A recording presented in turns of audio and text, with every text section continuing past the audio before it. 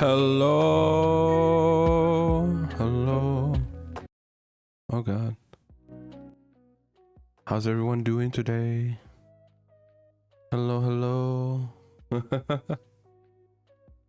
All right. I gotta get used to the. I still gotta figure out a better way to set this all up. Hey, Oas, how's it going?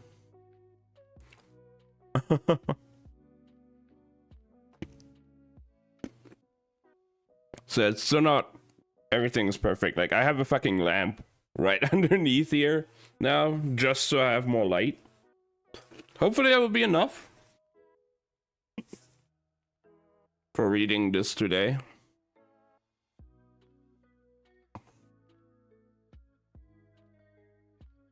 Now that the whole setup is in my room and I don't have to move around the living room and this room all the time just so I can do the stream, we're gonna have a bit more freedom and a bit more things we can set up.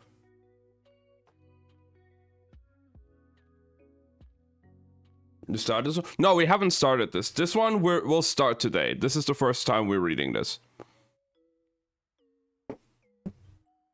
This is new. Also, I was really happy. Yesterday, the throne gift that Slothy got me has arrived. And we now have a little acrylic Yoimiya stand in the background that just lights up. Sitting right here. So good.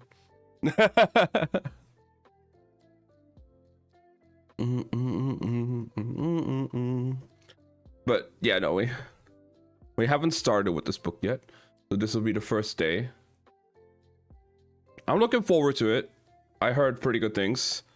Slothy was the one recommending it as well, and I saw it in our bookstores, and I was like, sure, let's grab it. Why not? I'm in town right now. I'm gonna chill for a bit, you know. Might as well grab a nice little book that we can read. Now that we're done with Adi LaRue, we needed something new anyway, so hell yeah.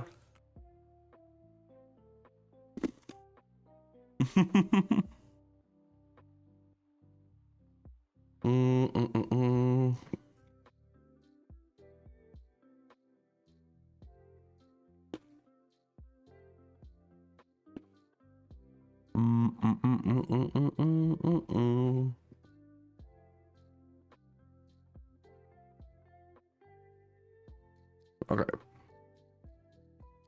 Oh, how have you been though, Oas? Hope you had a great weekend.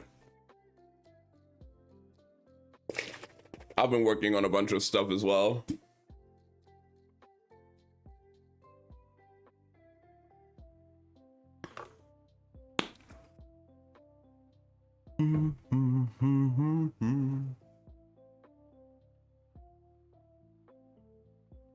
Like, who knows? Next week, or like next year, early next year, I might actually have a job soon. I'm Genshin Hard, last push. Good luck with that. So, I was watching the special program on stream, and now, like, having seen Mawika's and Sitlali's full kit and what they talked about it, I might actually skip Sitlali. Like, I did say I need cryo, and Sitlali would be probably nice to have cryo, but like reading her kit and everything kind of made me realize I don't think she's gonna fit in a lot of my team comps.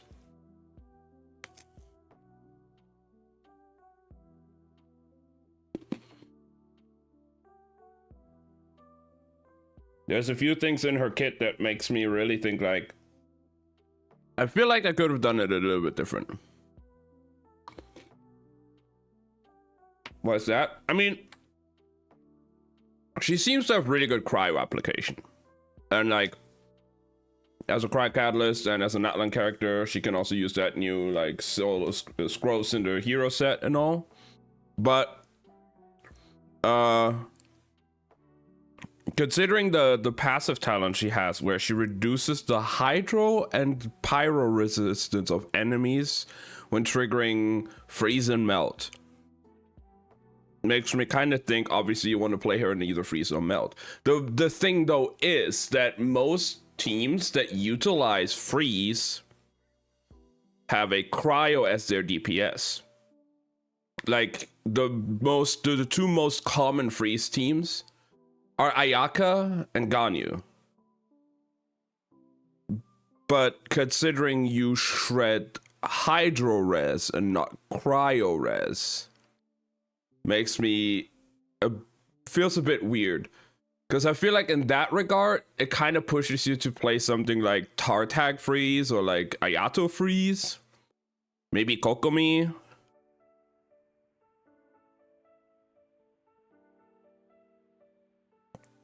Rising might be 5.4. Yeah, I mean, if Risley comes back, I might pull for him. Like, Risley is a character I'm looking forward to, that's for sure. But yeah, like, if it were Cryo Red Shred instead of Hydro Red Shred, I might have considered. But then with Melt as well, like, I could do like Arlecchino Melt or like Furina Melt. Not Furina, Yoimiya Melt or like Xiangling. Maybe Diluc, Gaming. But I don't know. It just feels like there could have been more. And Mawika, I wouldn't mind her, but I also already have like a lot of pyro. It's interesting that she has like a playstyle where you can basically play her as either a DPS on field or like a sub DPS off field with buffing. And she's not as restrictive as I thought, because you told me that like she needs the Night Soul points thingy from other characters to build up her fighting spirit, her ult charge, but it's also normal attacks. So you could play her with like normal attack based characters like Risley, Arlecchino, Yoimiya, Ayato, all those.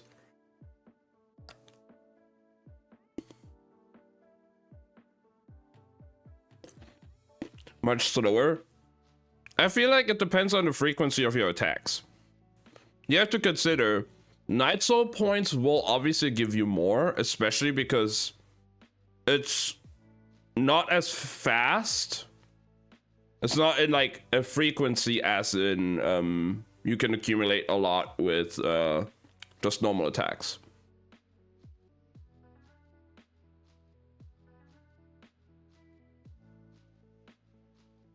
I mean, the best case obviously would be you play her with somebody like Kinich maybe or Molani, because I think, yeah, they do both pretty well. Like especially Kinich, I think Kinich and Mawika can be really good because Kinich also benefits from burning. So like Kinich Mawika I can see work pretty well, but I also don't like Kinich's playstyle and I don't have him.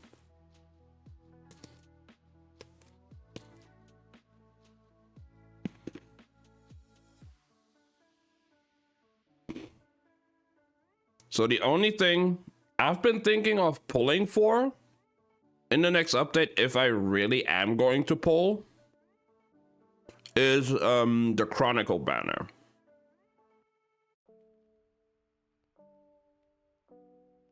And on that, I'm on the fence either between going for Zhao or going for Primordial Jade Winged Spear.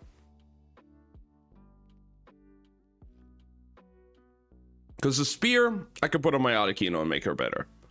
Zhao, I have the team comp that makes Zhao really, really good.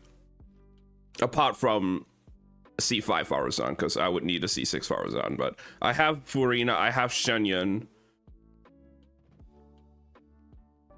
You use Intertwine for Chronicle, yes. But I mean, if I don't pull for any other character in the entire update, then I can just use my polls on that banner.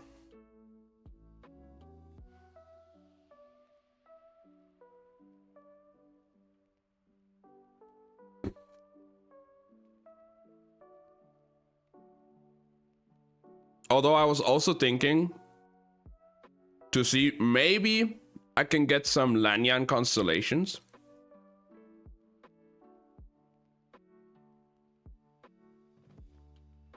I know that Lanyan is a 4-star in the second half. So I probably would pull on the Chlorant banner to see if I can get some Lanyan copies. And if I get a Chlorant, I wouldn't be against it. But then again, don't do as I do. Don't try and pull for a specific 4-star on a banner if you don't want the 5-star.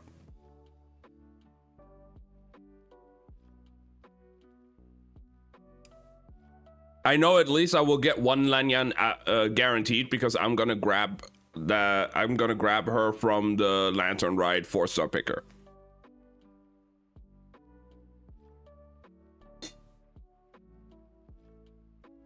And I want to build a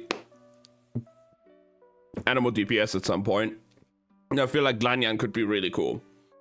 I'm actually already like farming for leveling up Faruzan. Right now, my Faruzan is level 60. The only thing is obviously I'm missing C6. So who knows? If Faruzan is going to be on the first half, I might actually just pull on the Mawika banner just so I can get I can get my C6 Faruzan. And then who knows? To be fair though, still right now I'm doing Neuvillette weapon. Oh. I'm still trying to go for Neuvillette weapon.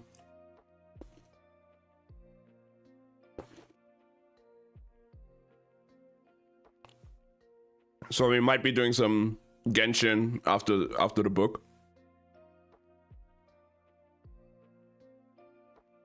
For guaranteed one weekend, her weapon both. Each one 50-50 gives me a chance at Lali as well. Also guaranteed Lali, but probably not gonna happen with my luck. I mean, you never know, but fuck yeah. I would have said like, okay, you also have the stuff that comes with Lantern Rite, but the thing is, I think Lantern Rite is going to be second half, so those banners are over, but we're getting like 20 free polls through Lantern Rite. 10 with like the login over the days, and then 1,600 primos, which is another 10 polls through mail. So that's 20 free polls, but I think that's more sided towards the second half of the banner because of Lantern Rite. So you might not have those available for Mawika or Sitlali.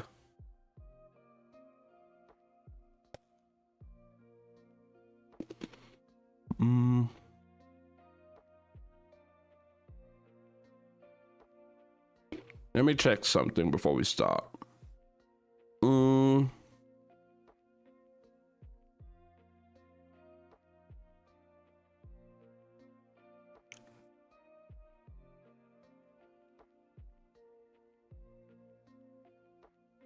The desperate role for Chlorant, build pity, or save for Furina.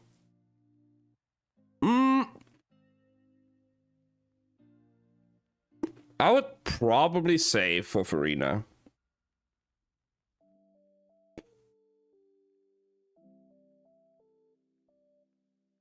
Furina is also going to be really, really good for Dia.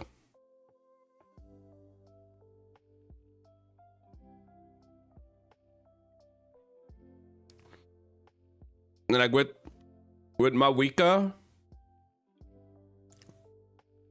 and Sitlali, you could make like a Mawika melt. So you'd have you already have another new DPS. You could play on field with Mawika. So instead of going for another DPS like Chlorant or Arlecchino, you could go for another support to buff your other teams. I feel like that might be a bit more value in there. Both of them are good choices. Chlorant and Furina are both fantastic characters. I think Furina might be a bit better.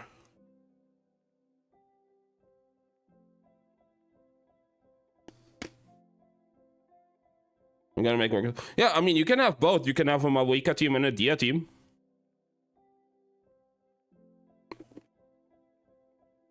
And play them in different content.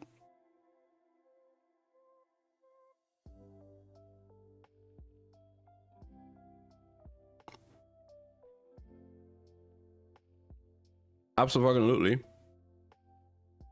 Let me see.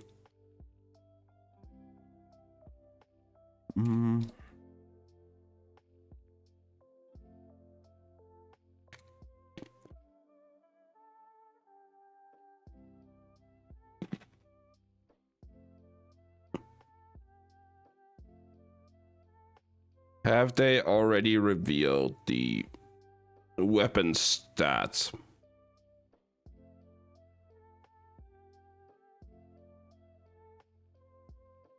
Can't keep up with the debuff.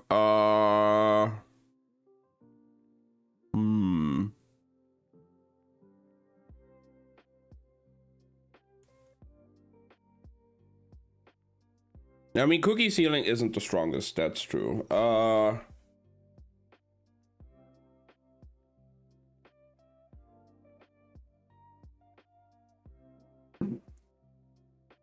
Do you have any other healers you could put on, or?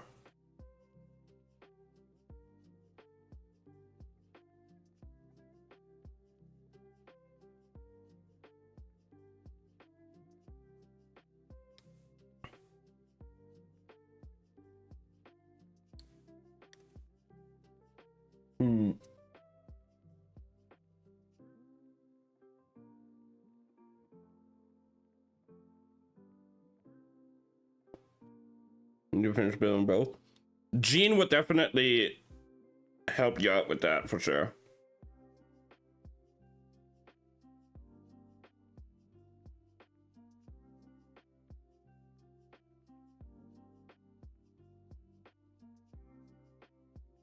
Okay, so seeing some leaks here about the weapons for Mawika and Silali and their stats. People are complaining about the fact that Mawika's weapon has low crit rate.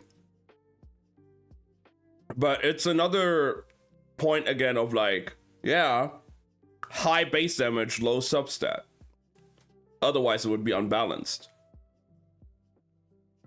It's the same with Thingy's weapon, I think, right? With Kenichi's Claymore. High base attack, low crit rate.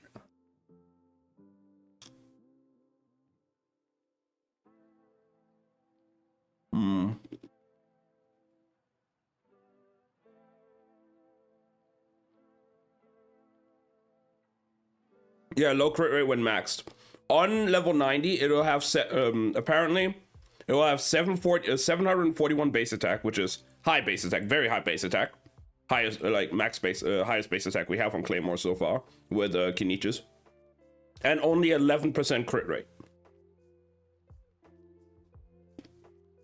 Quote unquote only. It's still 11% crit rate.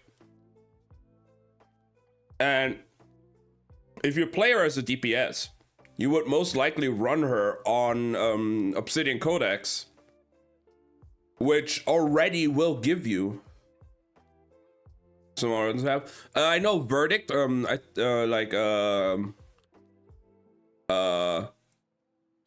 Navia's weapon I think has like 33%, but it has a lower base attack.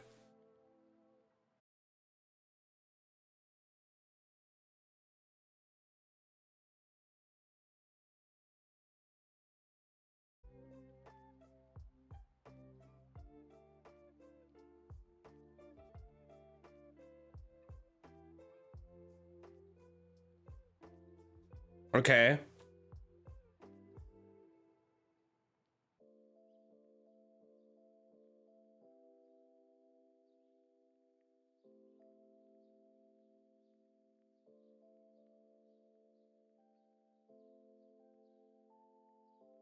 Hello?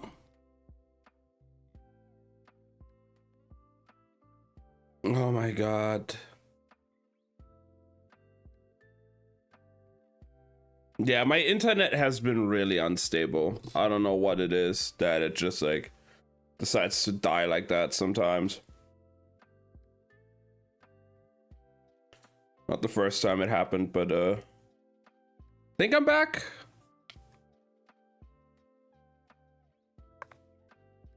Oh, dude, your Emiya lamp is also freaking out. But that is because the batteries are low that are in there.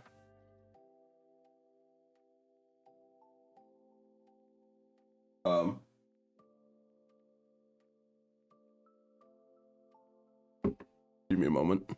Why is it not turning off right now? It's chargeable. You can either put in three AA batteries, or you can like plug it into a power outlet.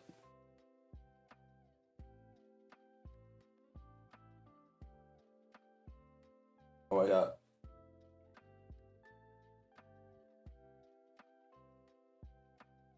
And we didn't have. Oh my god. We didn't have full on. Seems easy to conceal the cable back there. Well, I don't have a power outlet back there. The cable is pretty short. Yeah, I don't have an outlet back there that I can plug it into. Oh my god. Just, you know, it could also just turn off and it's fine, but it won't. So right now we just used some like batteries that we still had like laying around, and I guess they were already like pretty empty, so. Okay, there we go. It's off for now. We're not gonna turn it back on. We'll have to buy new batteries tomorrow.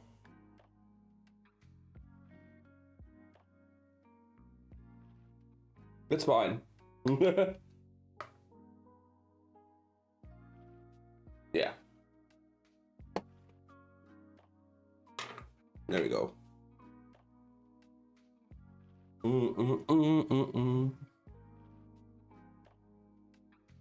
Okay. Yeah, I'll just leave it off for now.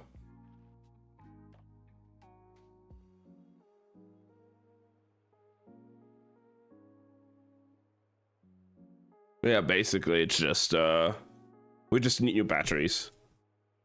That's all. But yeah, no, but with the high base attack, low substat, how does shipping costs work when ordering? I think it's already integrated into the price, because I didn't have to pay anything extra. The only extra fees that would come up for me would be customs. Like if it would get like held up at customs, or if there's like a fee at customs for it, I'd have to pay that. But I think everything else is already paid for.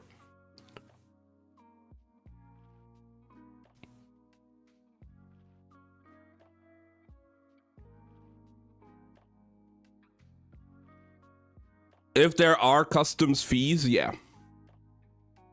They only cover the product and the shipping, not the customs. Because that's out of their control. Some products need it, some products don't. And it can always be random. It also depends on what country you live in. So that's on the receiver. For the Yoimiya one, I didn't have to pay anything extra. It just arrived and it was fine. But yeah, okay, so we already had other weapons with like high base attack, low substat that weren't crit.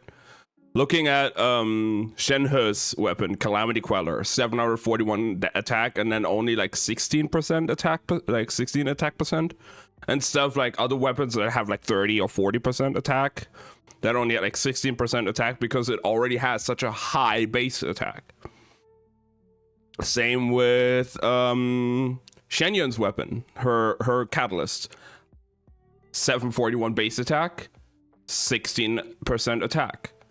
So I'm fine with that, especially again with Mawika's weapon. Keep considering again, it's 11%. Yeah, you're gonna run Obsidian Codex on her most likely if you play her in the DPS kind of role, and that set gives you 40%. So without any substats, you will already have 51% crit rate. Okay, the 5 base. So you have 56% crit rate without any substats or anything included. Put a crit rate circlet on her, and you're already at like 80% crit rate. If you put a crit damage circlet on her, you have to kind of try and get like 20 to 30% in substats, which if every piece has at least like 3 to 6% crit rate, that's easily achievable. Like, you're not gonna miss out on crit rate with that weapon. With the builds you're gonna run, you're not gonna miss out on crit rate.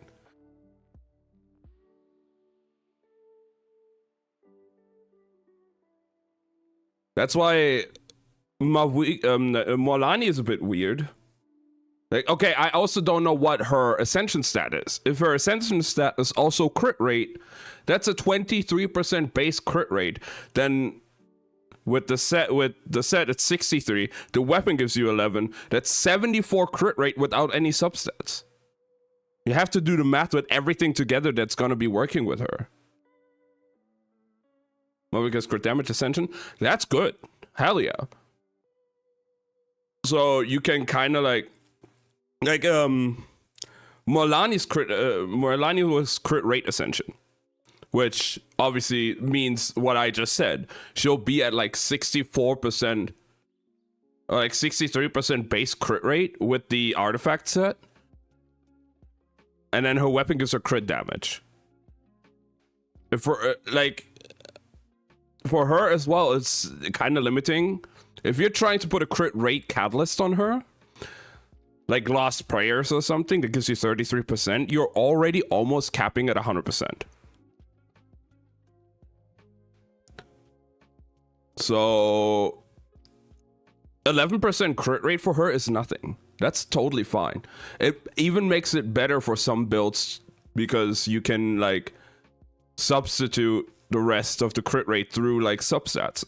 Like again, if all 5 pieces even just have a base crit rate, like you roll like a medium roll, like let's say 3.2% crit rate or something. 3.9 is the max on the first roll you can have. So like 3.2 crit rate on 5 pieces, that is still 16% crit rate. And then you add the 5, the 40, it's 45. The 11, it's 66.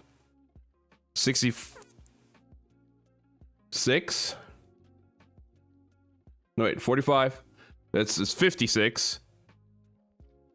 Am I doing the math right now? 56, and then yeah, like you'll have enough crit rate. Crit rate won't be your issue. Okay, and then the effect says, when an elemental skill or elemental burst is used, obtain Sacred Flame's Blessing, increasing crit damage by 24% and attack by 32%. Can trigger once every 10 seconds. When the Sacred Flame's Blessing is active, dealing normal or charge attack damage will extend the duration by 2 seconds. This extension can occur once every 1 second, with the maximum extension being... Okay, so you can have a 12-second long 24% crit damage and 32% attack buff if you have it R1 by just using your skill and attacking. Additionally, the effects increase by 50% when the character is in the Night Soul's Blessing state. Okay, so that is 36% crit damage and like almost 50% attack.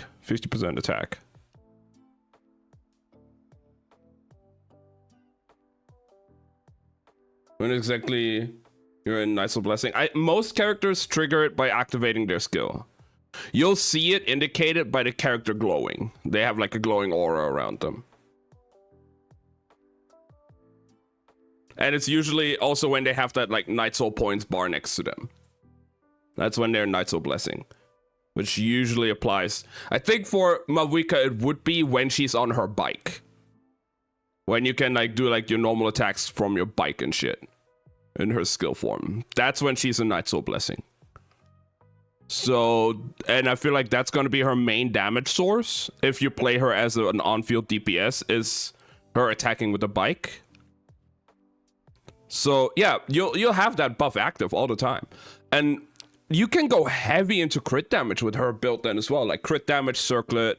I would guess like attack sands, pyro goblet, a crit damage circlet, get some like crit rate substats and go heavily into crit damage substats. And you'll have an absolute beast of a Mavuika.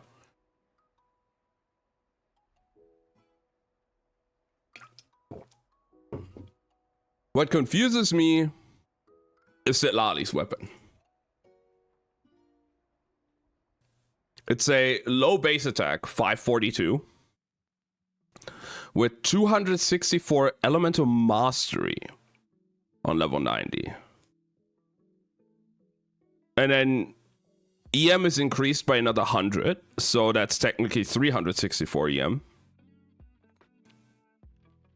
Okay. I mean, I guess because, like, since you can play her in melt scales off of EM. Yeah, I guess. Maybe her shield scales off of EM. I don't know her, like, Citlali scalings himself.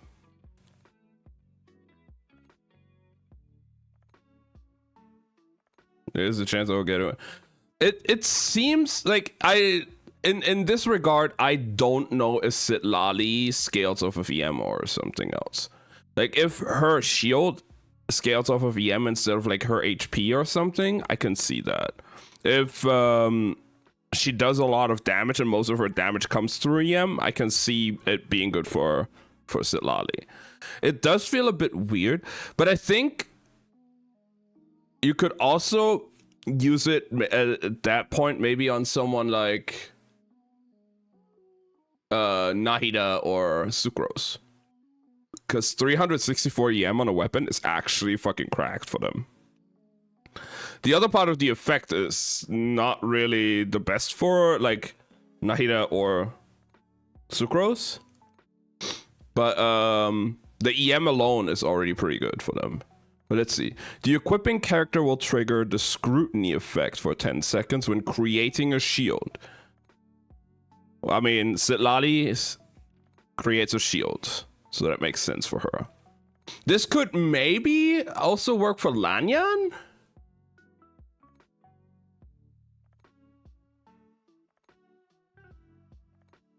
Because Lanyan with Anemo would like a bit of EM as well.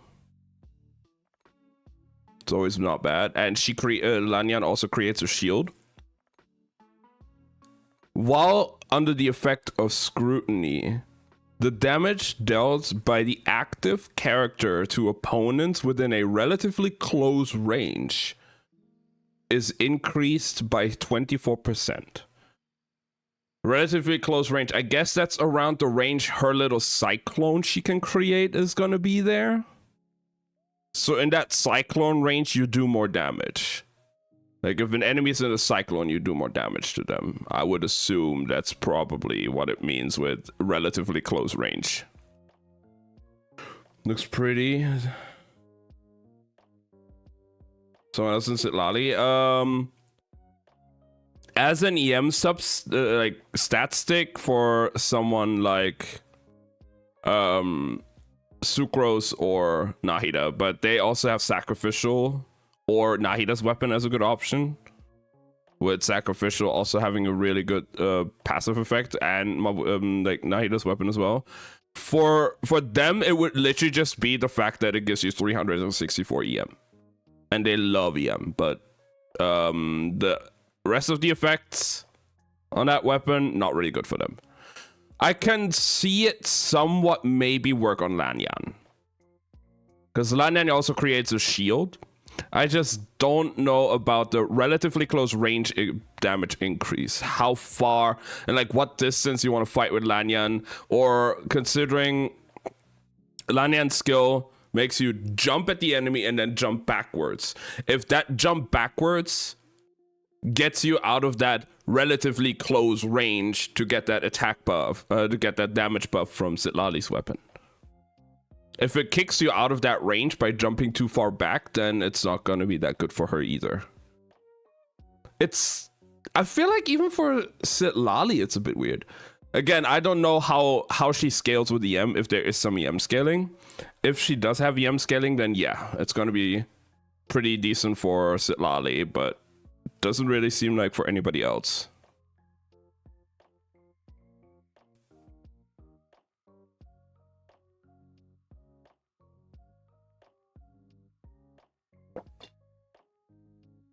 I can see the world where I win 50-50 on Mawika, then lose 50-50 on her weapon and Citlali weapon, then I get Mawika weapon, I get Citlali, then I wake up.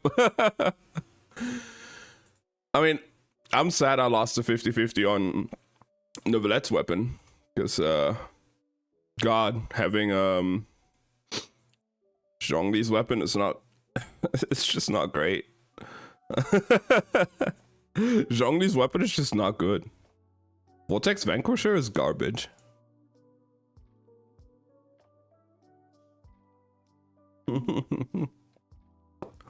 But we work with what we got, and I'm never gonna work with Vortex Vanquisher.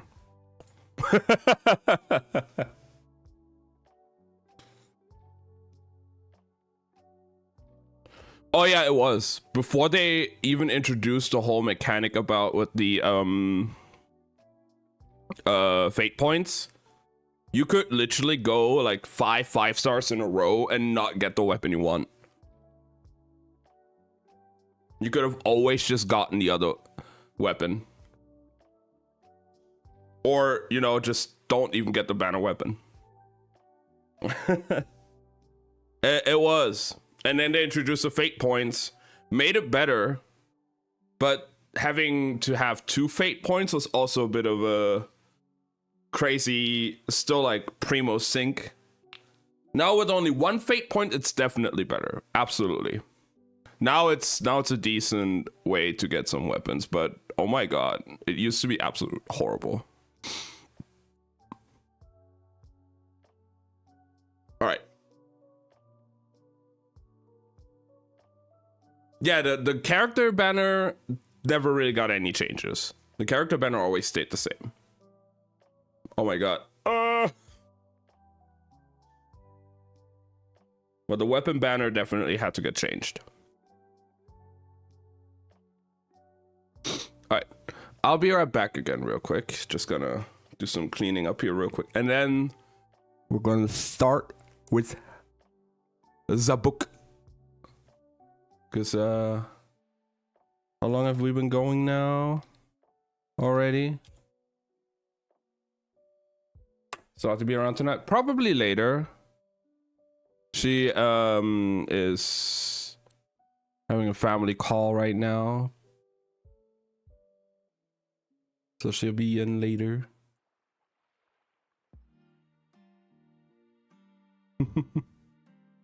Alright, I'll be right back.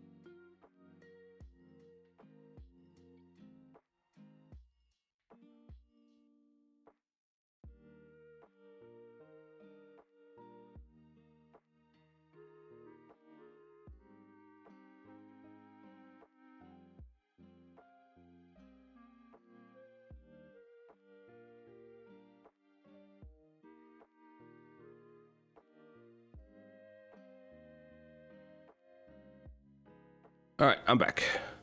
I mean, yeah, no worries, Oasis. I totally understand. It is Christmas, so it is the time around Christmas now. So I don't blame you. You gotta do what you gotta do. I mean, most of the time now, I'm just going to be sitting here reading a book. So,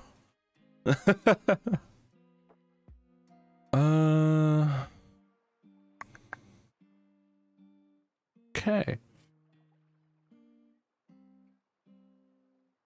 I have read like maybe the first few pages to see what it is like, but we'll see. We'll see how it goes. Ooh. Sit for an hour or so. That's totally fine. Get that mic a bit closer. God, I really need to figure out a better situation here with sitting and everything, but it's a work in progress, you know. I'm still working on everything here with the whole setup. Oh, as well now, guys, I can actually show you shit that's happened that's like in the book. So on the first like few pages already, we have an entire map of the world that we're going to be in, apparently, or like a part of it. So that's pretty fucking neat.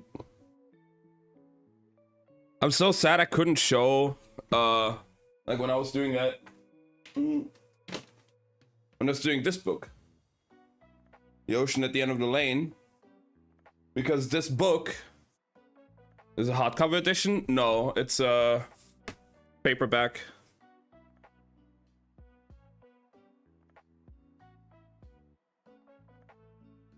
Even like the front already, like you flip over that like little bit here and you have this amazing artwork with the crow. It's really cool. But yeah, no, when I was reading this book, since this is a hardcover edition with like a full, which is like fully illustrated, I could not show you guys any of the amazing illustrations on the pages, because almost every page in this book has some form of like ink illustration or like ink art on it, and it's so cool.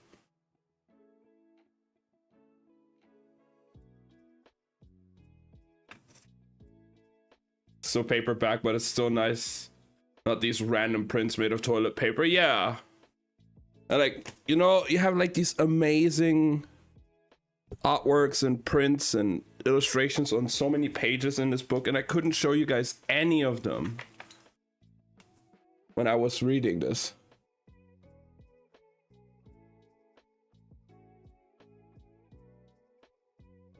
Also, hey Enzo, how are you doing?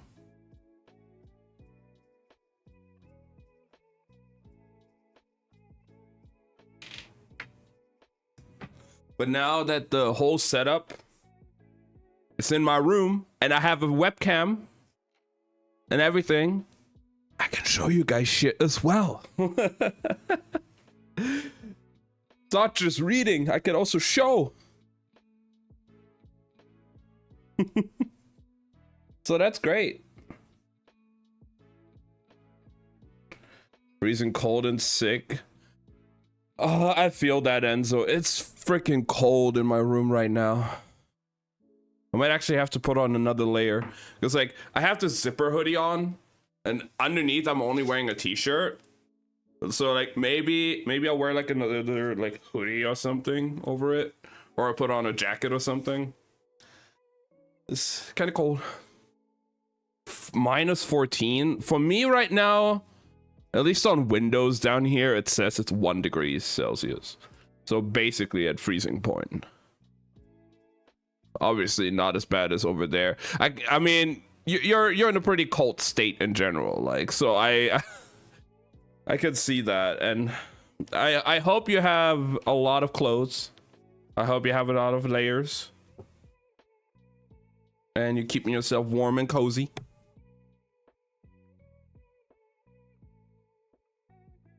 Can have the snow too. It's supposed to be snowing the next few days here as well, apparently. Ooh, on the next page though, we also have like a full-on illustration of I guess like the main city.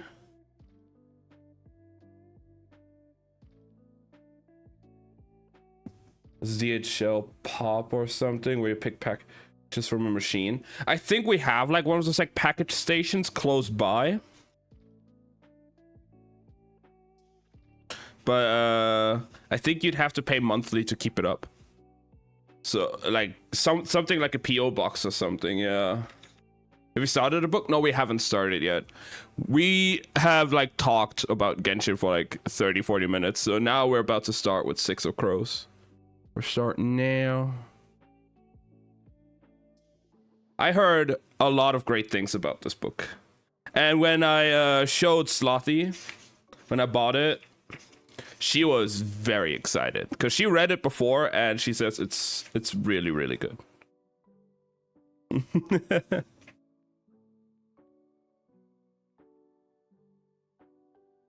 I start right at my dinner time.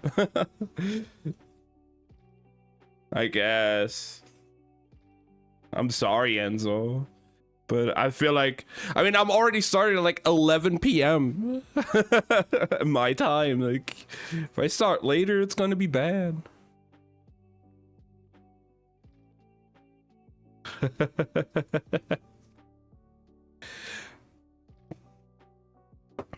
All right.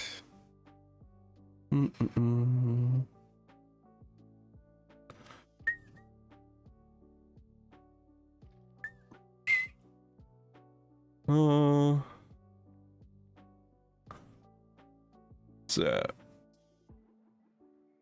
figure something out like that. Google or DHA pack station later should be free to use. Maybe. Why, do you have something you want to send me over or what?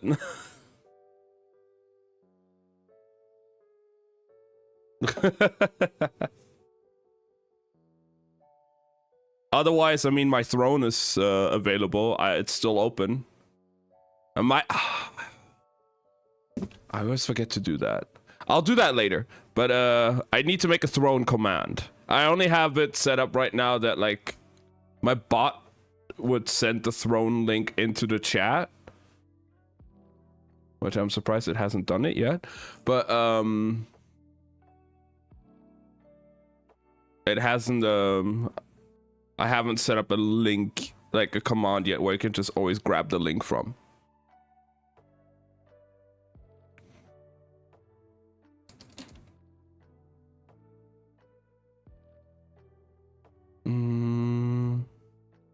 Oh, there it is. I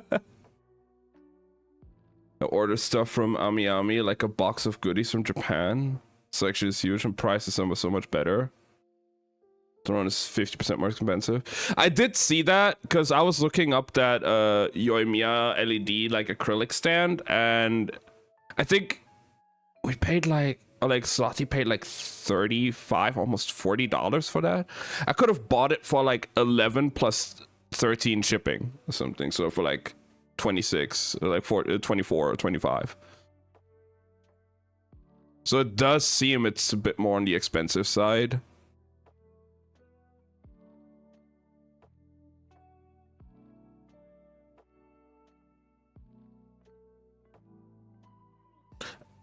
I have to look into if I can get a PO box or not, or you know,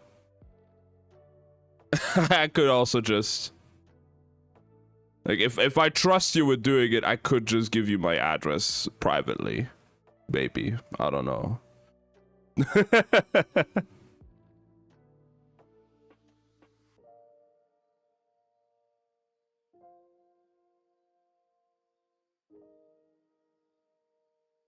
When I will be getting my next AmiAmi shipment? Ooh.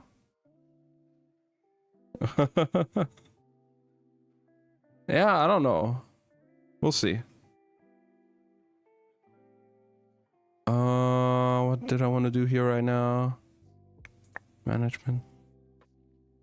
Nerdy doxing himself. Only in private chats.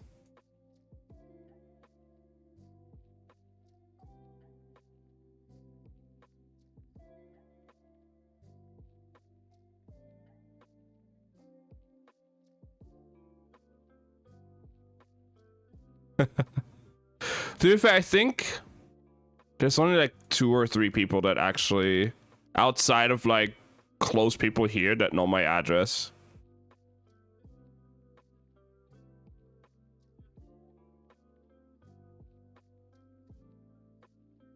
Mm.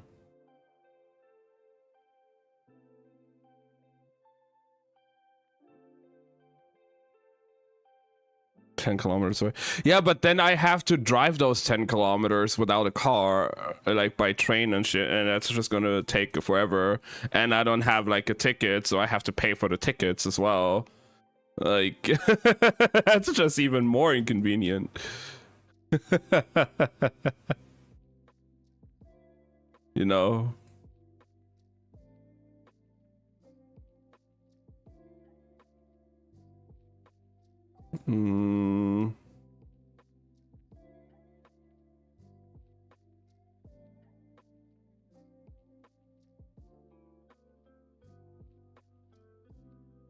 I think...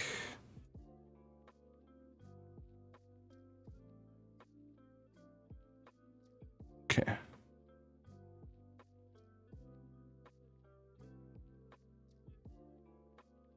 Okay, let me test this. Aha! There you go. Now we also have a throne command.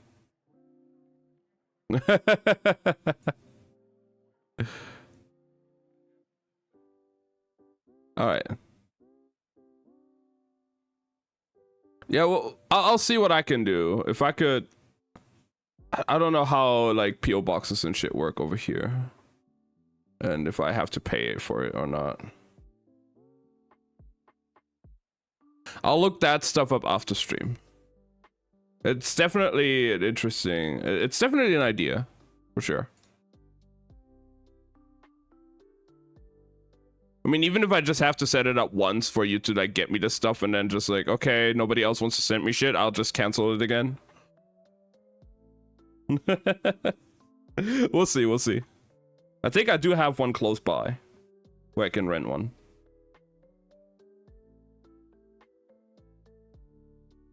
I'm not sure how it works here, but I'll figure it out.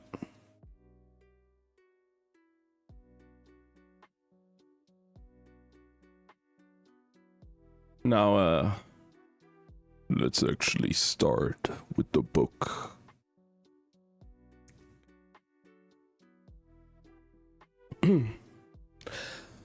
Part 1. Shadow Business. Chapter 1, just called Yost. Yost had 2 problems. The moon and his mustache. He was supposed to be making his rounds at the Herder house, but for the last 15 minutes, he's been hovering around the southeast wall of the gardens, trying to think of something clever and romantic to say to Anya. If only Anya's eyes were blue like the sea or green like an emerald. Instead, her eyes were brown, lovely, dreamy, melted chocolate brown, rabbit fur brown. Just tell her she's got skin like moonlight, his friend Peter had said. Girls love that. A perfect solution. But the Catterdam weather was not cooperating. There had been no breeze off the harbor that day, and a gray milk fog had wreathed the city's canals and crooked alleys in damp. Brown like... Even here among the even here among the mansions of the Geldstraat, the air hung thick with the smell of fish and bilge water. And smoke from the refineries on the city's outer islands had smeared the night sky in a briny haze. The full moon looked less like a jewel than a yellowy blister in need of lancing. Maybe he could compliment Anya's laugh, except he'd never heard her laugh. He wasn't very good with jokes. Yost glanced at his reflection in one of the glass panels set into the double doors. I grab it for like that guy totally. Yeah, I know, Enzo. I totally believe it. His mother was right. Even in his new uniform, he still looked like a baby. Gently, he brushed his finger along his upper lip. If only his mustache would come in. It definitely felt thicker than yesterday. He'd been a guard at the Stadtwatch less than 6 weeks, and it wasn't nearly as exciting as he'd hoped. He thought he'd be running down thieves in a barrel or patrolling the harbors, getting first look at cargo coming in on the docks. But ever since the assassination of that ambassador at the town hall, the Merchant Council had been grumbling about security. So where was he? Stuck walking in circles at some lucky mercher's house. Not just any mercher, though. Councilman Hödde was about as high place in Ketterdam government as a man could be. The kind of man who could make a career. Yost adjusted to set off his coat and rifle, then patted the weighted baton at his hip. Maybe Hödde would take a liking to him. Sharp-eyed and quick to the cudgel, Hödde would say. That fellow deserves a promotion. Sergeant Jost von Pöll, he whispered, savoring the sound of the words. Captain Jost von Pöll. Stop gawking at yourself. Jost whirled, cheeks going hot as Henk and Rutger strode on into the side garden. They were both older, bigger, and broader of shoulder than Jost, and they were house guards, private servants of Councilman Hödde. That meant they wore his pale green livery, carried fancy rifles from Novyi Zem, and never let Jost forget he was a lowly grunt from the city watch. Petting that bit of fuss isn't going to make it grow any faster, Rutger said with a loud laugh. Jost tried to summon some dignity. I need to finish my rounds. Rutger elbowed Henk. That means he's going to stick his head in the Grisha workshop to get a good look at his girl. Oh, Anya, won't you use your Grisha magic to make my mustache grow? Henk mocked. Jost turned on his heel, cheeks burning, and strolled down the eastern side of the house. They'd been teasing him ever since he'd arrived. If it hadn't been for Anya, he probably would have pleaded with his captain for a reassignment. He and Anya only ever exchanged a few words on his rounds, but she was always the best part of his night. And he had to admit, he liked Hödde's house. The few peeks he'd managed through the windows. Hödde had one of the grandest mansions on the Geldstraat. Floors set with gleaming squares of black and white stone, shining dark wood walls lit by blown glass chandeliers that floated like jellyfish near the coffered ceilings. Sometimes Jost liked to pretend that it was his house, that he was a rich mercher just out for a stroll through his fine garden. Before he rounded the corner, Jost took a deep breath. Anya, your eyes are brown like tree bark. He'd think of something. He was better off being spontaneous anyway. He was surprised to see the glass-paneled doors to the Grisha workshop open. More than the hand-painted blue tiles in the kitchen, or the mantles laden with potted tulips, this workshop was a testimony to Hödde's wealth. Grisha indentures didn't come cheap, and Hödde had 3 of them. but Yuri wasn't seated at the long work table, and Anya was nowhere to be seen. Only Redvenko was there, sprawled out on a chair in dark blue robes, eyes shut, a book open on his chest. Yost hovered in the doorway, then cleared his throat. "These doors should be shut and locked at night. House is like furnace," Redvenko drawled without opening his eyes, his Rafkan accent thick and rolling. "Tell Höde I stop sweating, I close doors." Redvenko was a squalor, older than the Grisha in the indentures.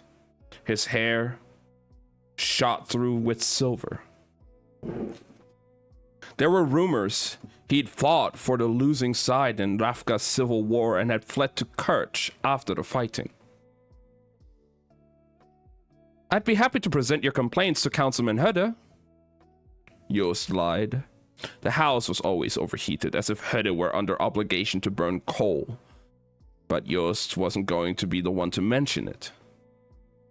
"Until then, you bring news of Yuri?" Redvenko interrupted, finally opening his heavily hooded eyes. Yost glanced uneasily at the bowls of bowls of red grapes and heaps of burgundy velvet on the work table. Yuri had been working on bleeding color from the fruit into curtains for Mistress Höde, but he'd fallen badly ill a few days ago, and Yost hadn't seen him since. Dust had begun to gather on the velvet, and the grapes were going bad. "I haven't heard anything." "Of course you hear nothing. Too busy strutting around in stupid purple uniform." What was wrong with his uniform?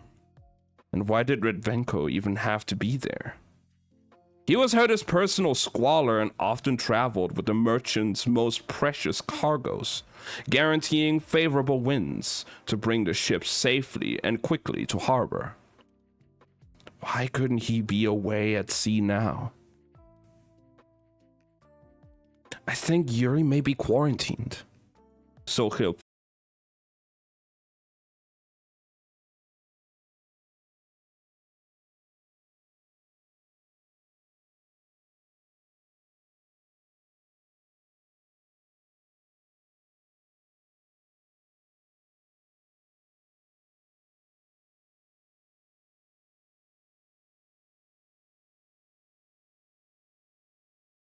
Just in time to avoid having his fingers smashed and toppled into the side garden.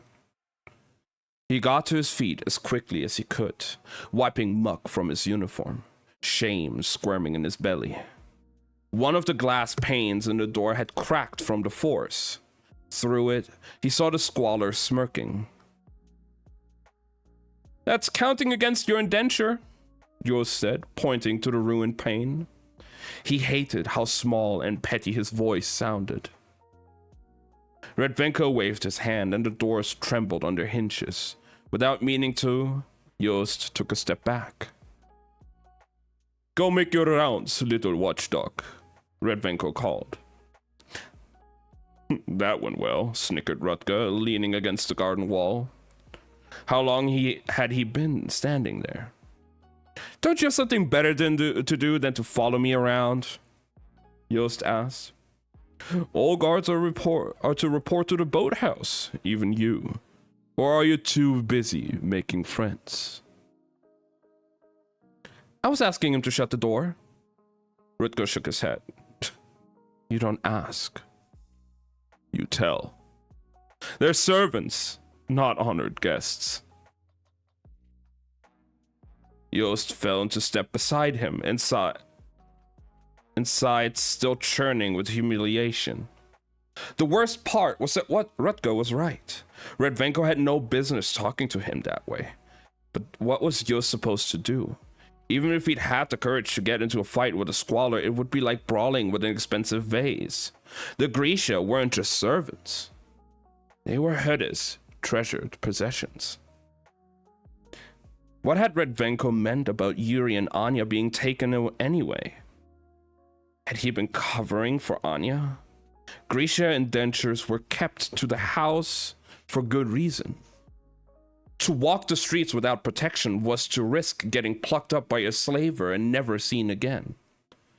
Maybe she's meeting someone, Yost speculated miserably. His thoughts were interrupted by the blaze of light and activity down by the boathouse that faced the canal. Across the water, he could see other fine Mercer houses, tall and slender, the tidy gables of the rooftops making a dark silhouette against the night sky. Their gardens and boathouses lit by glowing lanterns. A few weeks before, Yost had been told that Hudde's boathouse would be undergoing improvements and to strike it from his rounds. But when he and Rutger entered, he saw no paint or scaffolding. The gondolas and oars had been pushed up against the walls. The other house guards were there in their sea green livery, and Yost recognized 2 Stadtwacht guards in purple.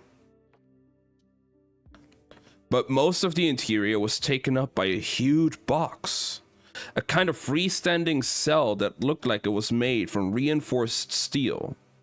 Its seams thick with rivets, a huge window embedded in one of its walls.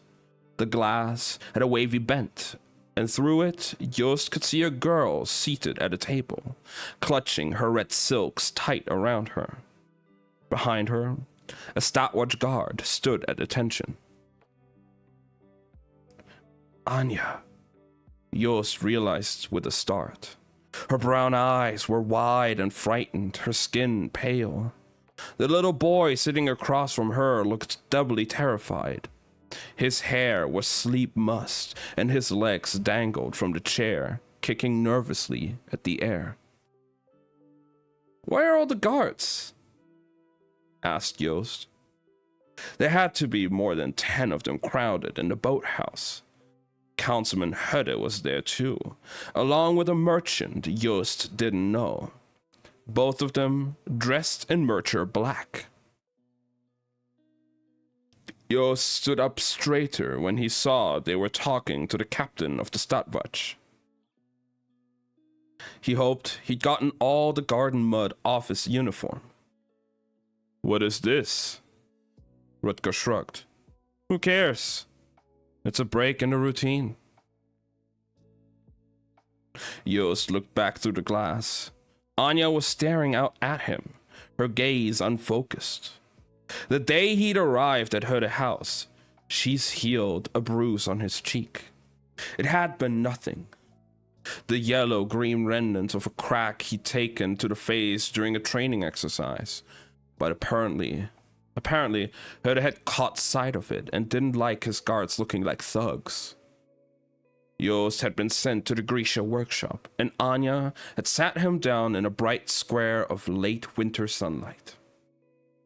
Her cool fingers had passed over his skin, and though the itch had been terrible, bare seconds later it was as if the bruise had never been. When Yost thanked her, Anya smiled, and Yost was lost. He knew his cause was hopeless.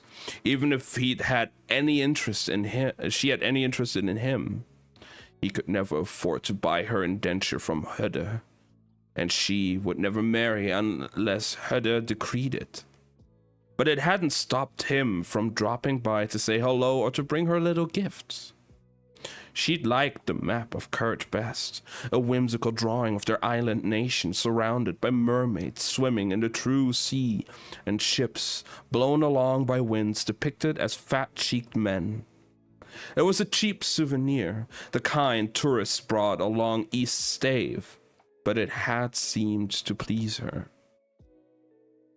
Now he risked raising a hand and greeting Anya. Anya showed no reaction. "She can't see you, moron," laughed Rutger. "The glass is mirrored on the other side." Yost's cheeks pinked. "How was I to know that?" "Open your eyes and pay attention for once.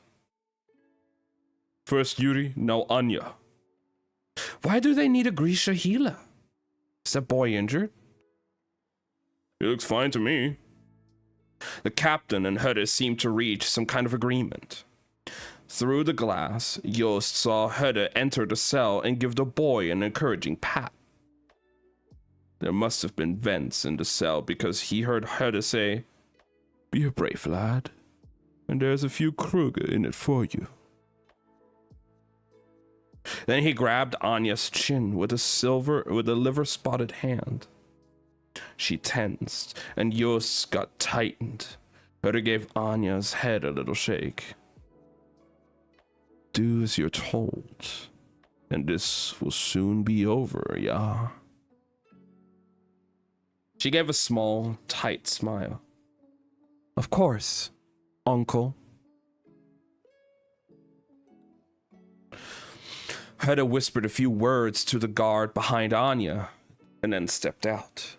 The door shut with a loud clang, and Hode slid a heavy lock into place. Give me a second. Okay. Hode and the other merchant took positions almost directly in front of Yost and Rotka. The merchant Yost didn't know said, "You're sure this is wise? This girl is a Corporal Nick. So what happened to your fabricator?" "If it was Redvenko, I'd be worried. But Anya has a sweet disposition. She's a healer, not prone to aggression." "And you've lowered the dose?" "Yes, but we agreed that if we have the same results as the fabricator, the council will compensate me. I can't be asked to bear that expense." When the merchant nodded, Hode signaled to the captain. "Proceed." "The same results as the fabricator. Redvenko claimed Yuri had vanished. Was that what he'd meant?" "Sergeant," said the captain, "are you ready?" The guard inside the cell replied, "Yes, sir." He drew a knife. Yost swallowed hard. "First test," said the captain. The guard bent forward and told the boy to roll up his sleeve.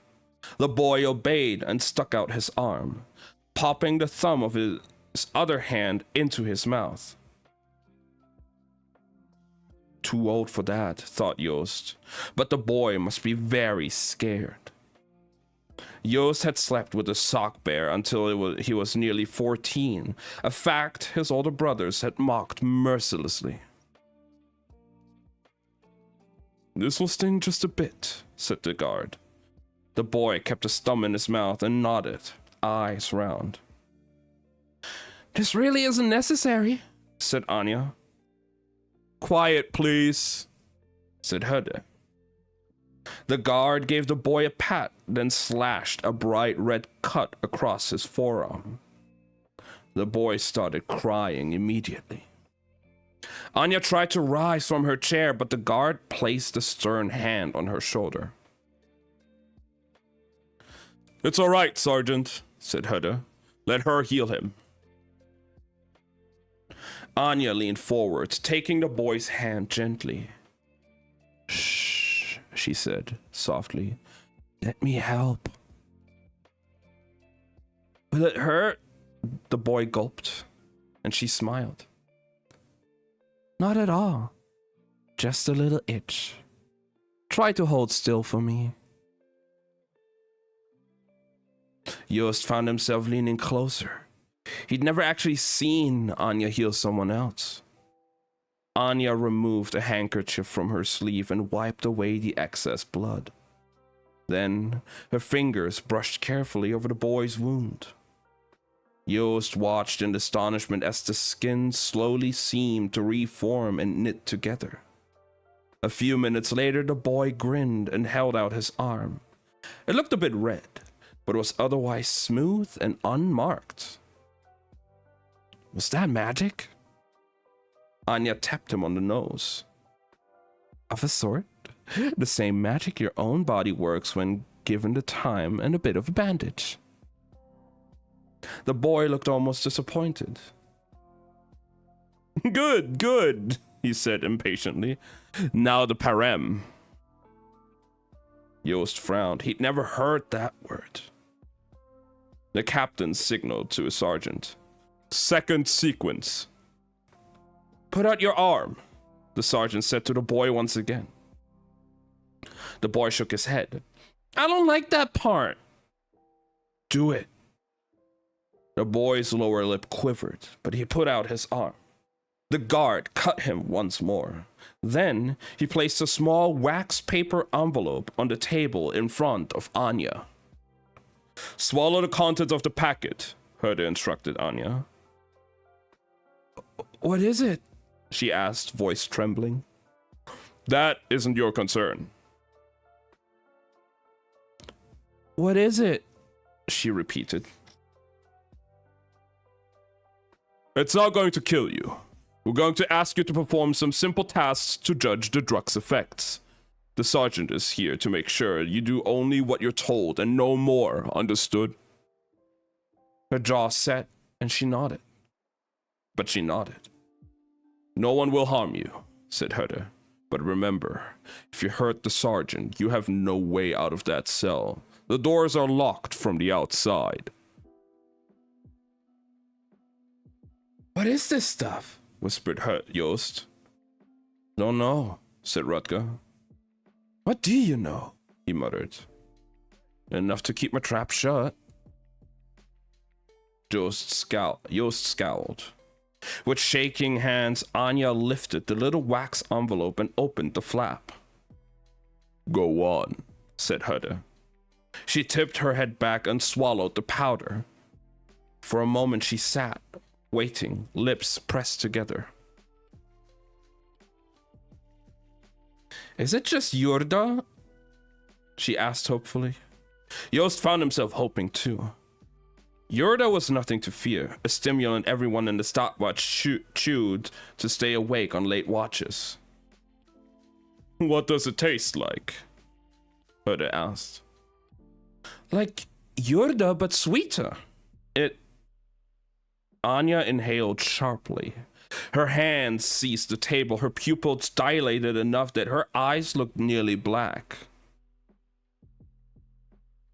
Ooh, she said, sighing. It was nearly a purr. The guard tightened his grip on her shoulder. How do you feel? She stared at the mirror and smiled. Her tongue peeked through her white teeth, stained like rust. Yost felt suddenly cold. Just as it was with the fabricator, murmured the merchant. Heal the boy, Herder commanded. She waved her hand through the air, the gesture almost dismissive, and the cut on the boy's arm sealed instantly. The blood lifted bravely from his skin in droplets of red and then vanished. His skin looked perfectly smooth, all trace of blood or redness gone. The boy beamed. That was definitely magic. It feels like magic, Anya said with that same eerie smile. She didn't touch him, marveled the captain. Anya, said Herder. Listen closely. We're going to tell the guard to perform the next test now. Hummed Anya. Sergeant, cut off the boy's thumb. What? Okay.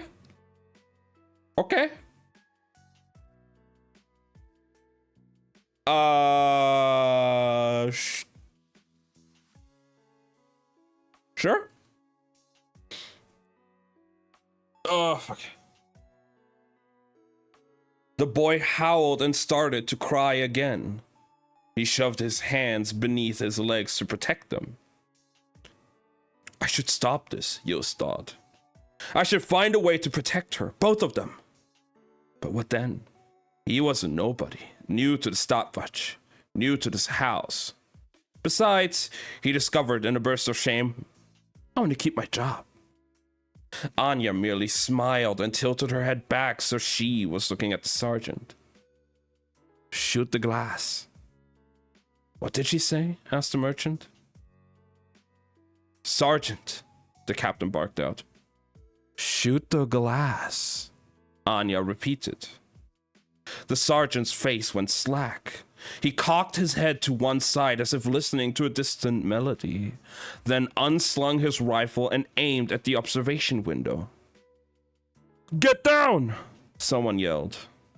Yost threw himself to the ground, covering his head as the rapid hammer of gunfire filled his ears and bits of glass rained down on his hands and back. His thoughts were a panicked clamor. His mind tried to deny it, but he knew what he'd just seen. Anya had commanded the sergeant to shoot the glass. She made him do it. That couldn't be. Grisha Koporalki specialized in the human body. They could stop your heart, slow your breathing, snap your bones. They couldn't get inside your head. For a moment, there was silence. Then Yost was on his feet with everyone else, reaching for his rifle. Herde and the captain shouted at the same time, Subdue her! Shoot her! Do you know how much money she's worth? Herde retorted. Someone restrain her! Do not shoot! Anya raised her hands, red sleeves spread wide. Wait, she said. Yost's panic vanished. He knew he'd been frightened, but his fear was a distant thing. He was filled with expectation. He wasn't sure what was coming or when. Only that it would arrive and that it was essential he'd be ready to meet it. It might be good or bad. He didn't really care. His heart was free of worry and desire. He longed for nothing, wanted for nothing. His mind silent, his breath steady. He only needed to wait. He saw Anya rise and pick up the little boy. He heard her crooning tenderly to him, some Rafgan lullaby. Open the door and come in, Herde, she said. Yost heard the words, understood them, forgot them. Herde walked to the door and slit the bolt free. He entered the steel cell. Do as you're told, and this will soon be over, yeah? Anya murmured with a smile. Her eyes were black and bottomless pools. Her skin was alight, glowing, incandescent. A thought flicked through Yost's mind. Beautiful as the moon. Anya shifted the boy's weight in her arms. Don't look, she murmured against his hair. Now, she said to Herde, pick up the knife. And that's the end of chapter 1. Okay. Well then. That's a great start. Holy shit. I'm kind of scared of Anya. Damn, she powerful. Wow. But that was cool. I like that. Chapter 2. Inej. Kaz Brecker didn't need a reason. Those were the words whispered on the streets of Ketterdam.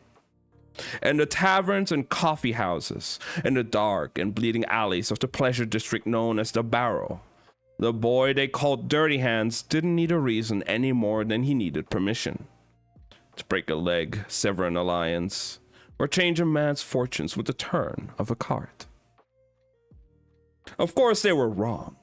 Inej considered as she crossed the bridge over the black waters of the Burst Canal to the deserted main square that fronted the exchange. Every act of violence was deliberate, and every favor came with enough strings attached to stage a puppet show. Kaz always had his reasons. Inej could just never be sure they were good ones. Especially tonight. Inej checked her knives, silently reciting their names as she always did when she thought there might be trouble. It was a practical habit, but a comfort too. The blades were her companions. She liked knowing they were ready for whatever the night might bring. She saw Kaz and the others gathered near the great stone arch that marked the eastern entrance of the exchange. 3 words had been carved into the rock above them. Engent Vorhend Almhend. Industry, integrity, prosperity. She kept close to the shuttered storefronts that lined the square, avoiding the pockets of flickering gaslight cast by the street lamps. As she moved, she inventoried the crew Kaz had brought with him. Dirks, Rati, Muzen, and Keeg. Annika and Pim. And his chosen seconds for tonight's parlay, Jesper and Big Bolliger. They jostled and bumped one another, laughing, stamping their feet against the cold snap that had surprised the city this week. The last gasp of winter before spring began in earnest.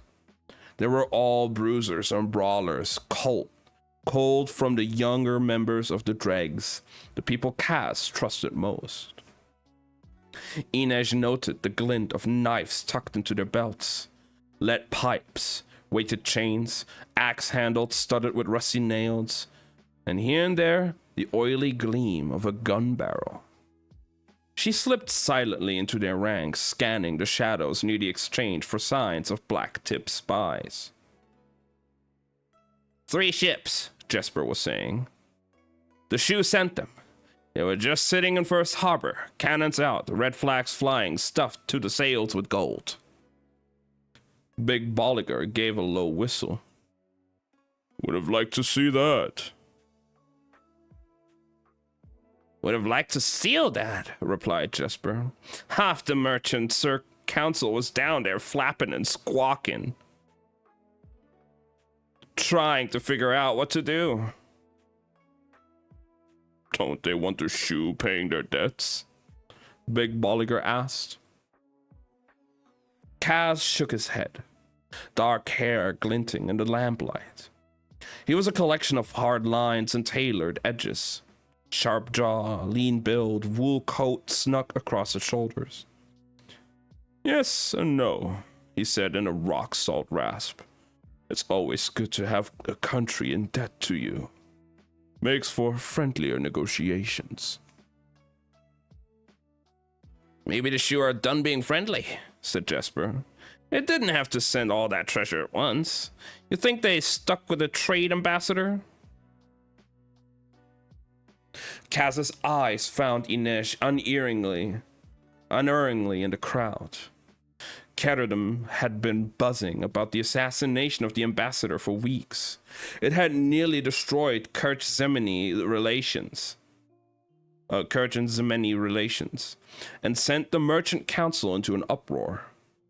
The Zemeni blamed the Kerch suspected the Shu. Kaz didn't care who was responsible. The murder fascinated him because he couldn't figure out how it had been accomplished.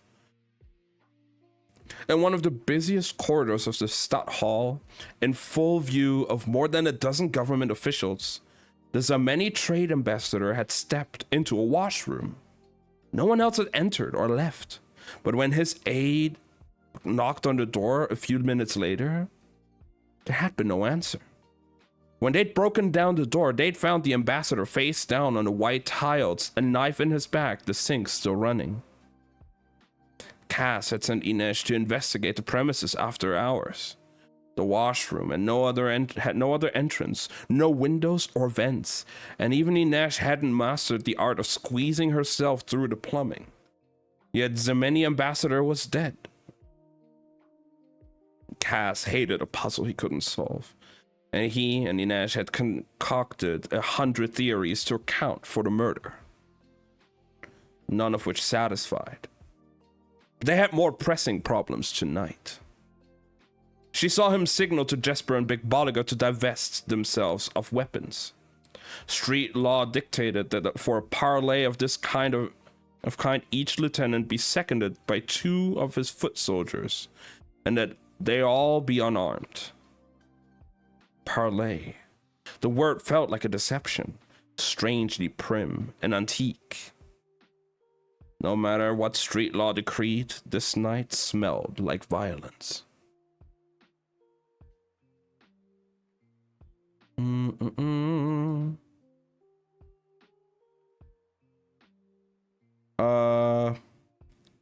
Go on, give those guns over, Derek said to Jasper.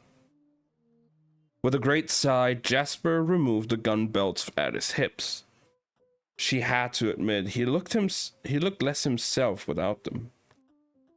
The Zemeni sharpshooter was long-limbed, brown-skinned, constantly in motion.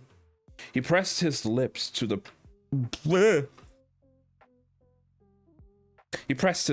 pearl handles of his prized revolvers, bestowing each with a mournful kiss.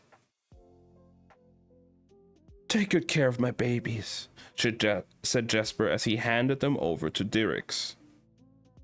If I see a single scratch or nick on those, I'll spell forgive me on your chest and bullet holes.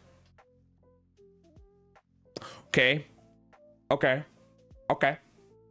He means serious business about his guns. I mean, he got principles, right? Okay. I might have to actually turn off this light and just sit here for a bit. My back is a bit hurting, so we'll do it like this. You wouldn't waste the ammo. And he'd be dead halfway through forgive, Big Bolliger said as he dropped a hatchet, a switchblade, and his preferred weapon, a thick chain weighted with a heavy padlock, into Rotti's expectant hands. Hydrate. I got you. I need to find something that I can use as a little, like, bookmark.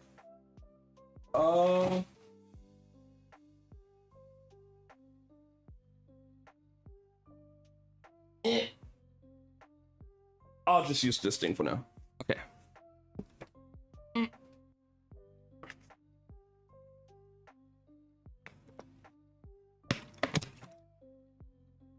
All right.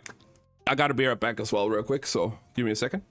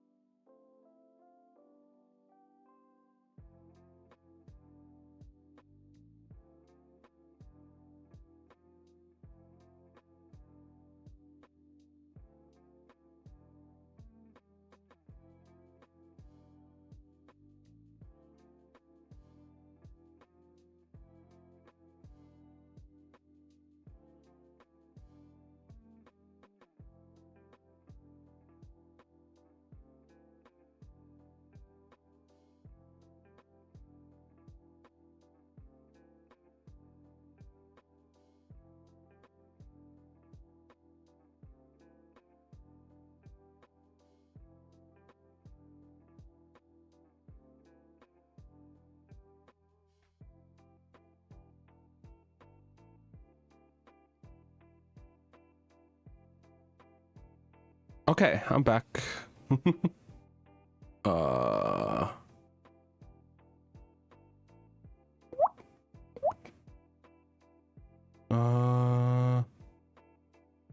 right.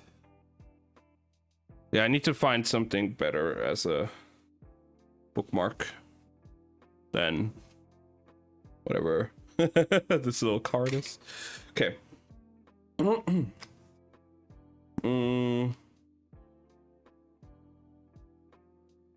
Jesper rolled his eyes.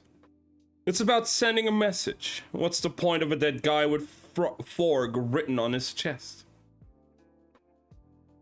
compromise, said Cass. I'm sorry it does the trick and uses fewer bullets. Derek laughed, but Inej noted that he cradled Jesper's revolvers very gently. What about that? Jesper asked, gesturing to Cass's walking stick. Cass's laugh was low and humorless. Would deny a poor cripple his cane.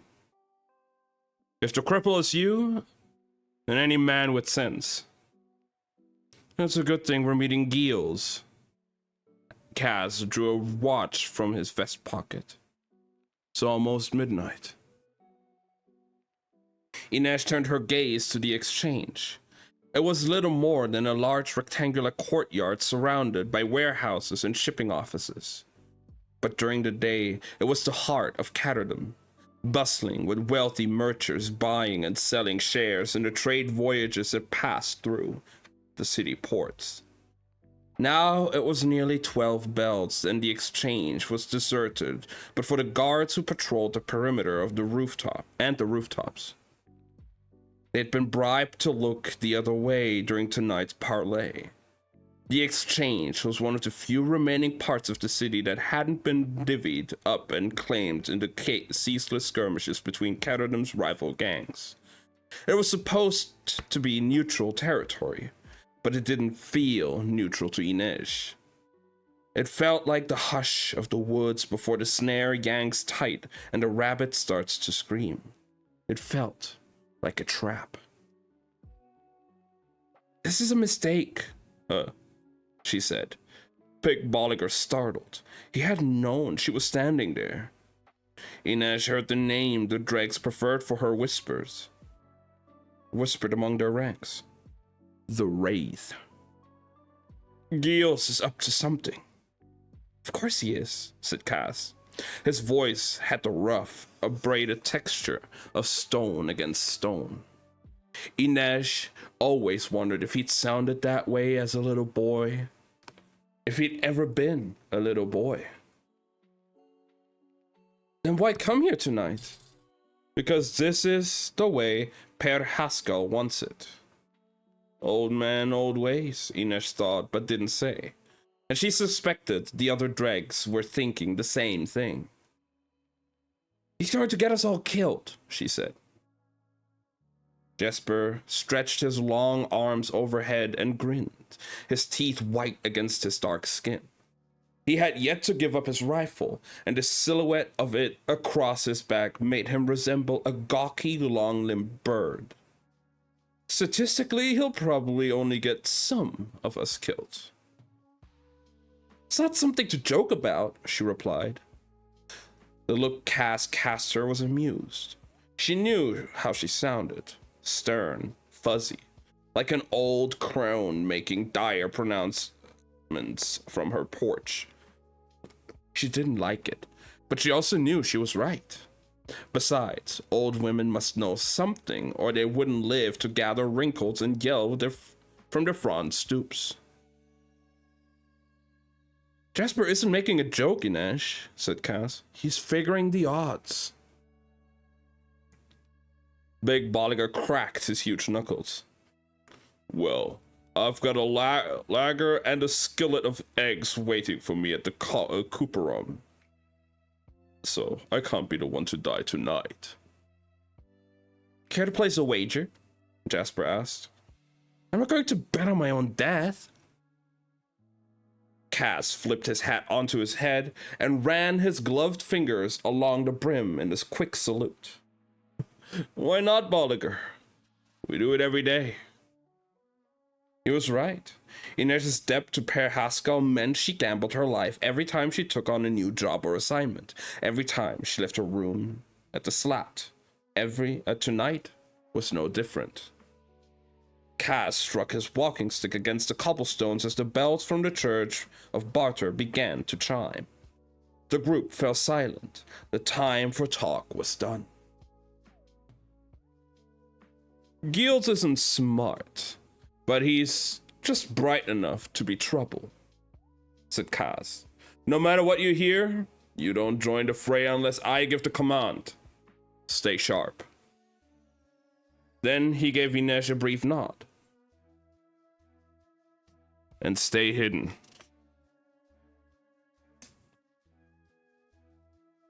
No mourners, said Jesper said as he tossed his rifle to Roddy.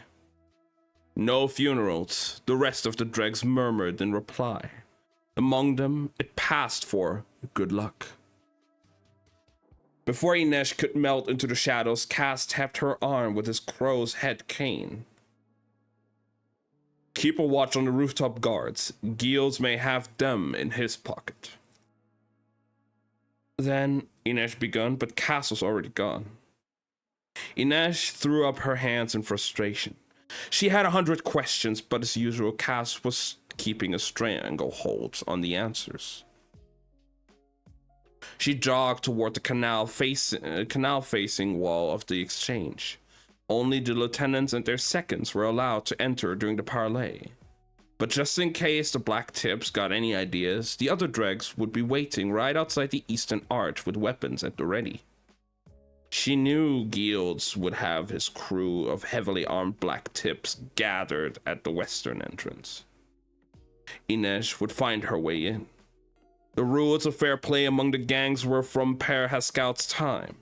Besides, she was the Wraith. The only law that applied to her was gravity, and someday she defied that too. The lower level of the exchange was dedicated to windowless warehouses, so Inej located a drain pipe to shinny up. Something made her hesitate before she wrapped her hand around it. She drew a bone light from her pocket and gave it a shake, casting a pale green glow over the pipe. It was slick with oil. She followed the wall, seeking another option, and found a stone cornice bearing a statue of Kirch's 3 flying fishes within reach. She stood on her toes and tentatively felt along the top of the cornice. It had been covered in ground glass. I am expected, she thought, with grim pleasure. She joined up with the dregs less than 2 years ago, just days after her 15th birthday. It had been a matter of survival, but it gratified her to know that in such short time, she'd become someone to take precaution against. Though if the Black Tips thought tricks like this would keep the Wraith from her goal, they were sadly mistaken. She drew 2 climbing spikes from the pockets of her quilted vest and wedged first one, then the other between the bricks of the wall as she hoisted herself higher, her questing feet finding the smallest holes and ridges in the stone. As a child learning the high wire, she'd gone barefoot, but the streets of Catterdam were too cold and wet for that. After a few bad spills, she'd paid a Grisha fabricator working in secret out of a gin shop on the Wainstraat to make her a pair of leather slippers with nubbly rubber soles. They were perfectly fitted to her feet and gripped any surface with surety. On the second story of the exchange, she hoisted herself onto a window ledge just wide enough to perch on. Cass had done his best to teach her, but she didn't quite have his way with breaking and entering, and it took her a few tries to finesse the lock. Finally, she heard a satisfying click and the window swung open on a deserted office, its walls covered in maps marked with trade routes and chalkboards listing share prices and the names of ships. She ducked inside, refastened the latch, and picked her way past the empty desks with their neat stacks of orders and tallies. She crossed to a slender set of doors and stepped onto a balcony that overlooked the central courtyard of the exchange. Each of the shipping offices had one. From here, callers announced new voyages and arrivals of inventory, or hung the black flag that indicated that a ship had been lost at sea with all its cargo. The floor of the exchange would erupt into a flurry of trades. Runners would spread the word throughout the city, and the price of goods futures, and shares in outgoing voyages would rise or fall, but tonight, all was silence. A wind came off of the harbor, bringing the smell of the sea, ruffling the stray hairs that had escaped the braided coil at the nape of Inez's neck. Down in the square, she saw the sway of lamplight and heard the thump of Kaz's cane on the stones as he and the seconds made their way across the square. On the opposite side, she glimpsed another set of lanterns heading toward them. The Black Tips had arrived. Inez raised her hood.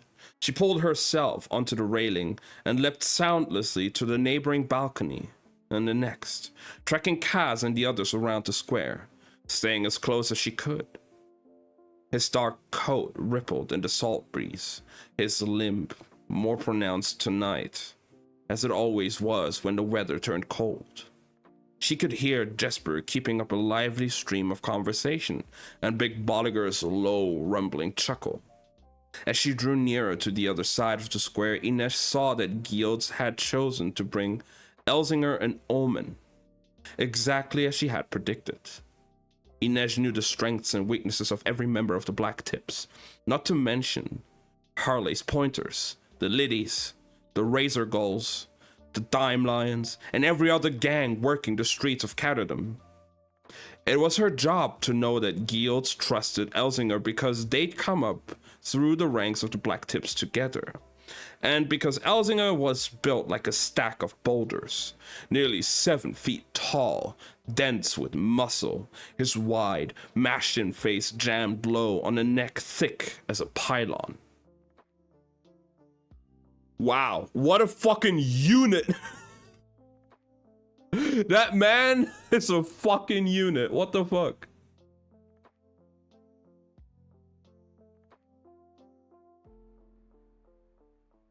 She was suddenly glad Big Bolliger was with Kaz. That Kaz had chosen Jasper to be one of his seconds was no surprise. Twitchy as Jasper was, with or without his revolvers, he was his best in a fight. He was at his best in a fight, and she knew he'd do anything for Kaz. She'd been less sure when Kaz had insisted on Big Bolliger as well. Big Bull was a bouncer at the Crow Club, perfectly suited to tossing out drunks and wasters, but too heavy on his feet to be much use when it came to a real tussle. Still, at least he was tall enough to look Elzinger in the eye. Inez didn't want to think too much on Gields' other second. Ullman made her nervous. He wasn't as physically intimidating as Elzinger. In fact, Ullman was made like a scarecrow. Not scrawny, but as if beneath his clothes, his body had been put together at wrong angles. Word was he'd once crushed a man's skull with his bare hands, wiped his palms clean on his shirt front, and kept right on drinking.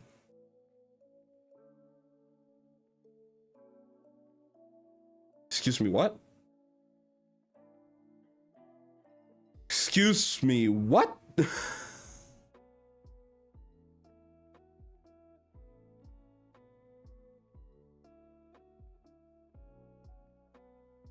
Oh, okay. Yeah, me too. Me too. Me too. What?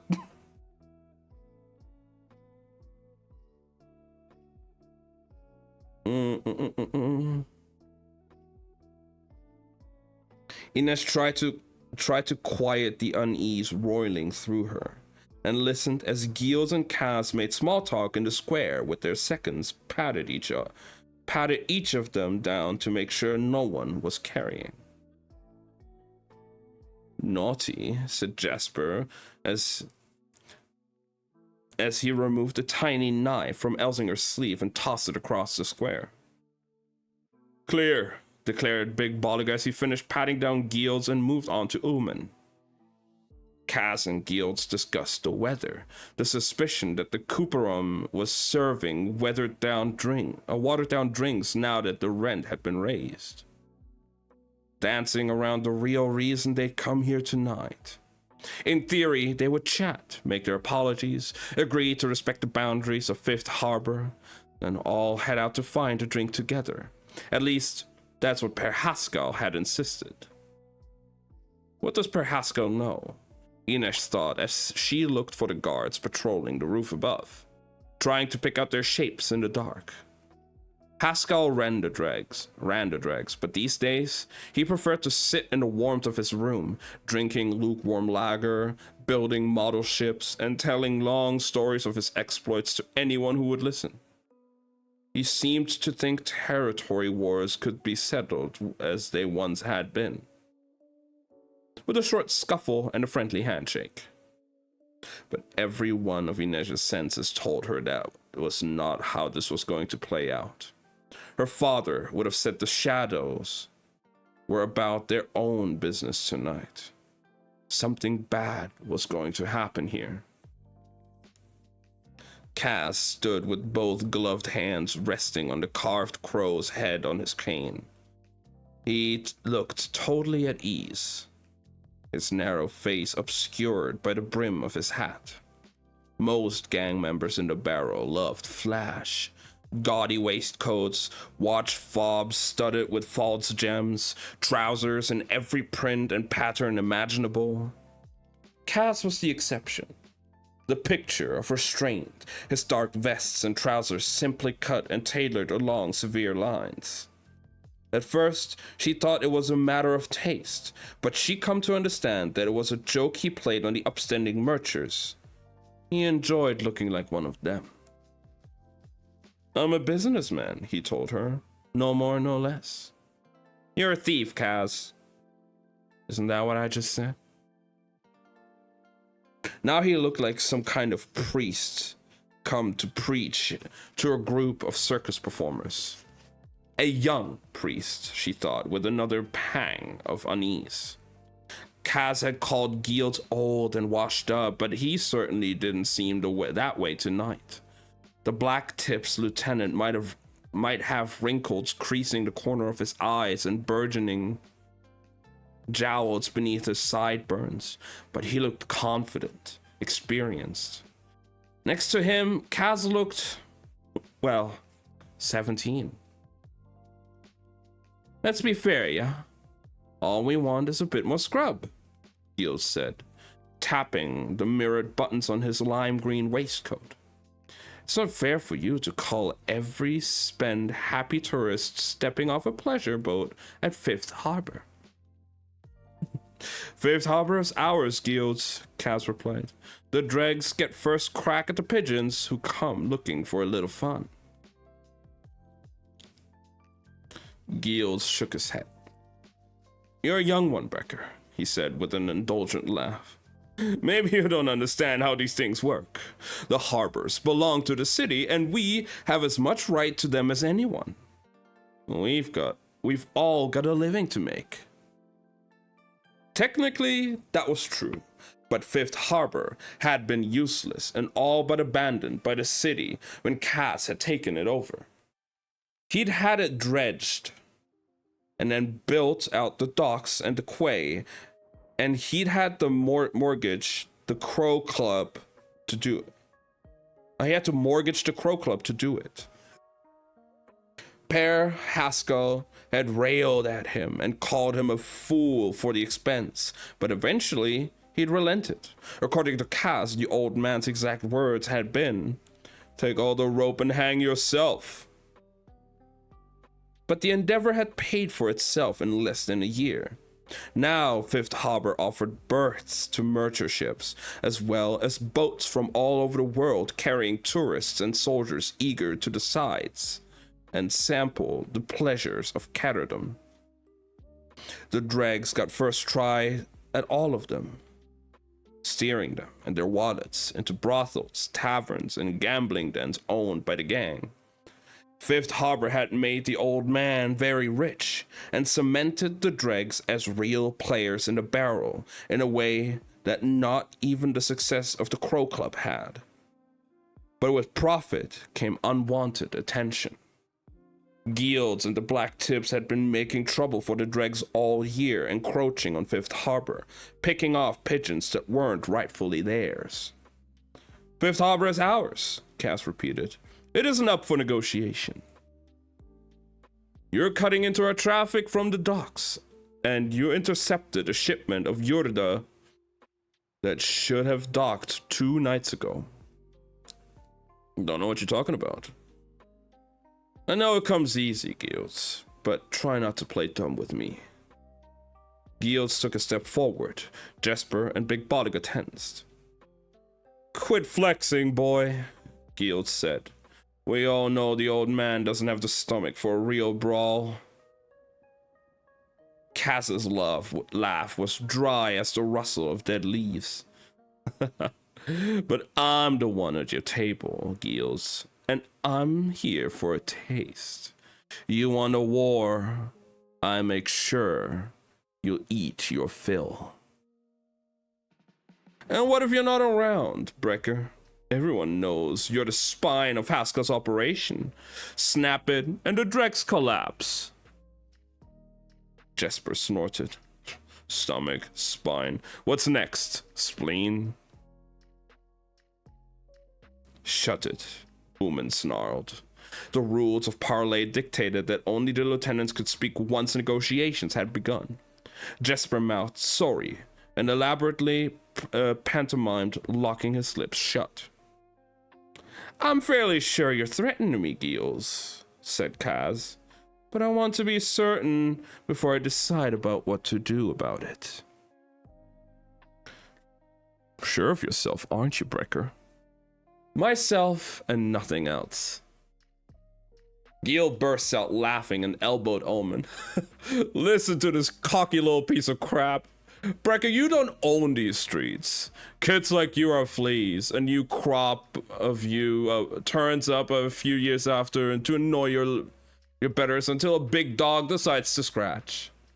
And let me tell you, I'm about tired of the itch. He crossed his arms, pleasure rolling off him in smug waves. What if I told you there are 2 guards with city-issue rifles pointed at you and your boys right now? Inej's stomach dropped. Was that what Kaz had meant when he said that Giels might have the guards in his pocket? Kaz glanced up the roof. Hiring city guards to do your killing? I'd say that's an expensive proposition for a gang like the Black Tips. I'm not sure I believe your coffers could support it. Inej climbed onto the railing and launched herself from the safety of the balcony, heading for the roof. If they survived the night, she was going to kill Kaz. There were always 2 guards from the stopwatch posted on the roof of the exchange. A few Kruger from the Dregs and the Black Tips had ensured they wouldn't interfere with the parley. A common enough transaction. But Giels was implying something very different. Had he really managed to bribe city guards to play sniper for him? If so, the Dregs' odds of surviving this night had just dwindled to a knife's point. Like most of the buildings in Caterdom, the exchange was a sharply gabled roof to keep off heavy rain, so the guards patrolled the rooftop via a narrow walkway that overlooked the courtyard. Inej ignored it. It was easier going, but would leave her too exposed. Instead, she scaled halfway up the slick roof tiles and started crawling, her body tilted at a precarious angle. Moving like a spider, she kept an eye on the guard's walkway and one ear at the conversation below. Maybe Giels was bluffing, or maybe 2 guards were hunched over the railing right now with Kaz or Jasper or Big Bolliger in their sides. Took some doing, Giels admitted. We're a small operation right now, and city guards don't come cheap, but it'll be worth it for the prize. That being me, that being you. I'm flattered. The Dregs won't last a week without you. The thought rattled noisily around in Inej's head. If Kaz was gone, would I stay? Or would I skip out on my debt? Take my chances with Per Haskell's enforcers? If she didn't move faster, she might well find out. Smug little slum rat, Giles laughed. I can't wait to wipe that look off your face. So do it, Cass said. Inesh risked a look down. His voice had changed. All humor gone. Should I have them put a bullet in your good leg, Brecker? Where are the guards? Inesh thought, picking up her pace. She raced across the step pitch of the gable. The exchange stretched nearly the length of the city block. There was too much territory to cover. Stop talking, Giles. Tell them to shoot. Cass, said Jesper nervously. Go on. Find your balls and give the order.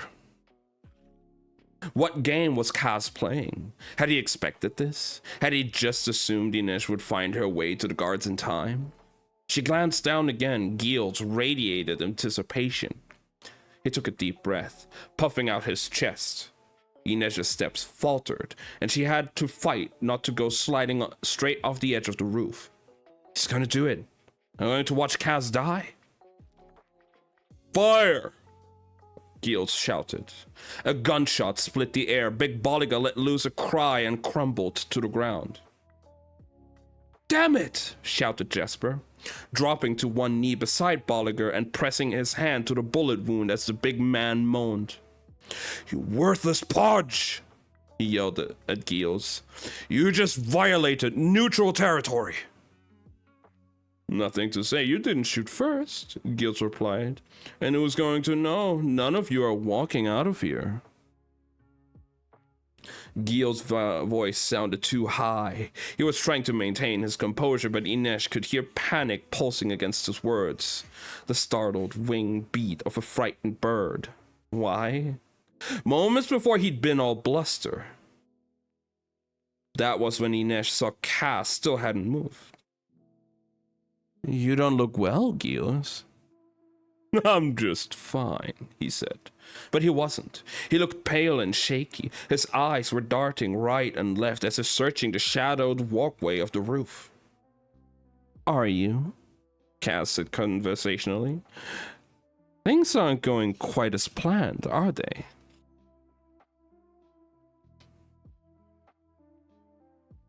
Cass, Jesper said. Bolliger's bleeding bad. Good, said Cass. Cass, he needs a med kit. He needs a medic. Cass spared the wounded man the bear's glance. What he needs to do is stop his belly aching and be glad I didn't have Holtz take him down with a headshot.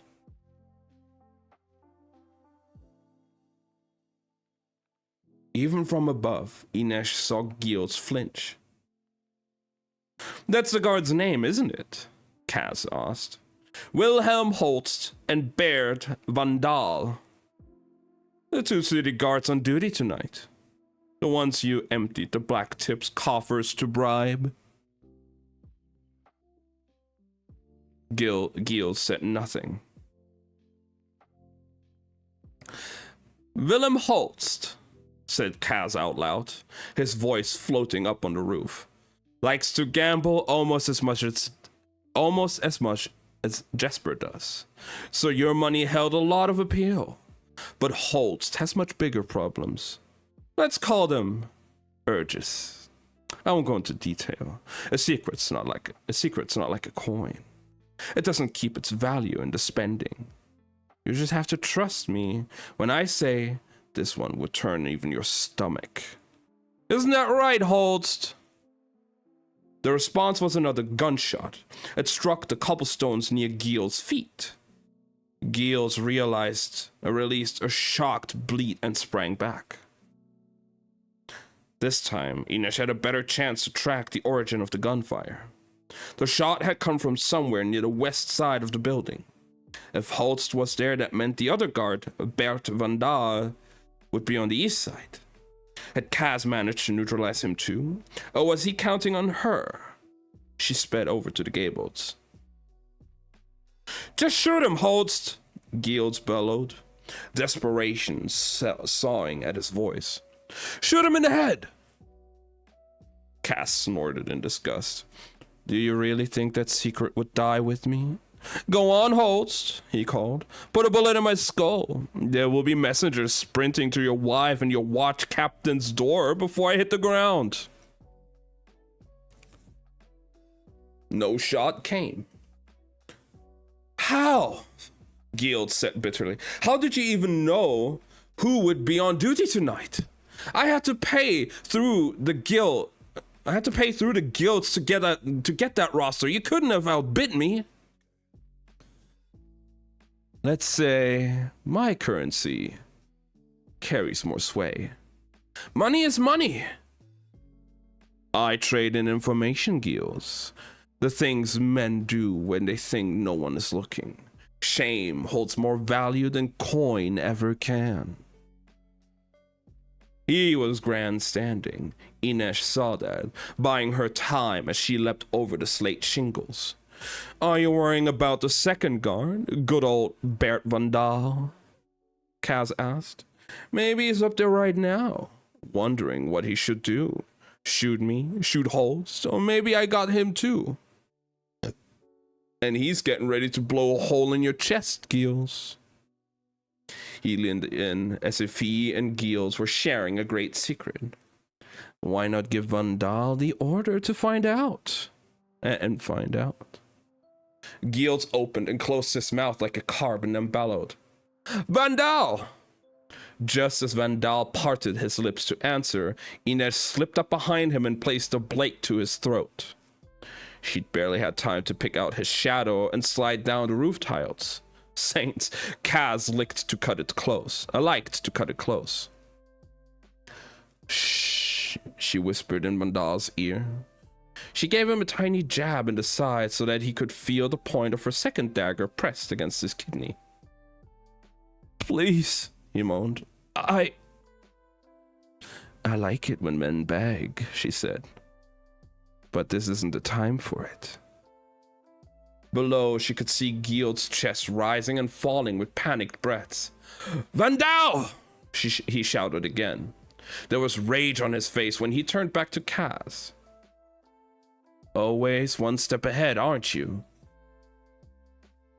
Gills, when it comes to you, I'd say I have a running start. But Gills just smiled.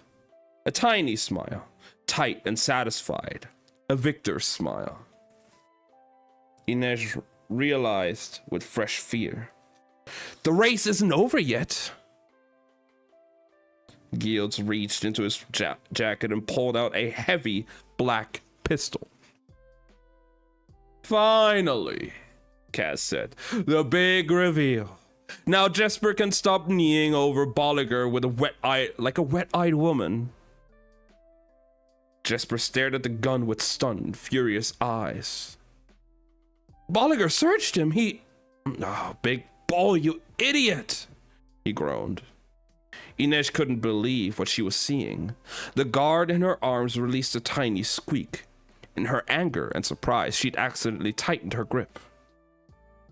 Relax, she said, easing her hold. But, all saints, she wanted to put a knife through something. Big Bolliger had been the one to pat down Gilds. There was no way he could have missed a pistol. He had betrayed them. Is that why Kaz had insisted on bringing Big Bolliger here tonight? So he'd have public confirmation that Bolliger had gone over the black tips? It was certainly why he'd let Holst put a bullet in Bolliger's gut. But so what? Not everyone knew Big Bull was a traitor. Kaz still had a gun pointed at his chest. Gild smirked. Kaz Brecker, the great escape artist. How are you going to wriggle your way out of this one? Going out the same way I came in. Kaz ignored the pistol, turning his attention to the big man lying on the ground. Do you know what your problem is, Bolliger? He jabbed at the wound in Big Ball's stomach with the tip of his cane. That wasn't a rhetorical question. Do you know what your biggest problem is? Bolliger mewed. No. Give me a guess, Kaz hissed. Big Bull said nothing, just released another trembling whimper. All right, I'll tell you. You're lazy, I know it. Everyone knows it. So I had to ask myself why my laziest bouncer was getting up early twice a week to walk 2 extra miles and sell his fry for breakfast. Especially when the eggs are so much better at the copper room. Big Bull becomes an early riser. The black tips started throwing their weight around Fifth Harbor and then intercept our biggest shipment of Yorda. It wasn't a tough connection to make. He sighed and said to Gields, "This is what happens when stupid people start making big plans, yeah?" "Doesn't matter much now, does it?" replied Gields. "This gets ugly. I'm shooting from close range. Maybe your guards get me or my guys, but no way you're going to dodge this bullet." Kez stepped into the barrel of the gun so that it was pressed directly against his chest. "No way at all, Giels." "You think I won't do it?" "Oh, I think you'd do it gladly, with a song in your black heart. But you won't. Not tonight." Giel's finger twitched on the trigger. "Kaz," said Jasper, "this whole shoot me thing is starting to concern me." Ooman didn't bother to object to Jasper mouthing off this time.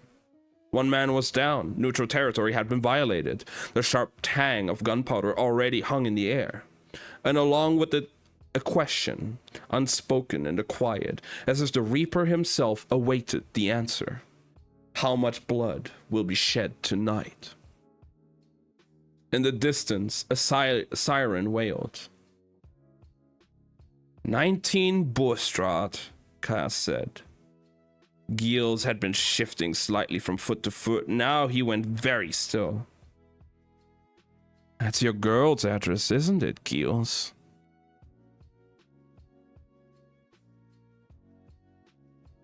"What?"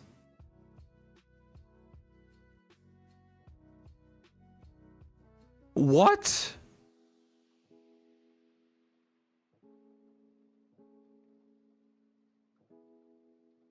Okay.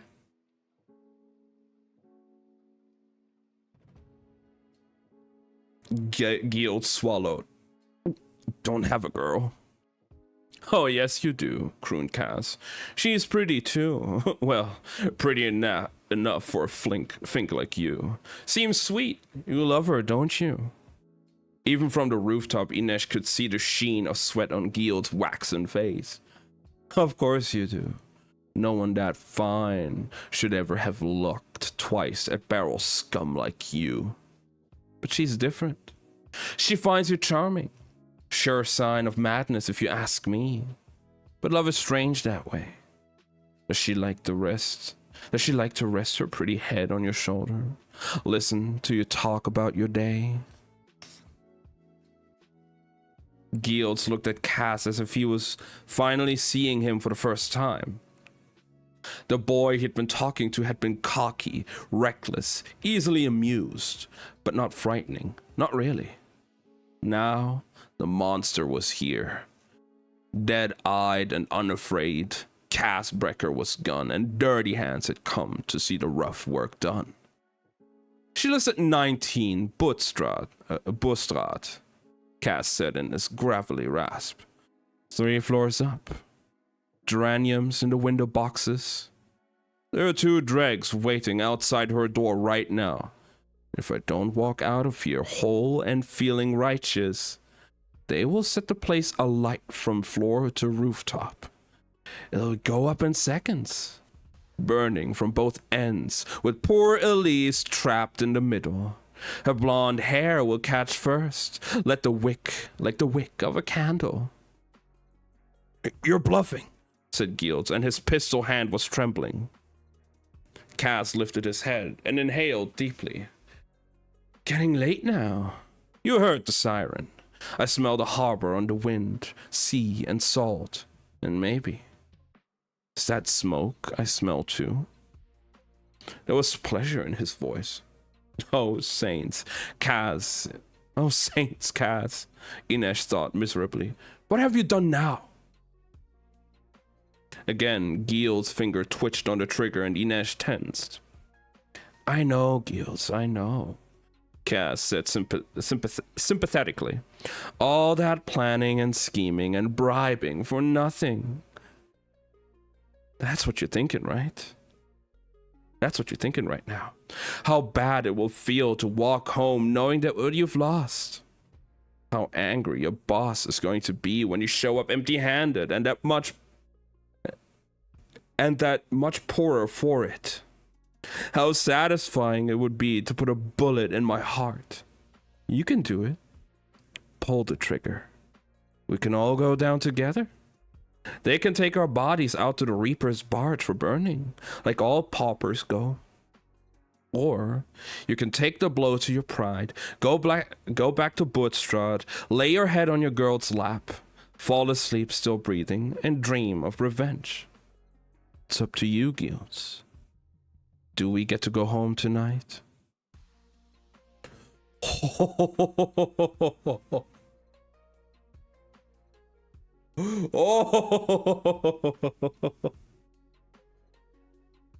Gil searched Cass's gaze, but whatever he saw there made his shoulders sag.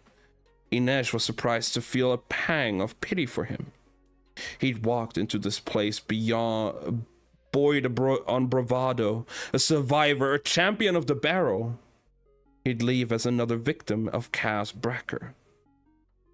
You'll get what's coming to you someday, Brecker. I will, said Cass. If there's any justice in the world, and we all know how likely that is. Gilds let his arm drop. The pistol hung uselessly by his side. Cass stepped back, brushing the front of his shirt where the gun barrel had rested. Go tell your general to keep the black tips out of Fifth Harbor and that we expect him to make amends for the shipment of Yorda we lost. Plus 5% for drawing steel on neutral ground and 5% for being such a spectacular bunch of asses.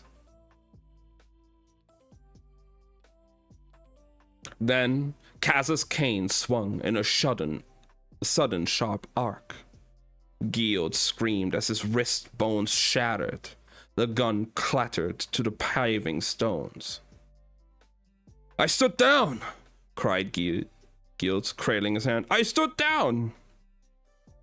You draw on me again. I'll break both your wrists, and you'll have to hire someone to help you take a piss. Cass tipped the brim of his hat up with the head of his cane. Or maybe you can get the lovely Elise to do it for you. Cass crouched down beside Bolliger. The big man whimpered. Look at me, Bolliger. Assuming you don't bleed to death tonight, you have until sunset tomorrow to get out of Catterdam. I hear you're anywhere near the city limits, and I'll find you stuffed in a keg at Silas Fry. Then he looked at Gilds. You help Bolliger, or I find out he's running with the black tips. Don't think I won't come after you. Please, Cass, moaned Bolliger. You had a home, and you put a wrecking ball through the front door, Bolliger. Don't look for sympathy from me. He rose and checked his pocket watch. I didn't expect this to go on so long. I'd best be on my way or poor Elise will be getting a trifle warm. Gil shook his head. There's something wrong with you, Brecker. I don't know what you are, but you're not made right. Cass cocked his head to one side. You're from the suburbs, aren't you, Gills? Came to the city to try your luck. He smoothed his label with one gloved hand. Well, I'm the kind of bastard they only manufacture in the barrel. Despite the loaded gun at the black tip's feet, Cass turned his back on them and limped across the cobblestones toward the eastern arch. Jesper squatted down next to Bolliger and gave him a gentle pat on the cheek. Idiot. he said sadly, and followed Cass out of the exchange. From the roof, Inej continued to watch as Umen picked up the holstered Guild's gun, and the black tips said a few quiet words to each other. Don't leave, Big Bolliger begged. Don't leave me. He tried to cling to the cuff of Guild's trousers. Guild shook him off. They left him curled on his side, leaking blood onto the cobblestones. Inej plucked Van Deel's rifle from his hands before she released him. Go home, she told the guard. He cast a single, terrified glance over his shoulder and sprinted off down the walkway. Far below, a big ball had started trying to drag himself across the floor of the exchange. He might be stupid enough to cross Cass Brecker, but he'd survived this long in a barrel, and it took that, that took will. He might make it. Help him, a voice inside her said. Until a few moments ago, he'd been her brother in arms. It seemed wrong to leave him alone. She could go to him, offer to put him out of his misery quickly, hold his hand as he passed. She could fetch a medic to save him. Instead, she spoke a quick prayer in the language of her saints and began to steep climb down the outer wall. Inej pitied the boy who might die alone with no one to comfort him in the last hours, or who might live and spend his life as an exile.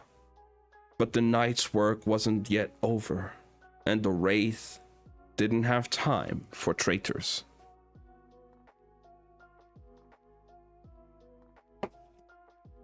Wow. Wow. That's chapter 2. Yo, Kaz is a fucking badass. But also, he's a fucking maniac. Like, what the fuck was he thinking? God.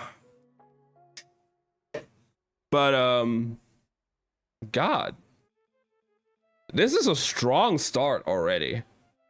I am liking this so far. This is pretty fucking good. And we're only 2 chapters in. Like, I cannot wait to see where this is going. I can already see why people love this book.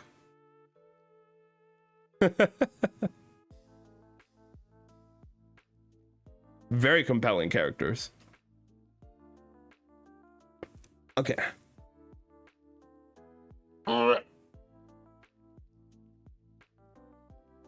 Oh god.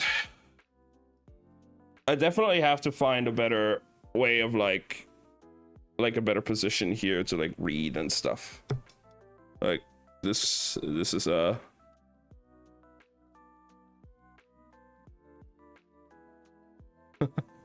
I kind of managed to follow most of what you read. Let's go. Let's go.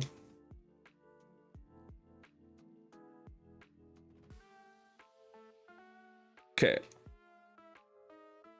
Oh, we're immediately gonna stay with Kaz.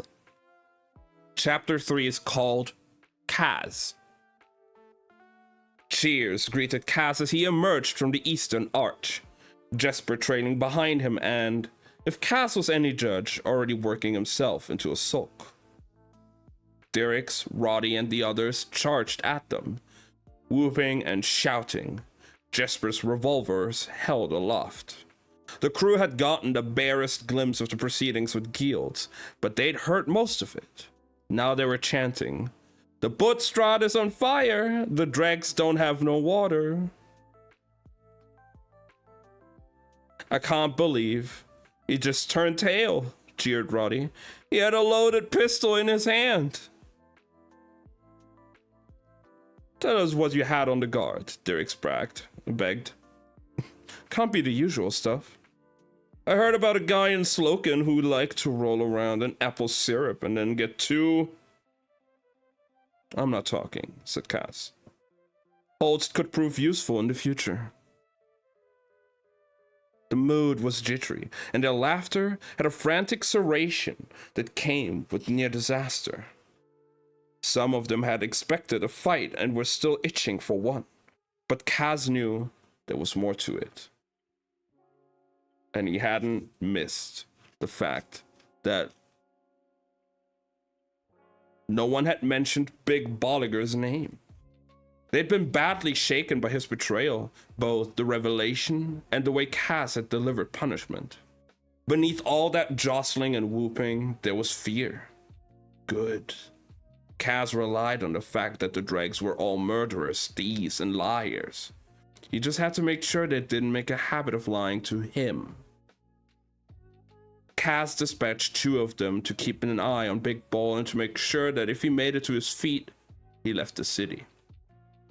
The rest could return to the Slat and the Crow Club to drink off their worry. Some make some trouble and spread word of the night's events. They'd tell what they'd seen, embroider the rest, and with every retelling, Dirty Hands would get crazier and more ruthless. But Kaz had business to attend to, and his first stop would be Fifth Harbor. Jesper stepped into his path. "You should have let me know about Big Bolliger," he said in a furious whisper. "Don't tell me my business, Jess." "You think I'm dirty too?" "If I thought you were dirty, you'd be holding your guts on the floor of the exchange like Big Balls, so stop running your mouth." Jesper shook his head and rested his hands on the revolvers he'd reclaimed from Derek's. Whenever he got cranky, he liked to lay hands on a gun like a child seeking the comfort of a favorite doll. It would have been easy enough to make peace. Kaz could have told Jesper that he knew he wasn't dirty, reminded him that he trusted him enough to make him his only real second in a fight that would have gone badly wrong. That could have gone badly wrong tonight. Instead, he said, "Go on, Jesper. There's a line of credit waiting for you at the Crow Club. Play till morning till your lucks run out. Whichever comes first." Hello there. Hey, Slothy. How was your day? Are we reading amazing literature tonight? We are. We are. Absolutely.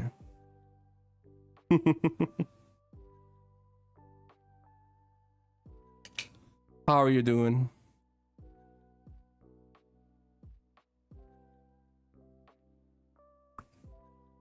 Crush Civ game. 1 in 100 turns out of 250. Let's go. 2 enemies all done. God damn.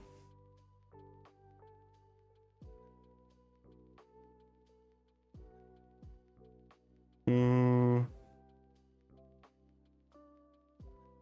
12 Steam achievements from it. Damn, that's a lot of achievements. Fuck yeah.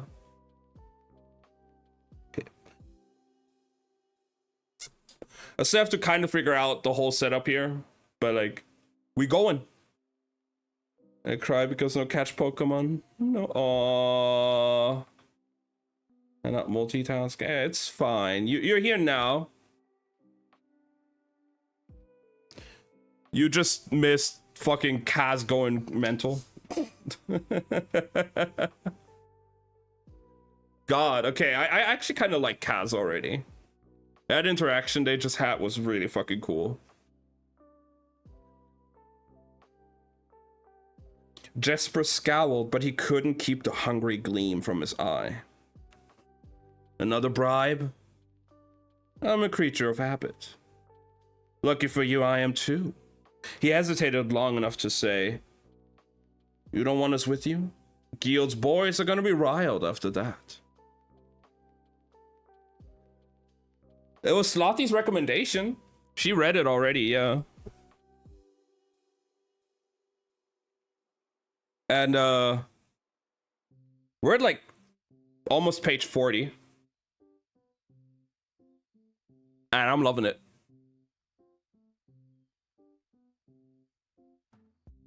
"Let them come," Kaz said, and turned down Nemstrad without another word.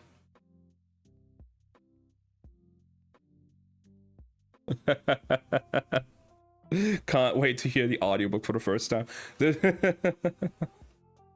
Oh, she saw it yesterday. It came in yesterday. The Yoimiya.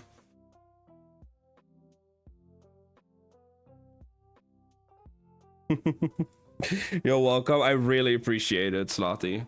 The thing is, the batteries are kind of low. So actually... Oh wait, now it's working again. Are you kidding me? It's weird sometimes. Like, sometimes it just starts like flashing up like crazy in all colors. Because the battery's empty. USB connection. It's not connected. It's just batteries. It's currently just some batteries, but I guess the batteries, they are a bit cheaper and they are already like a bit low. So I guess that's what's causing the flashing. You need to route the cable. I have no space for it. Like, let me show you the cable. Oh my god, I think it fell to the ground. Yeah.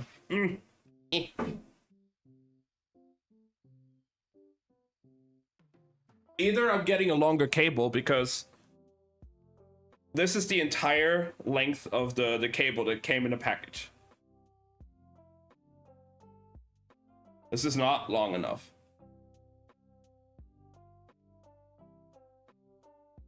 It's not even like one full arm span. Unimpressive length, right? This is not even like a full arm span. I can't even like stretch my arms out.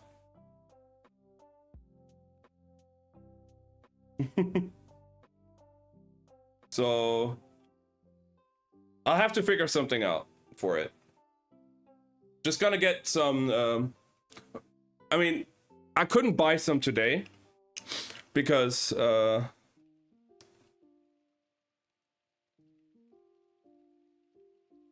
did we meet the rate date? Yeah, we already met Inej. I love her too. She's cool. She's cool, yeah. We had like the whole interaction with that other gang. With the betrayal and stuff. That already happened.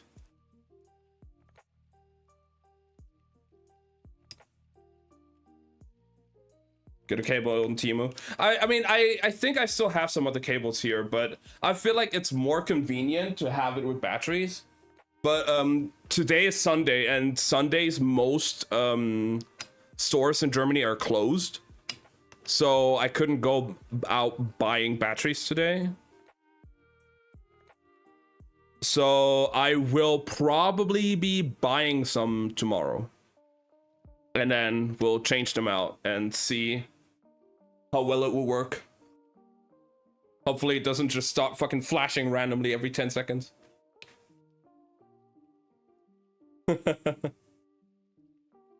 So yeah, but I love it. I love it. Oh fuck. To be fair, again, obviously, like, Yoimiya is one of my favorite characters in Genshin, so fuck yeah. I love Yoimiya. Ever since her release. I'm gonna be here all the time. Let's go. Well, again, Slothy, thank you so much for giving that to me. You have a camera with face light? Yeah, there's a ring light on it. Doesn't really make much of a difference from this distance, but yeah. I like the face cam. I hope it's easier for me to follow.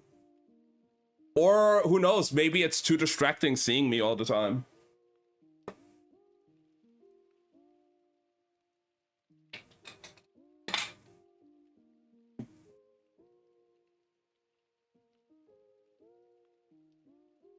Keep it dim. All right, let me turn off the face light.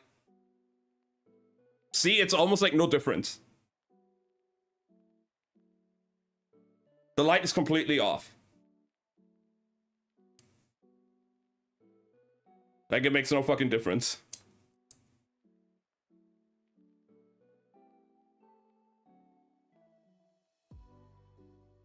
I mean, I don't mind that light. I'm not directly looking into it, so it doesn't affect me.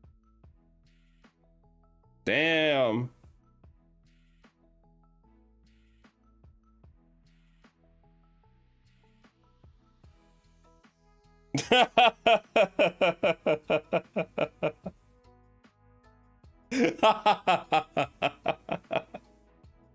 It's too far away. Yeah, no, Slothy, just, you know, get stronger, get better, throw it further.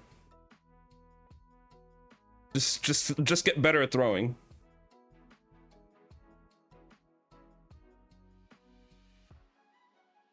It makes you more comfortable. I don't know, like, I barely wear those. I mean, they're completely fake. They don't have any, like, glasses in them whatsoever.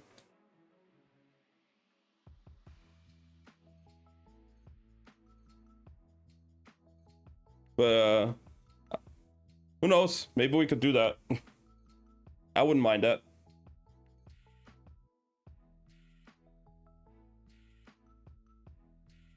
I'm practically blind without my glasses. I guess I could say, like, luckily I don't have to wear glasses, but to be fair, I don't think I would be against it. It is a bit, you know, unusual right now for me to wear this, because I haven't worn even, like, these fake things for, like, years. But, like, once I get used to it, I don't think I would mind it. Absolutely not.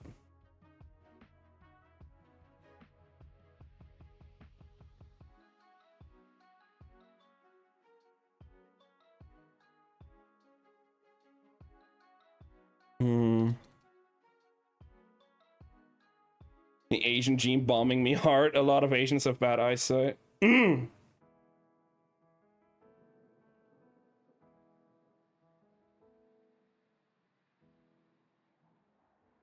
Oh, wait, what?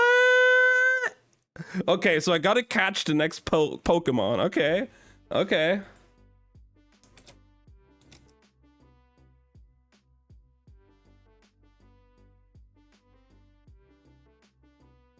Let's see what you get.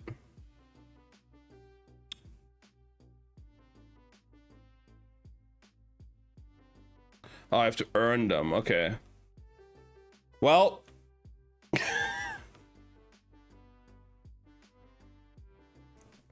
But yeah, no, oh yeah, Slothy also has glasses, so...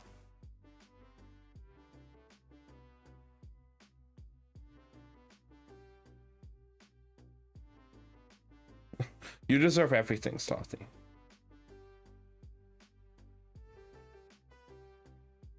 But I gotta say though, Slothy, you look good with your glasses. I love them.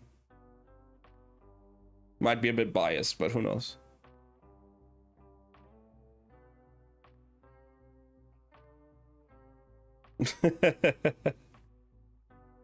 #1 graduate in high school, damn. I was like in the top 10 in a secondary school, I think, of my year, but that was about it. And I didn't even study. I wasn't #1, but you know, I was like in the top 10.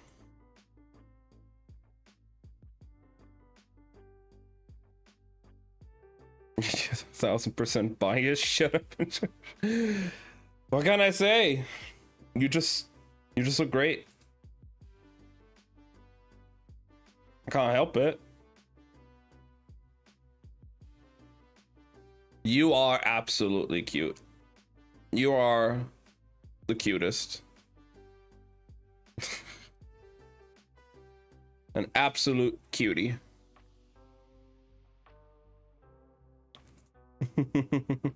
Unobject. Slanderous. I'm just telling the truth. Sister's -11. She actually needed an eye surgery years before. Stop at -7. Well, I don't know. I don't need any myself, so I guess I just resort to fake glasses.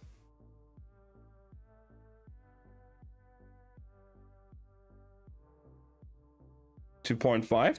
That doesn't sound too bad. at least.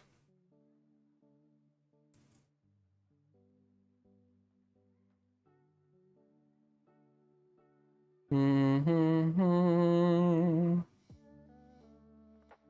You look good with the frames. Keep them. We'll see. We'll see. Maybe for this stream. I'm not gonna wear them every stream. But like, who knows? Maybe for the reading streams we could do this a bit more.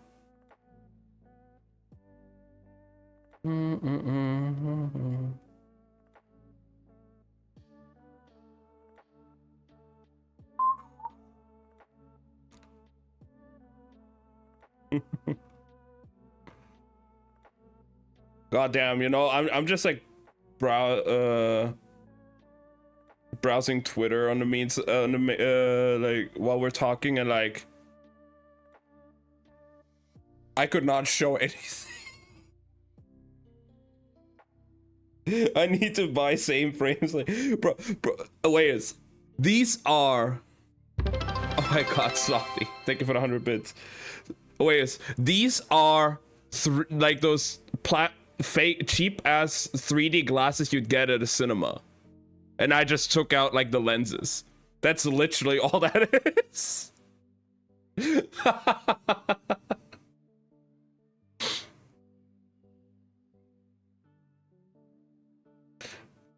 Steal more bears.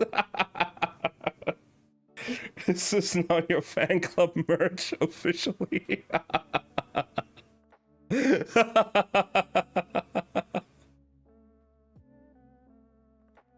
Be gay, do crime. That's. Oh my god. Oasis, thank you for the 100 bits as well. Why are we starting this now? What the fuck, guys?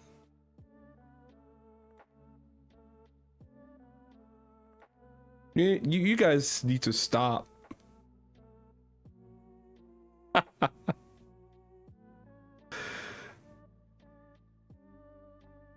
Oh my god. I will never stop. I don't even have the payout for the birthday stream yet. Calm down, guys.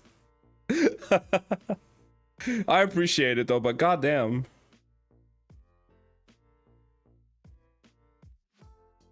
You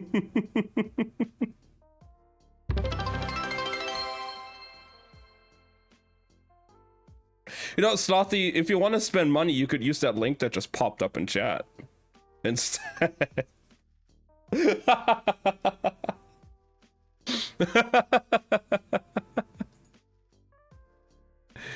You guys are insane. Thank you again for the 100 bits, though.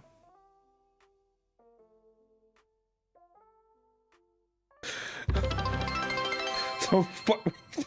Slothy.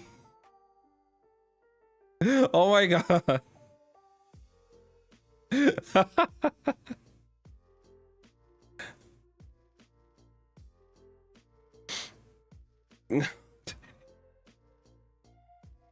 Oh god, you know what Ben said the other day?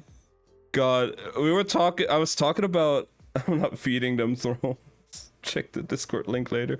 Oh yeah, I'll check that later. I'll check that. I already saw. Thank you for that, Oasis. Oh my god. You guys are insane. I need to check something here though real quick. So the other day, oh my god. I think Ben said something about like I should like turn on my cam at some point, like on stream, and like throw it back.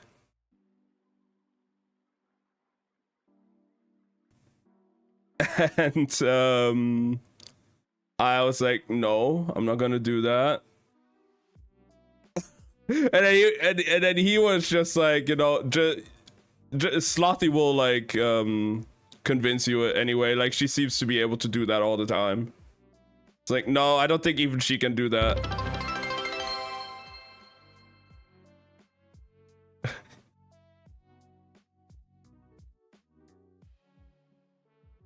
Oh no! Oh wait, it's later later that night. It was just me and Slothy playing that like two-player puzzle game. There was the time, yeah, when there was the time when we had like Lily, Branix, Malachi, Shadow, Slothy, and me all in chat.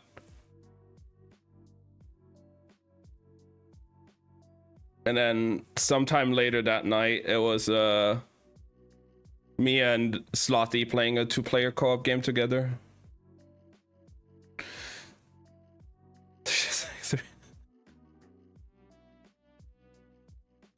I am not going to throw it back on stream. I'm doing it out of principle. I don't want to give Ben the satisfaction of being right that you could convince me.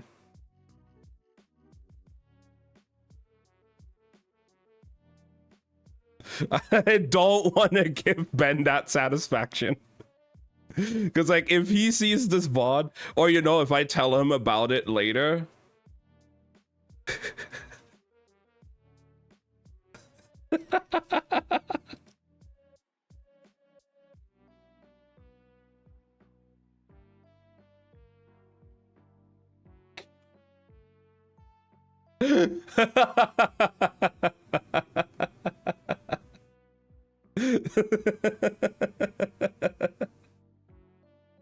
I would never want to break your heart though, Slothy, but you know.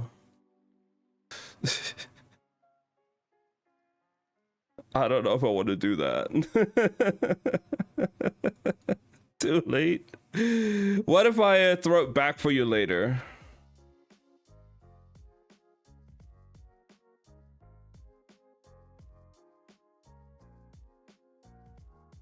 Not on stream. Not some whore. Hey, you paid. Hey, you're the one paying me to throw it back.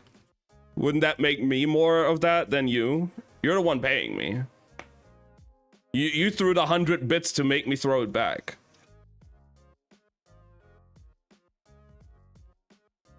So like, you know.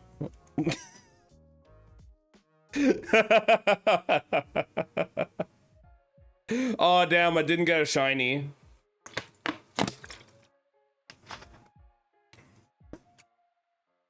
I caught it, but no shiny with a 60% chance. Goddamn, I knew my odds were bad. I knew my luck is bad. Hey, I got the Pokemon. At least, yeah.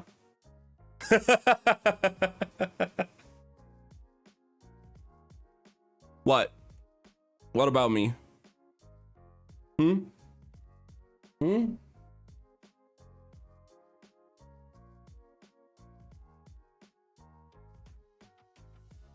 Aw, that is true though, Slothy.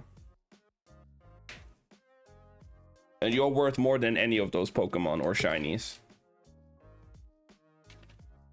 Absolutely.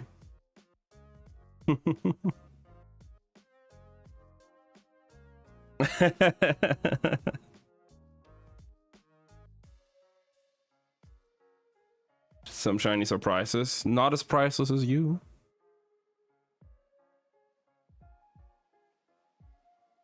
You're worth more than any of them combined.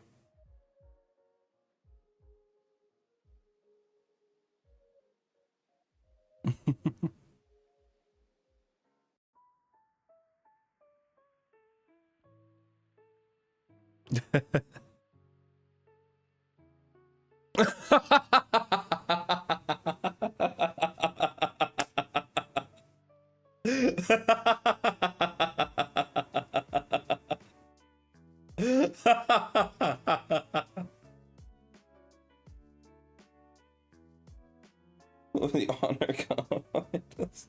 I guess I have a way to persuade you as well.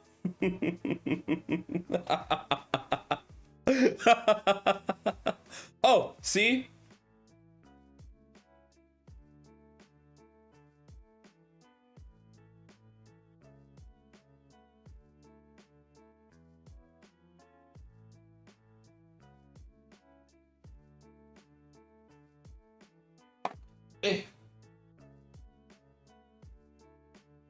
And it's really perfect to throw it back now. I know you can. No, I'm trying to turn the shit off. Can I just...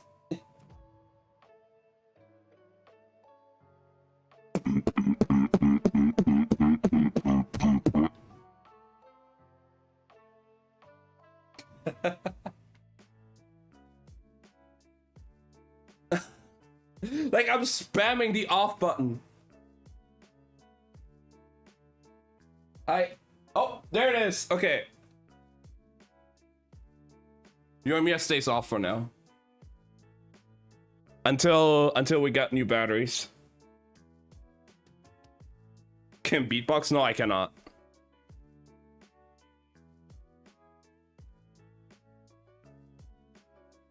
I cannot.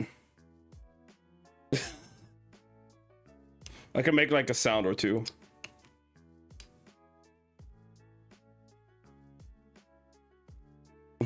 We can hear you. That sounded horrible.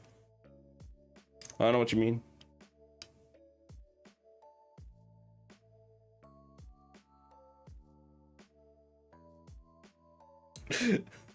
I'm afraid to show you. You're afraid to show your talents because you know you'll be a star? No.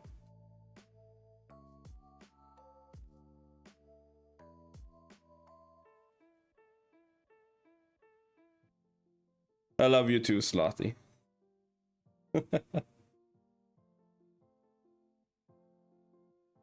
Sounds like Slothy saying I can donate a bit or two. I mean, like, all I can really do is like that.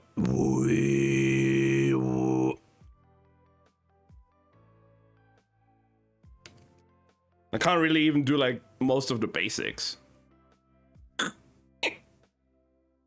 So like,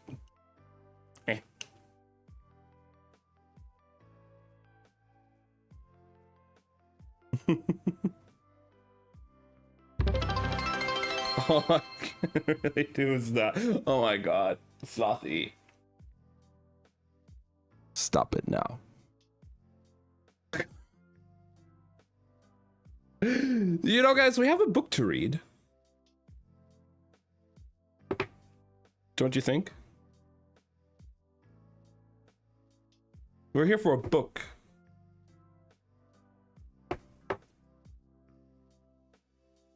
After dance break, yes. Well, you said I could booty call you later for that, so. I mean, not anymore.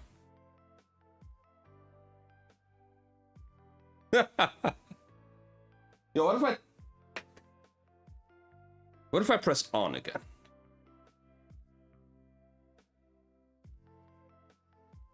Ah, it's fine.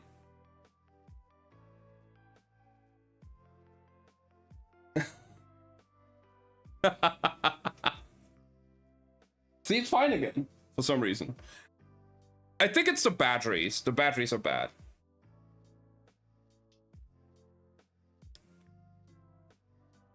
I can make it like this though. Oh, never mind. There it goes again.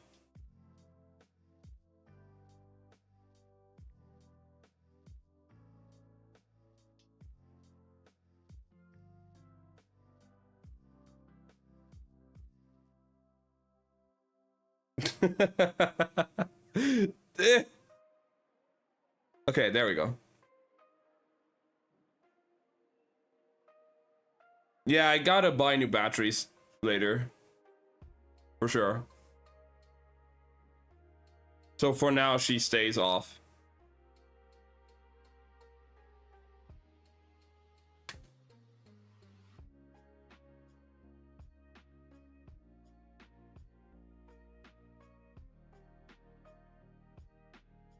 Must be nice.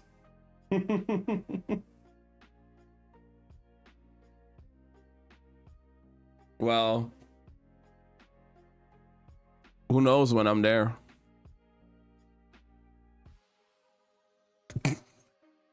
Sorry.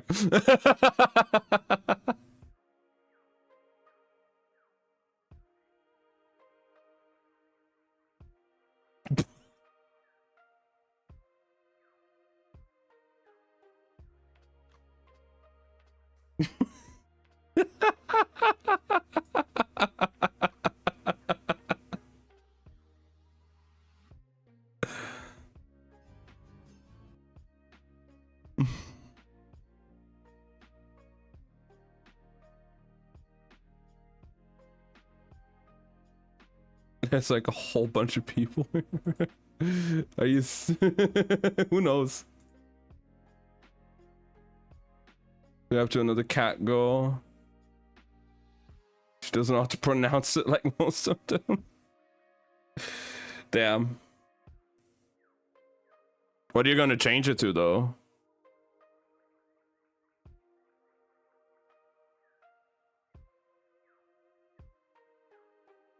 Oh my god, also, oh wait, I just saw in the link you sent me, because you know that city is close by, but the city you posted there, for the, like, the link, god, that's still like an hour train ride and like 30 bucks for a train ticket away. I know you, I know. Find something that's closer. I will. I know. I just wanted to point that out because I just saw that and I was like, oh yeah, well, I mean, I don't think I should get one there. Like, oh, you bought me a package? Let me just drive like an hour to get that real quick.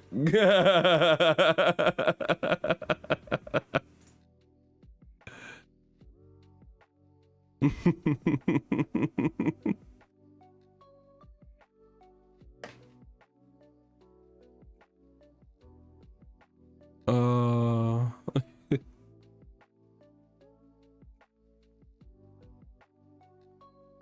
that was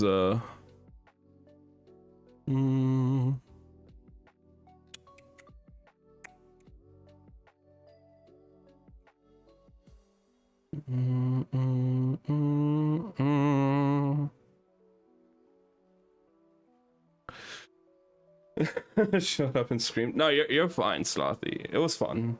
You're fun. A little tired and distracted. It's all good. You did nothing wrong. I appreciate you being here. But if you need rest, crushing enemies under my heels is a lot. Yeah, and I still wish I would be one of those enemies. But, I mean, can't have everything, you know?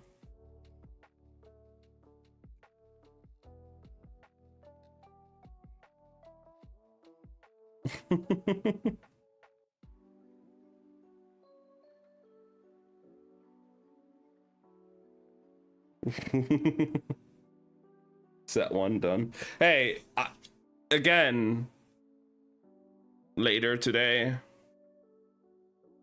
during connections, who knows?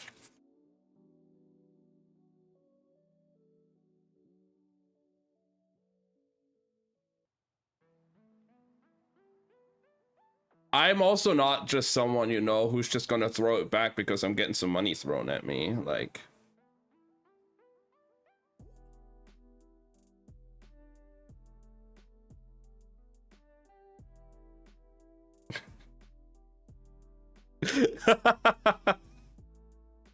be more capitalism.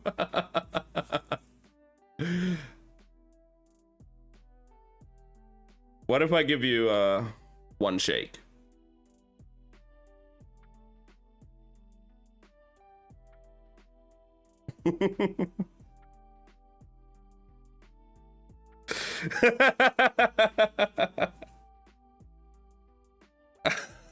Let's stop dying.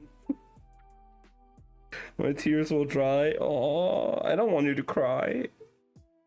My heart will mend. With just one? Okay. You drive a hard bargain there.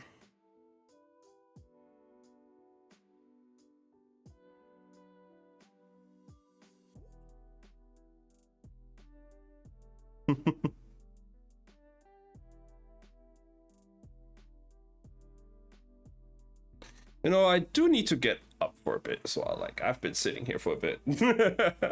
You know.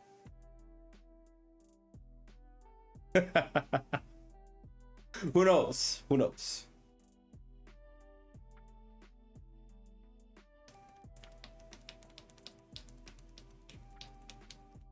You know, I would throw it back on my stream. I know. I've seen you throwing it back. I love what I saw.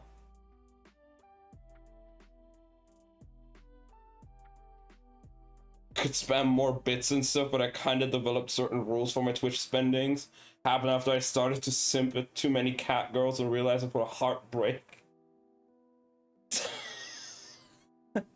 No, I will look into it, OAS. I will definitely look into it.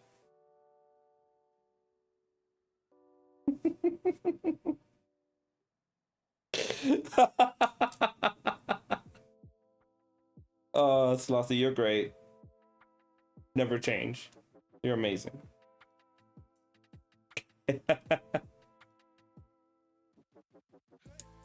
You're greater? That's impossible. Also, this is not a competition. As you always tell me.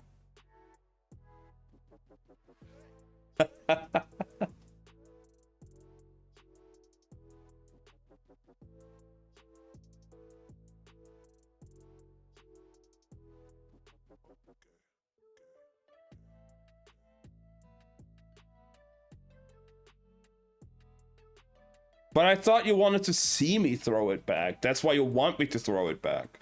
If you're not gonna look, I'm not gonna do it. You paid the money for it, you know?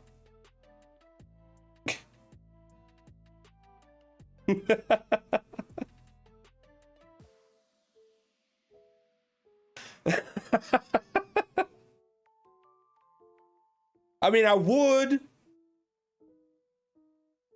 Hello?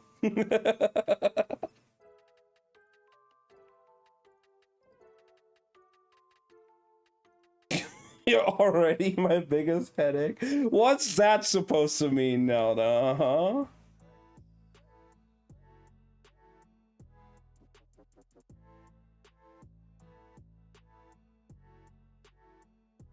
You're the best cat girl in Twitch. I guess. Should I get some like what? Some of those like cat ears?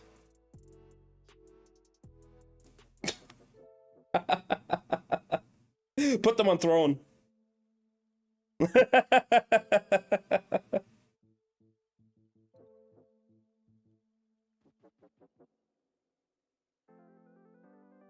I will instantly. But...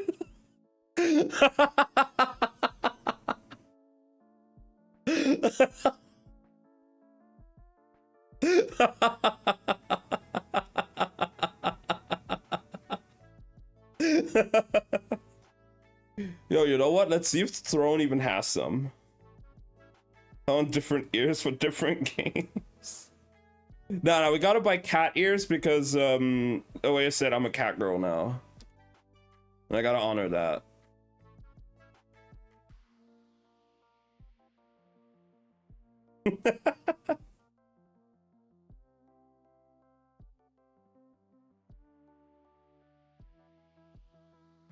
You need to show your true self.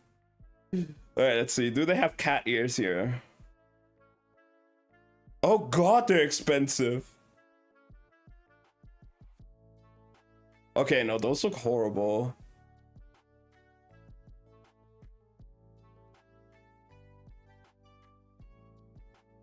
I want you to like destroy Spiral Biz with a pair of cat ears. You deserve everything. God, no, but most of them look really kitty cat ears embroidered ski mask. Ah, yeah.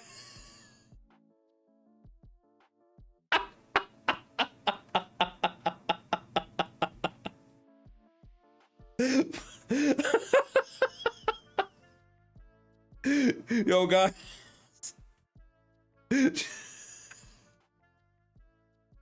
Shall we, oh. Let me see something real quick.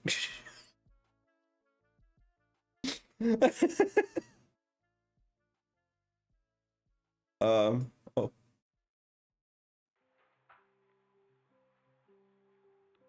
I'll be back later. No worries, Slothy. 1 second. Yo, guys, shall we shall we go with the?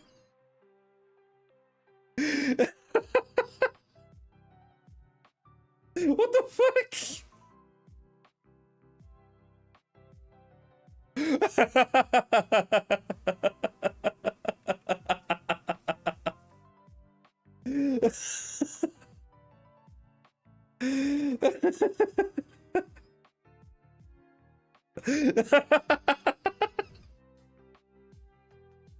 Probably no, I'm not going to buy these.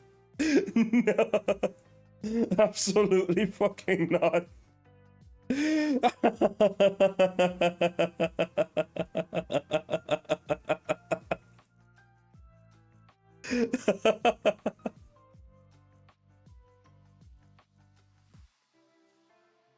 Fucking hell.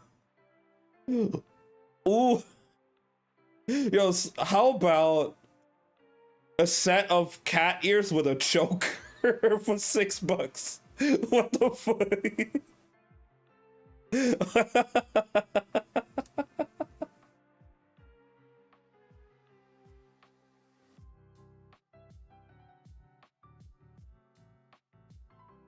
God. I was actually thinking, now that I have like everything here in my room, to make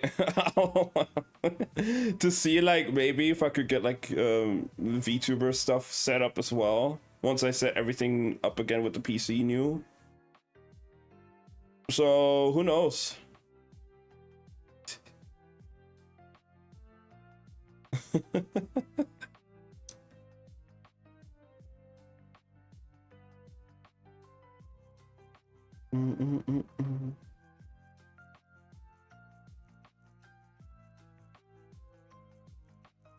I mean, you technically don't even need a phone. If your camera is good enough for the tracking, the camera is enough. The phone is just there for because the tracking, especially with iPhones, it's just better for like face tracking and stuff. But you don't technically need one to get started. As long as you have like a webcam and decent lighting, you can make it work. It'll just be better with the phone because the tracking on that is better, the face tracking.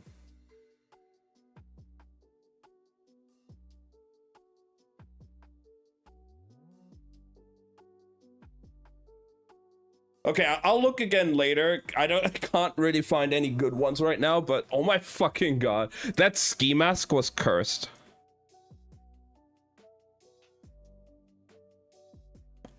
That ski mask was fucking cursed, not gonna lie.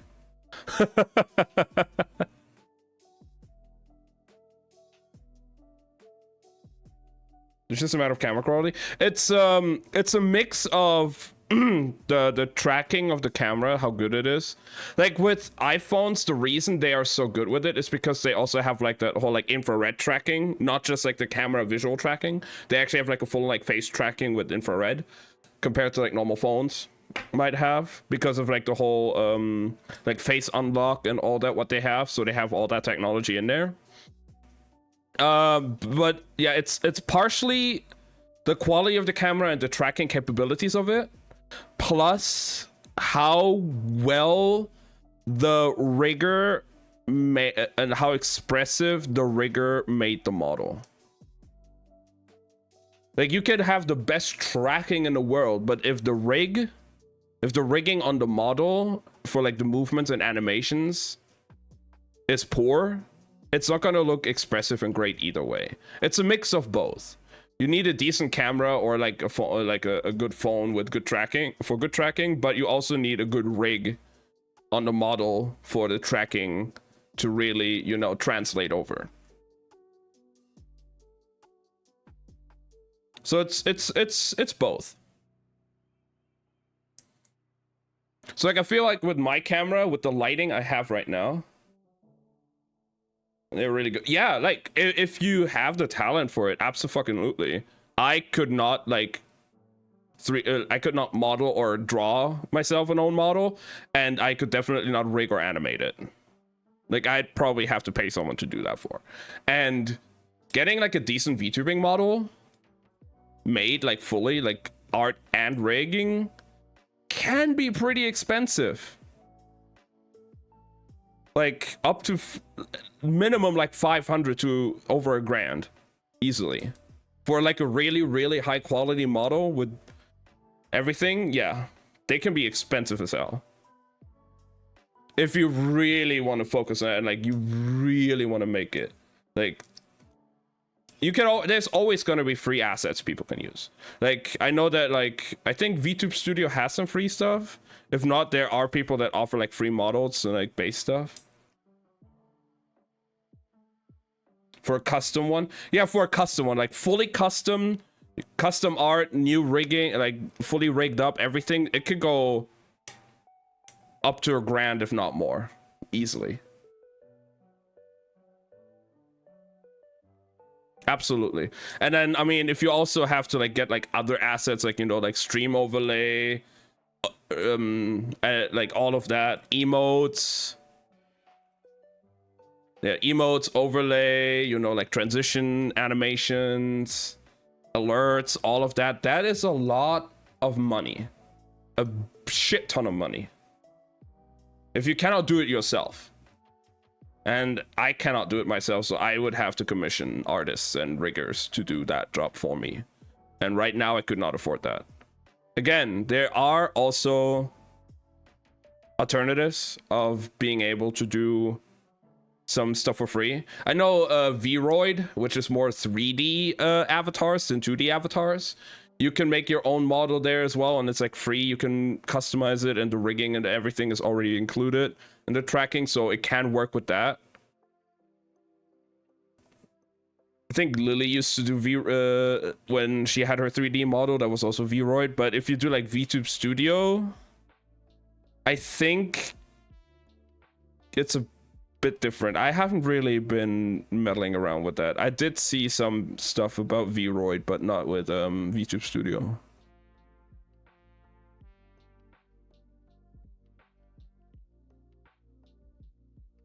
But yeah, I think if I had a bit more lighting, like if I had like maybe like another like softbox or a bigger ring light really lighting up my face, with this camera, I could achieve decent tracking. Not perfect, and I would have to like move the camera a bit in a different position, maybe a bit more centered, a bit closer, so my face can get tracked better. But I think I could make it work, even if I just start out with like a free Vroid 3D model or something.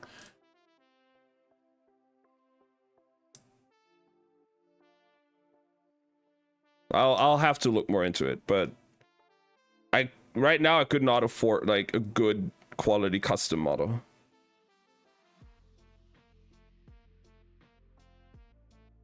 An expensive high quality rigging model. Well, yeah, exact.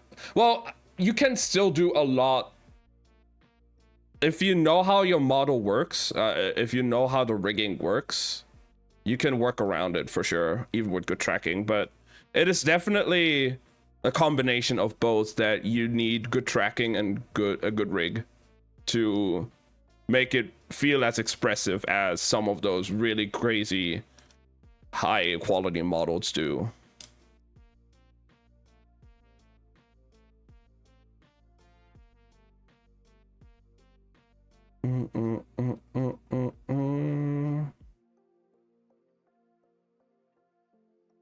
Okay, actually my eye is kind of hurt from wearing these. I think it'll be fine. But yeah, it's definitely all like, I think I'm gonna stay with cam first for a bit, for a good while.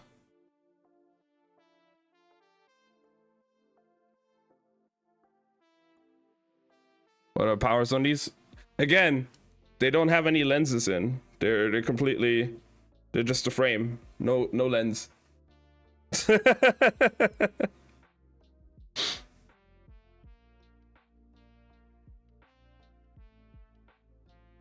I'm just not used to wearing glasses, so that's just me, you know.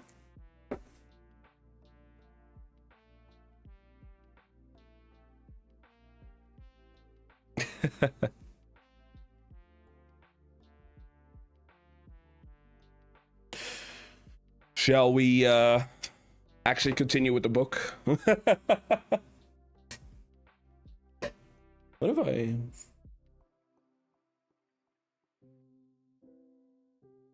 Actually, that's not too bad. I don't have to go. Hey, that's fine anyways. Please don't let me hold you off. Get some good rest. I know it's Christmas season, so there's a lot of things that needs to get taken care of. You do what you gotta do. I'll be here for a little bit. But, hey, no, I totally get it, Oasis. You gotta do your stuff. It's Christmas. I probably won't be there on Christmas Day as well. Like, or on the 24th at least. Because in Germany over here, it's more common that, like, it's usual that you actually open the gifts on the 24th. Like 24th is gonna be like the gifting, and like and kind of like the day where you like sit together with your family and have a big dinner. And then we have the first and second Christmas Day on 25th and 26th, and then those are usually also just like holidays, and maybe if you have like another part of the family, you could go over there. So like on the 24th, I think I'm gonna be at my uncle's place, like kind of like just having a dinner and trading our gifts and all. And on the 26th, I'll be out on with some other family members for a buffet.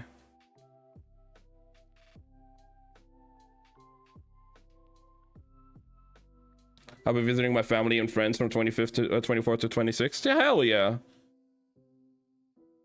Yeah, I mean, my family members live close by, so we just like drive over there for the day and then go back. But yeah, and then on again 26th, I'll be at a Chinese buffet with some family members, like an all-you-can-eat Chinese buffet. It's gonna be fun. I'm looking forward to that.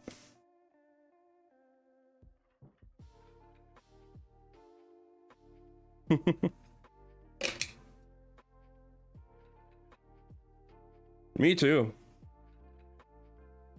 I haven't had a lot, but what I've had was really good, and I'm looking forward to the buffet and trying out some new things.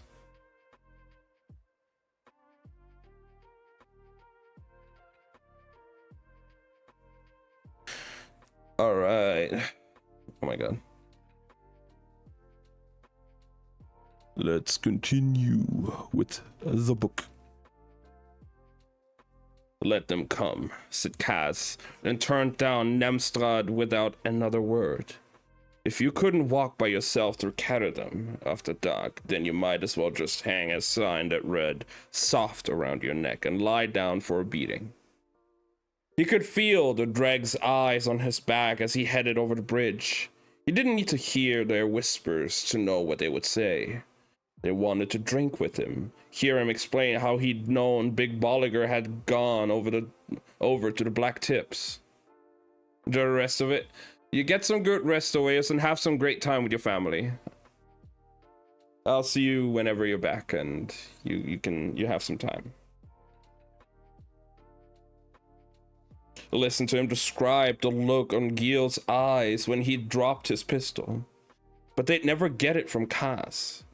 And if they didn't like it, they could find another crew to run with.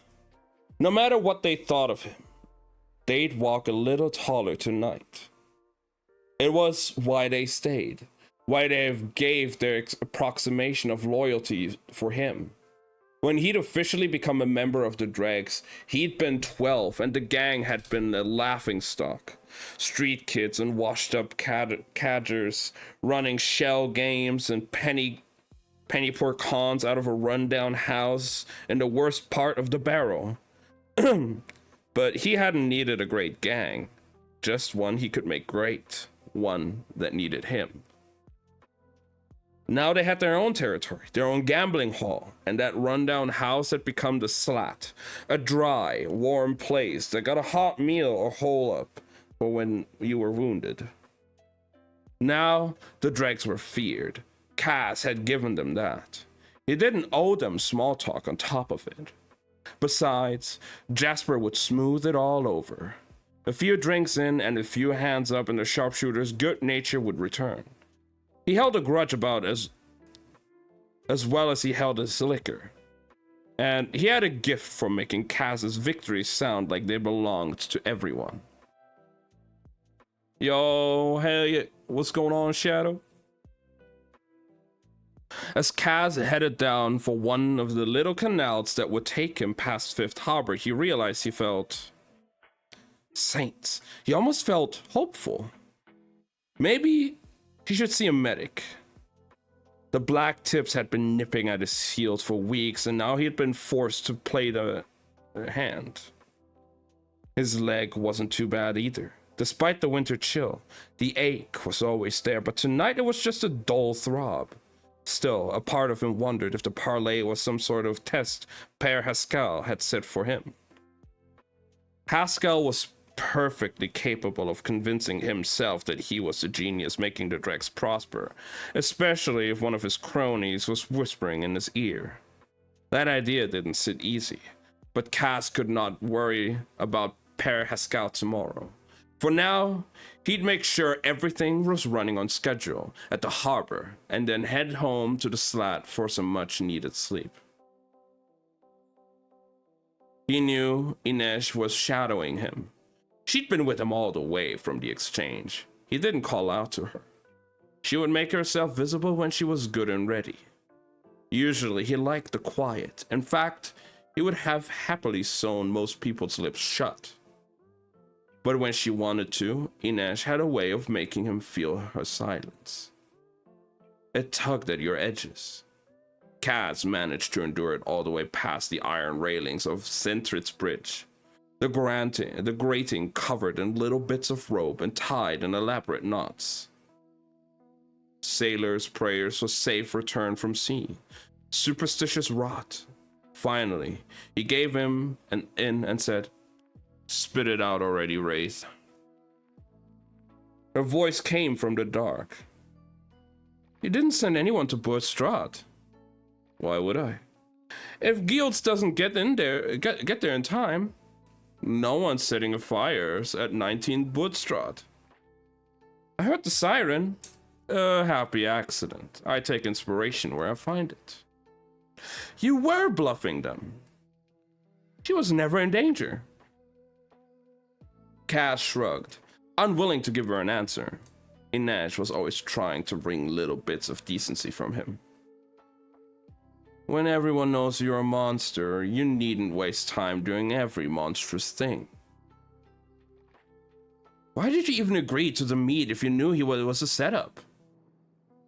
She was somewhere to the right of him, moving without a sound.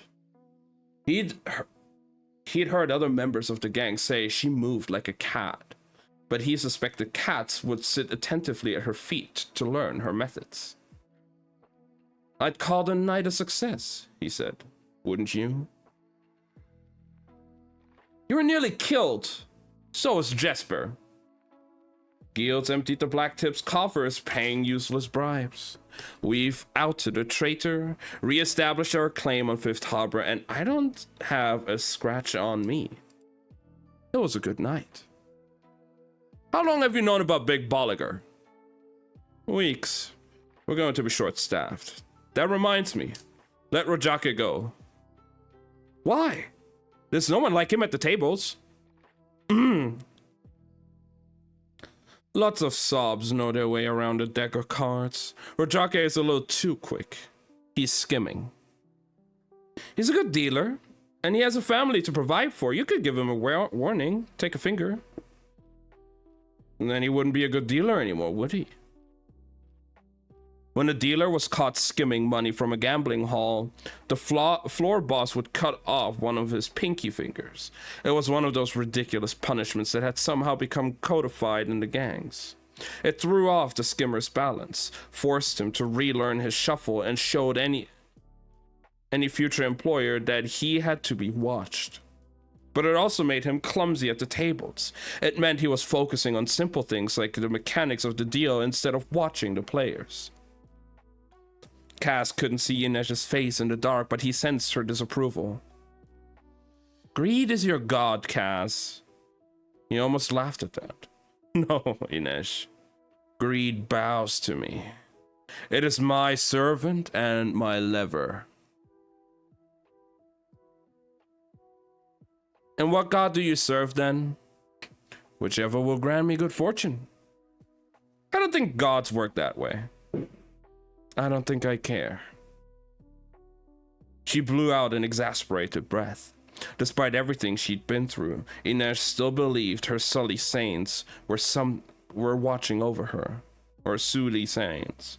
Kaz knew it, and for some reason, he loved to rile her. He wished he could read her expression now. There was always something so satisfying about the little furrow between her black brows.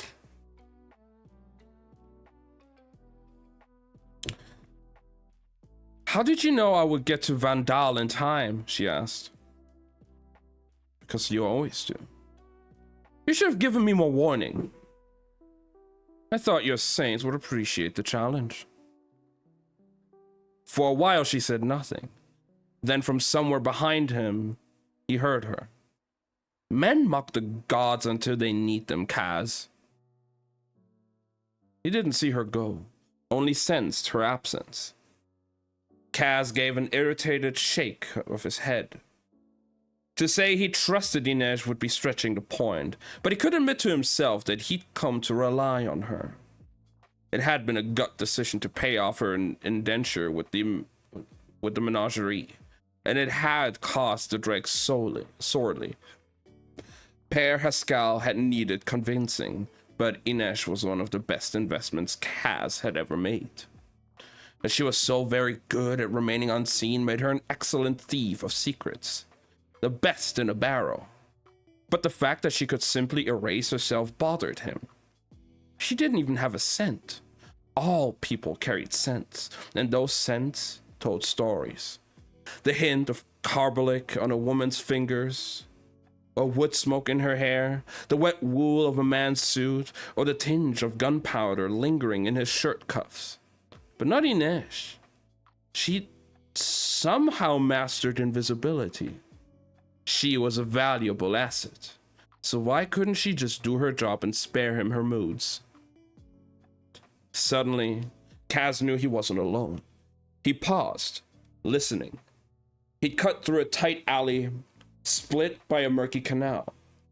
There were no street lamps here and little foot traffic. Nothing but the bright moon and small boats bumping against their moorings. He dropped his guard, let his mind give in to distraction. A man's dark shape appeared at the head of the alley.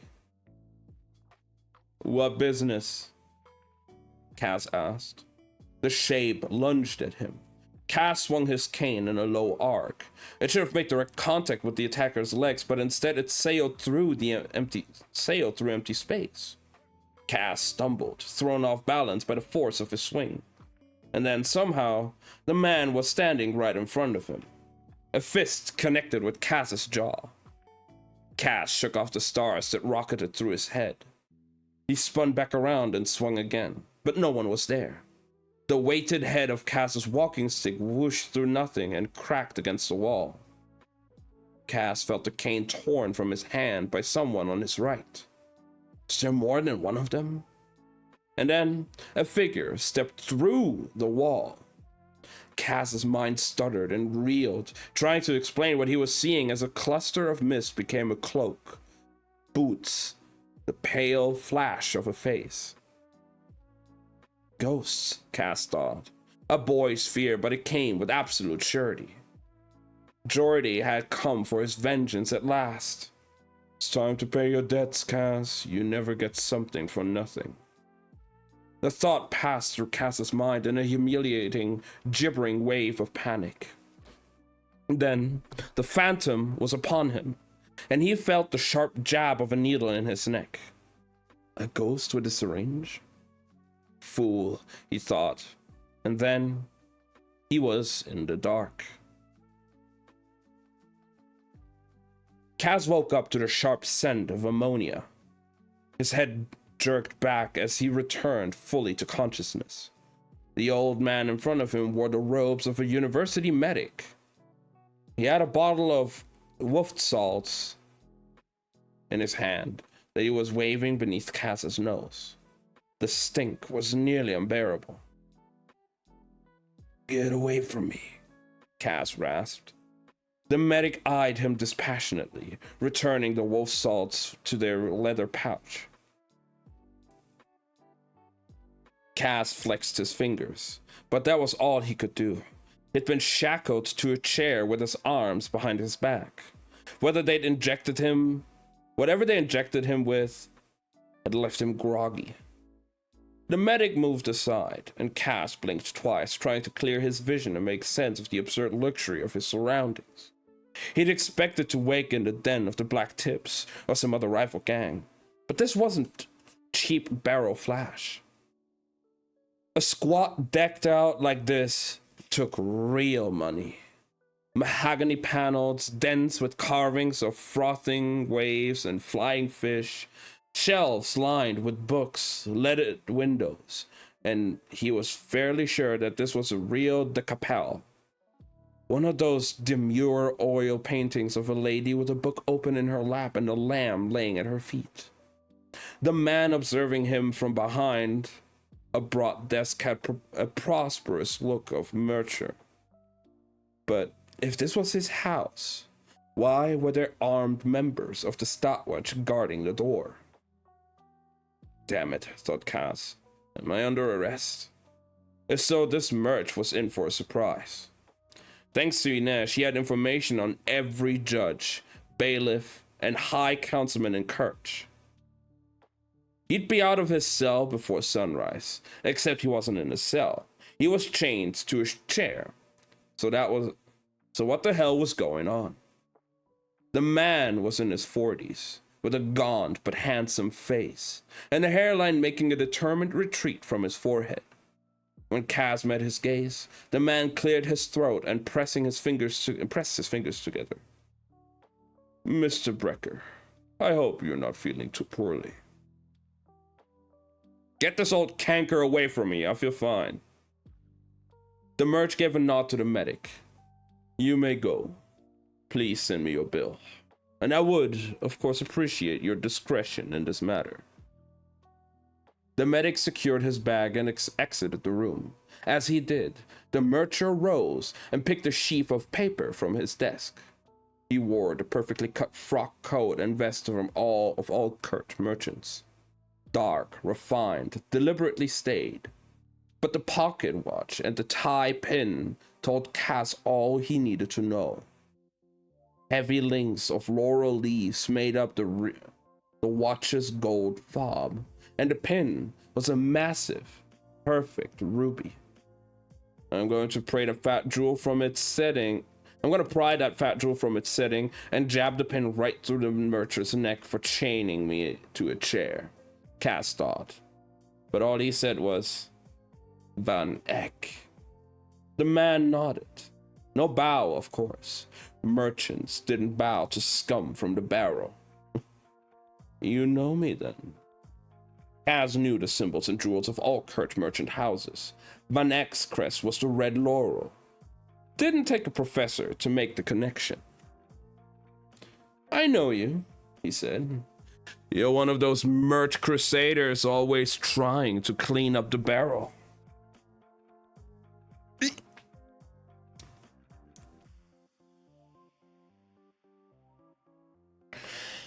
Van Eck gave another small nod. "I try to find men honest work." Kaz laughed. "What's the difference between wagering at the Crow Club and speculating on the floor of the exchange? One is theft and the other is commerce. When a man loses his money, he may have trouble telling them apart. The barrel is a den of filth, vice, violence. How many of the ships you send sailing out of the Ketterdam harbor never return? That doesn't... 1 out of 5, Van Eck. 1 out of every 5 vessels you send seeking coffee and Jorda and bolts of silk and sinks to the bottom of the sea, crashes on the rocks, falls prey to pirates. 1 out of every 5 crews dead, their bodies lost to foreign waters. Food for deep sea fishes. Let's not speak of violence. I won't argue ethics with a stripling from the barrel. Cass didn't really expect him to. He was just stalling for time as he tested the tightness of the cuffs around his wrists. He let his fingers feel along the length of chain as far as they were able, still puzzling over where Van Eck had brought him. Though Cass had never met the man himself, he'd had cause to learn the layout of Van Eck's house, inside and out. Wherever they were, it wasn't the Mercer's mansion. Since you didn't bring me here to philosophize, what business? It was the question spoken at the opening of any meeting, a greeting from a peer, not a plea from a prisoner. I have a proposition for you. Rather, the council does. Cass hid his surprise. Does the Merchant Council begin all negotiations with a beating? Consider it a warning and a demonstration. Cass remembered the shape from the alley, the way it had appeared and disappeared like a ghost. Geordie. He gave himself an internal shake. Not Geordie, you podge. Focus. They'd nabbed him because he'd been flushed off a victory and distracted. This was his punishment, and it wasn't a mistake he'd make again. That doesn't explain the Phantom. For now, he pushed the thought aside. What possible use would the Merchant Council have for me? Van Eck thumbed through the papers in his hand. You were first arrested at 10, he said, scanning the page. Everyone remembers his first time. Twice again that year. Twice at 11. You were picked up when the stopwatch roused a gambling hall when you were 14, but you haven't served any time since. It was true. No one had managed to pinch on Cass in 3 years. I cleaned up, Cass said. Found honest work. Live a life of industry and prayer. Don't blaspheme, Van Eck said mildly, but his eyes flashed briefly with anger. A man of faith, Cass noted, as his mind sorted through everything he knew about Van Eck. Prosperous, pious, a widower recently remarried to a bride not older than Cass himself. And, of course, there was the mystery of Van Eck's son. Van Eck continued paging through the file. You run book on prize fights, horses, and your own games of chance. You've been floor boss at the Crow Club for more than 2 years. You're the youngest to ever run a betting shop, and you've doubled its profits in that time. You're a blackmailer. I broker information. A con artist. I create opportunity. A bawd and murderer. I don't run horse, and I kill for a cause. And what cause is that? Same as yours, Merch. Profit. How do you get your information, Mr. Brecker? You might say I'm a lockpick. You must be a very gifted one. I am indeed. Cass leaned back slightly. You see, every man is a safe, a vault of secrets and longings. Now, there are those who take the brute's way, but I prefer a gentler approach. The right pressure applied at the right moment in the right place. It's a delicate thing. Do we always speak in metaphors, Mr. Brecker? Cass smiled. It's not a metaphor. He was out of his chair before his chains hit the ground. He leapt the desk, snatching a letter opener from its surface in one hand and catching hold of the front of Van Eck's shirt with the other. The fine fabric bunched as he pressed the blade to Van Eck's throat. Cass was dizzy, and his limbs felt creaky from being trapped in the chair, but everything seemed sunnier with a weapon in his hand. Van Eck's guards were facing him, all with guns and swords drawn. He could feel the merchant's heart pounding beneath the wool of his suit. "I don't think I need to waste my breath on threats," Cass said. "Tell me how to get to the door, or I'm taking you through the window with me." I think I could change your mind. Cass gave him a little jostle. "I don't care who you are or how big that ruby is. You don't take me from my own streets, and you don't try to make a deal with me while I'm in chains." "Mika!" Van Eck called, and then it happened again. A boy walked through the library wall. He was pale as a corpse and wore an embroidered blue Grisha tidemaker's coat with a red and gold ribbon at the lapel indicating his association with the Van Eck's house. Not even Grisha could just stroll through a wall. Drugged, Cass thought, trying not to panic. "I've been drugged." Or some kind of illusion, the kind they performed in the theaters off East Stave. A girl cut in half, doves from a teapot. "What the hell is this?" he grumbled. "Let me go and I'll explain." "You can explain right where you are." Van Eck huffed a short, sharky breath. "What you're seeing are the effects of Yurda Parem." Yurda is just a stimulant. The little dried blossoms were grown in Novyi Zem and sold in shops all over Karadom. In his early days in the dregs, Cass had chewed them to stay alert during stakeouts. It had stained his teeth orange for days after. "It's harmless," he said. "Yurda Parem is something completely different, and it's most definitely not harmless." "So you did drug me?" "Not you, Mr. Catbreaker. Mika." Cass took in the sickly pallor of the Grisha's face. He had dark hollows beneath his eyes and the fragile, trembling build of someone who had missed several meals and didn't seem to care. "Yurda Parem is a cousin of the ordinary Yurda," Van Eck continued. "It comes from the same plant. We're not sure of the process by which the drug is made, but a sample of it was sent to the Kurt Merchant Council by a scientist named Bo Yul Bayur." "Shu?" "Yes.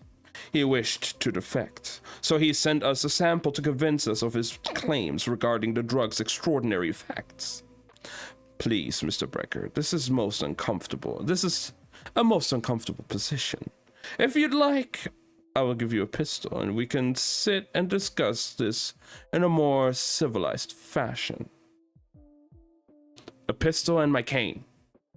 Van Eck gestured to one of his guards, who exited the room and returned a moment later with Cass's walking stick.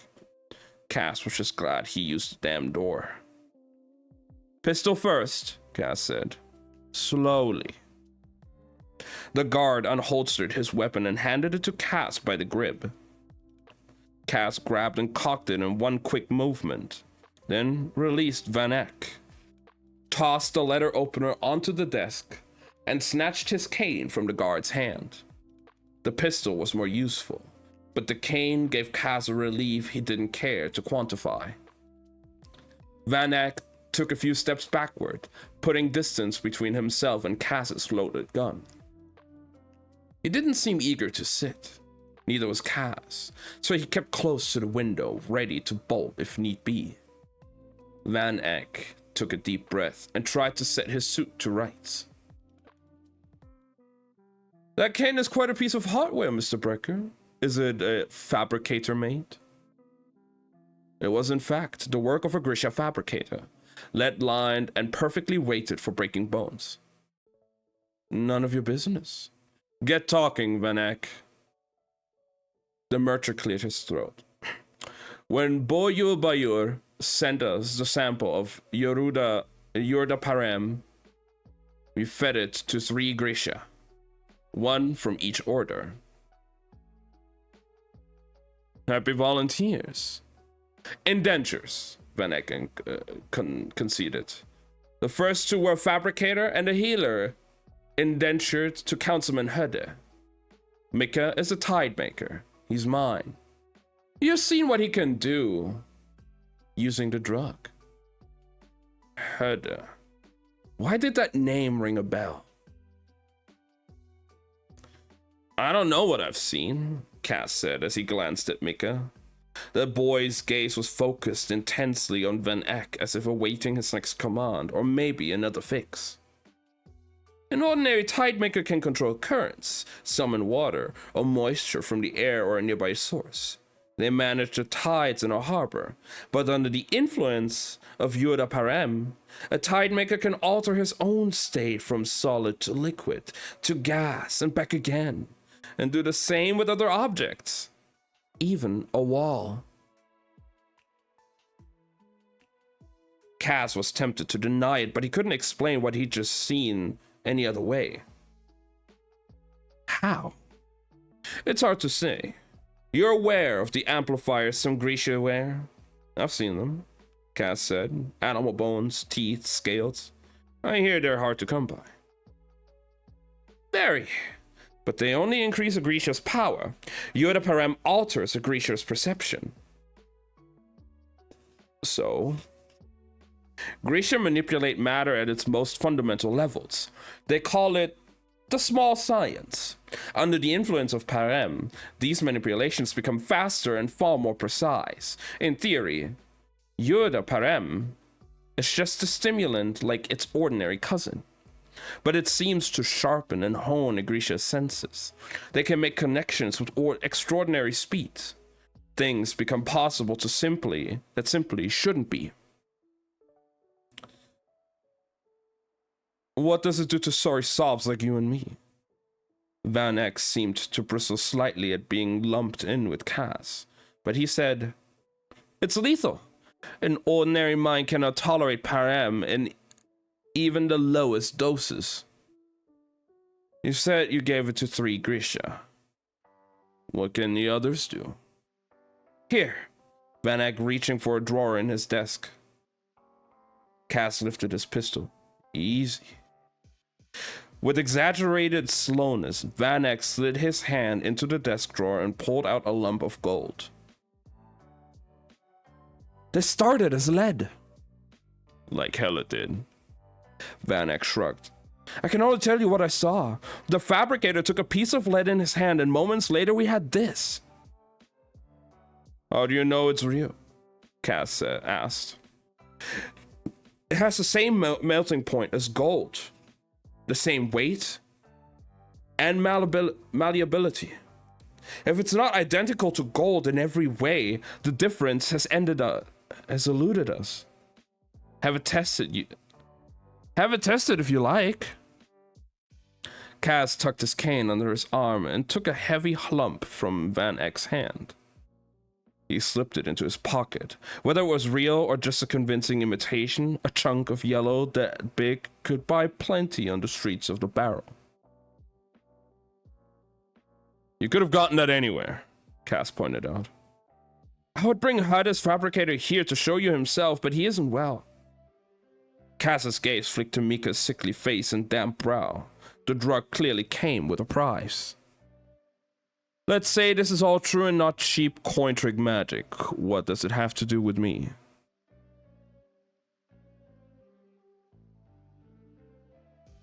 Perhaps you heard of the Shu paying off the entirety of the debt to Kurt with a sudden influx of gold?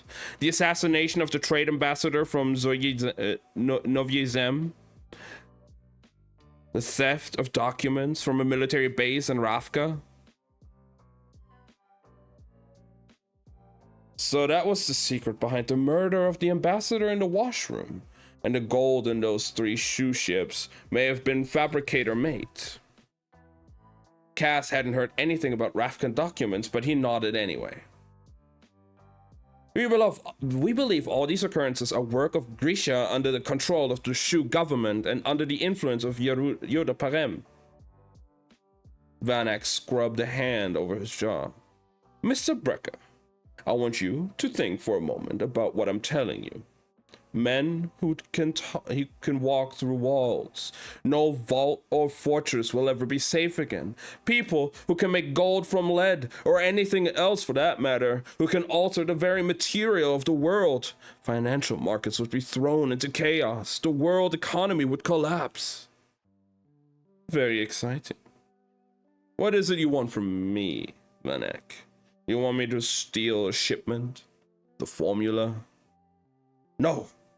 I want you to steal the man. Kidnap Boyur Bayur? Save him.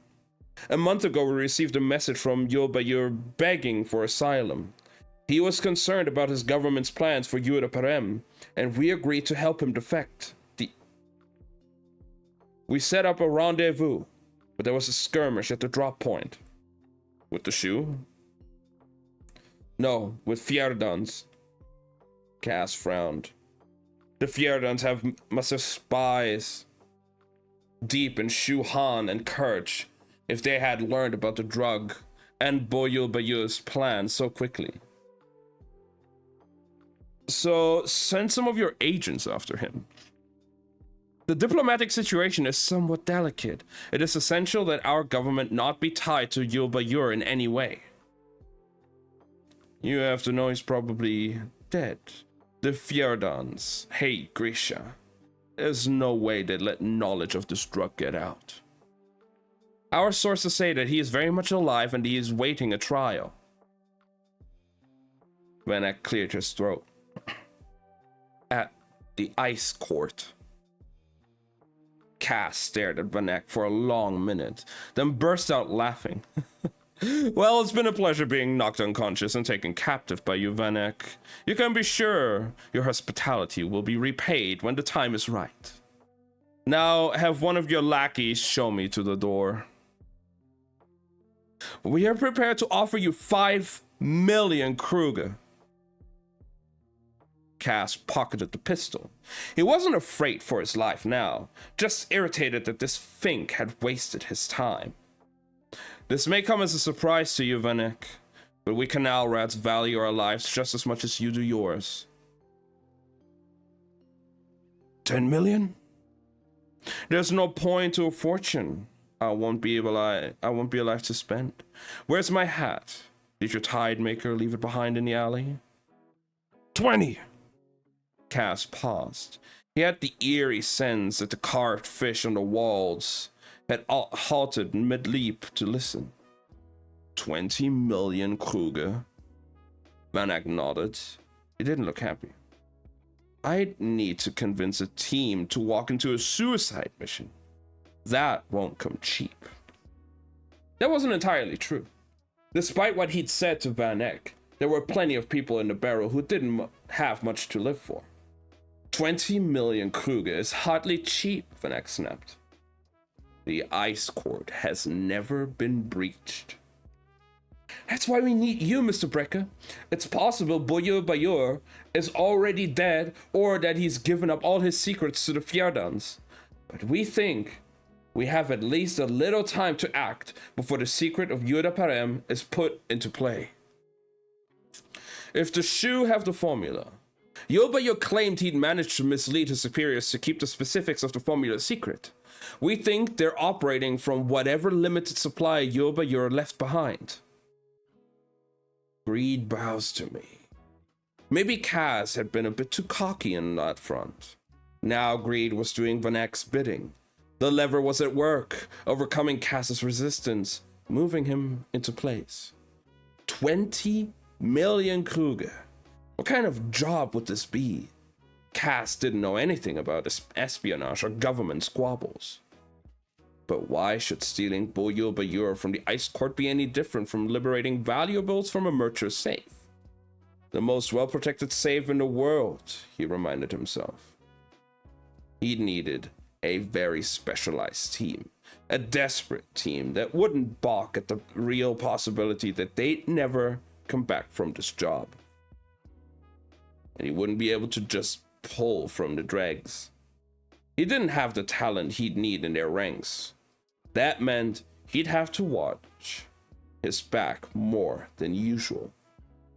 But if they managed it, even after Per Haskell got his cut, Kaz's share of the scrub would be enough to change everything. To finally put into motion the dream he'd had since he'd first crawled out of a cold harbor, with revenge burning a hole in his heart. His debt to Geordie would be paid at last. There would be other benefits too. The Church Council would owe him, to say nothing of what it is his particular heist would do for his reputation. To infiltrate the impenetrable ice court and snatch a prize from the bastion of Fjerdan nobility and military might. With a job like this under his belt and that kind of scrub at his fingertips, he wouldn't need Per Haskell anymore. He could start his own operation. But something was off. Why me? Why the dregs? There are more experienced crews out there. Mika started to cough, and Kaz saw blood on his sleeve. Sit, Van Eck instructed gently, helping Mika into a chair and offering to Grisha his handkerchief. He signaled to a guard. Some water. Well, propped Kaz. How old are you, Mr. Brecker? 17. You haven't been arrested since you were 14, and since I know you're not an honest man any more than you were an honest boy, I can only assume you have the quality I most need in a criminal. You don't get caught. Van Eck smiled slightly then. There's also the matter of the Kappe. I'm sure I don't know what you mean. 6 months ago, the Kappe oil worth nearly 100,000 Kruger disappeared from my home. Quite a loss. It was, especially since I had been assured that my gallery was impenetrable and that the locks on its doors were foolproof. I do seem to remember reading about that. Yes, admitted Van Eck with a small sigh. Pride is a perilous thing. I was eager to show off my acquisition and the lengths I'd gone in order to protect it. And yet, despite all my safeguards, despite dogs and alarms and the most loyal staff in all of Catterdom, my painting is gone. My condolences. It is yet to surface anywhere on the world market. Maybe your thief already had a buyer lined up. A possibility, of course, but I'm inclined to believe that the thief took it for a different reason. What would that be? Just to prove that he could. Seems like a stupid risk to me. Well, who can guess the motives of thieves? Not me, certainly. From what I know of the Ice Court, whoever stole my decapo is exactly who I need for this job. Then you'd better off hiring him. Or her. Indeed, but I'll have to settle for you. Van Eck held Kaz's gaze as if he hoped to find a confession written between his eyes. At last, Van Eck asked, "We have a deal then?" Not so fast. What about the healer? Van Eck looked baffled. Who? You said that you gave the drug to a Grisha from every order. Mika's a tide maker. He's your ethereal Nick. The fabricator who mocked up that gold was a material Nick. So what happened to the corporal Nick? The healer? Van Eck winced slightly, but simply said, "Will you accompany me, Mr. Brecker?" Warily, keeping one eye on Mika and the guards, Kaz followed Van Eck out of the library and down the hall. The house dripped Murcher wealth. Walls paneled in dark wood, floors tiled in clean black and white, all in good taste, all perfectly restrained and impeccably crafted. but it had the feel of a graveyard. The rooms were deserted, the curtains drawn, the furniture covered in white sheets so that each shadowy chamber they passed looked like some kind of forgotten seascape cluttered with icebergs. Herde. Now the name clicked into place. There had been some kind of incident at Herde's mention on the Goudstraat last week.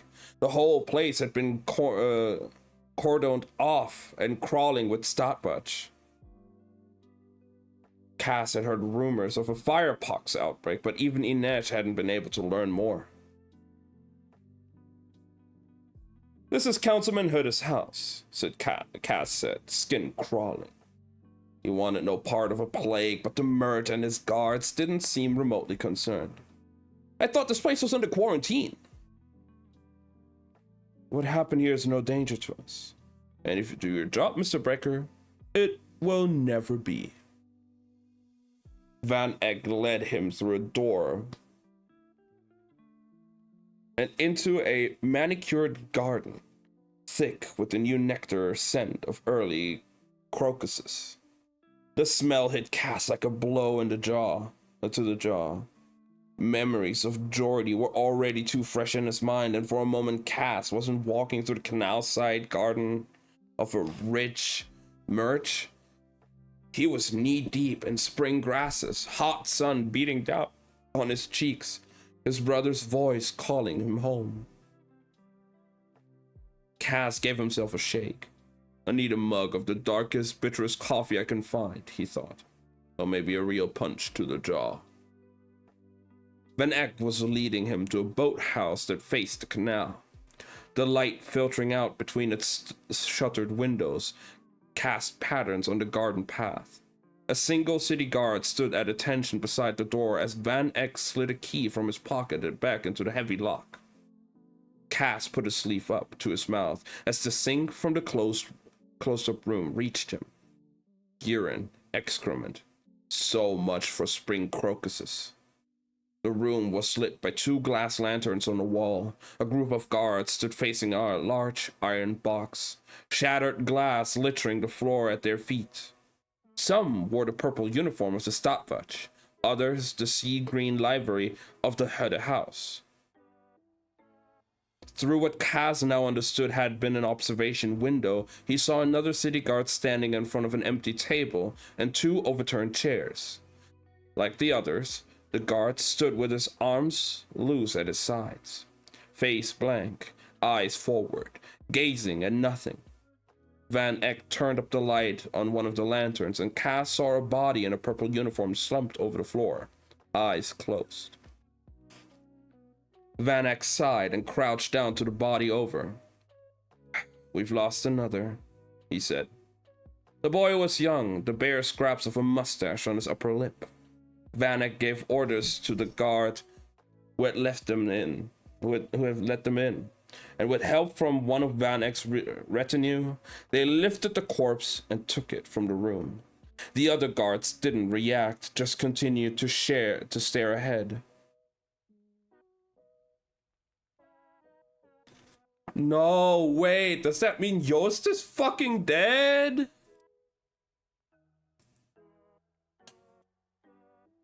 Oh my fucking god! Joost from the first chapter?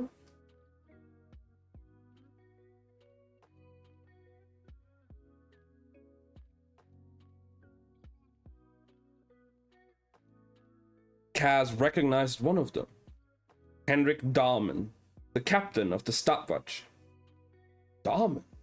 He queried, but the man made no response. Cass waved a hand in front of the captain's face, then gave him a hard flick on the ear. Nothing but a slow, disinterested blink. Cass raised his pistol and aimed it directly at the captain's forehead. He cocked the hammer. The captain didn't flinch, didn't react. His pupils didn't contract. He's as good as dead, said Van Eck. Shoot, blow his brains out. He won't protest and the others won't react. Cass lowered his weapon, a chill settling deep into his bones. What is this? What happened to them? The Grisha was a corporal link serving her indenture with Councilman Hudda's household. He thought because she was a healer and not a heartrender, he was making the safe choice to test the Parem. Seemed smart enough. Cass had seen heartrenders at work. They could rupture your cells, burst your heart in your chest, steal the breath from your lungs, or lower your pulse so that you dropped into a coma, all while never laying a finger on you. If even part of what Van Eyck said was true, the idea of one of them closed a dose with Yoda Parem was a daunting proposition. So the Murchers had tried to drug on a healer instead. But apparently things hadn't gone according to plan. You gave her the drug and she killed her master? Not exactly, Van Eyck said, clearing his throat. They had her in that observation cell. Within seconds of consuming the Parem, she took control of the guard inside the chamber. How? We don't know exactly, but whatever the method she used, it allowed her to subdue these guards as well. That's not possible, isn't it? The brain is just one more organ. A cluster of cells and impulses. Why shouldn't a Grisha under the influence of Yoda Parem be able to manipulate those impulses? Kaz's disbelief must have shown. Look at these people, Van Eyck insisted. She told them to wait, and that's exactly what they've done. That's all they've done since. Kaz studied the silent group more closely. Their eyes weren't blank or dead. Their bodies weren't quiet at rest. They were expectant. He suppressed a shiver. He'd seen peculiar things, extraordinary things, but nothing like what he'd witnessed tonight. What happened to Hedda? She commanded him to open the door, and when he did, she ordered him to cut the thumb from his hand. We only know how it all happened, because a kitchen boy was present. The Grisha girl left him untouched, but he claims Hedda carved away his own thumb, smiling all the while. Kaz didn't like the idea of some Grisha moving things around in his head, but he wouldn't be surprised if Hedda deserved whatever he'd gotten. During Ravka's civil war, a lot of Grisha had fled the fighting and paid their way to courage by becoming indentures without realizing that they'd essentially sold themselves into slavery. The Murch is dead? Councilman Hedda lost a great deal of blood. He's in the same state as these men. He's been removed to the country with his family and the staff from his house. Did the Grisha healer go back to Ravka? Kaz asked. Van Eyck gestured Kaz out of the eerie boathouse and locked the door behind them. She may have attempted it, he said, as they retraced their steps through the garden and along the side of the house. We know she secured a small craft, and we suspected she was headed to Ravka, but we found her body washed up 2 days ago near Third Harbor. We think she drowned trying to go back into the city. Why would she come back here? For more Yoda Parem. Kaz thought of Mika's glittering eyes and waxy skin. It's that addictive? It seems to only take one dose. Once the drug has run its course, it leaves the Grisha's body weakened and the craving is intense. It's quite debilitating. Quite debilitating seemed like a bit of an understatement. The Council of Tides controlled entry to the Ketterdam harbors. If the drugged healer had tried to return at night in a small boat, she wouldn't have had much of a chance against the current. Kaz thought of Mika's gaunt face, his way his clothes hung from his body. The drug had done that to him. He'd been high on Yoda Parem and already greedy for the next dose. He'd also looked ready to keel over. How long could a Grisha go on that way? It was an interesting question, but not relevant to the matter at hand. They'd arrived at the front gate. It was time to settle up. 30 million Kruger, Kaz said. We said 20, sputtered Van Eyck. You, said 20. It's clear you're desperate. Cass glanced back in the direction of the boathouse, where a room full of men simply waited to die. And now I see why. The council will have my head. They'll sing your praises once you have Boyul Bayur safely hidden away wherever you intended to keep him. Novyezem. Cass shrugged. You can put in a coffee pot for all I care. Van Eck's gaze locked on his. You've seen what this drug can do. I assure you that it's just the beginning. If Yudapharem is unleashed on the world, war is inevitable. Our trade lines will be destroyed and our markets will collapse. Kurt will not survive. Our hopes rest with you, Mr. Brecker.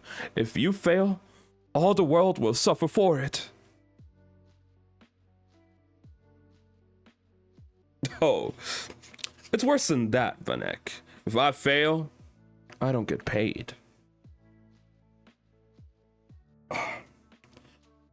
The look of disgust on the merchant's face was something that deserved its own Decapel oil to commemorate it.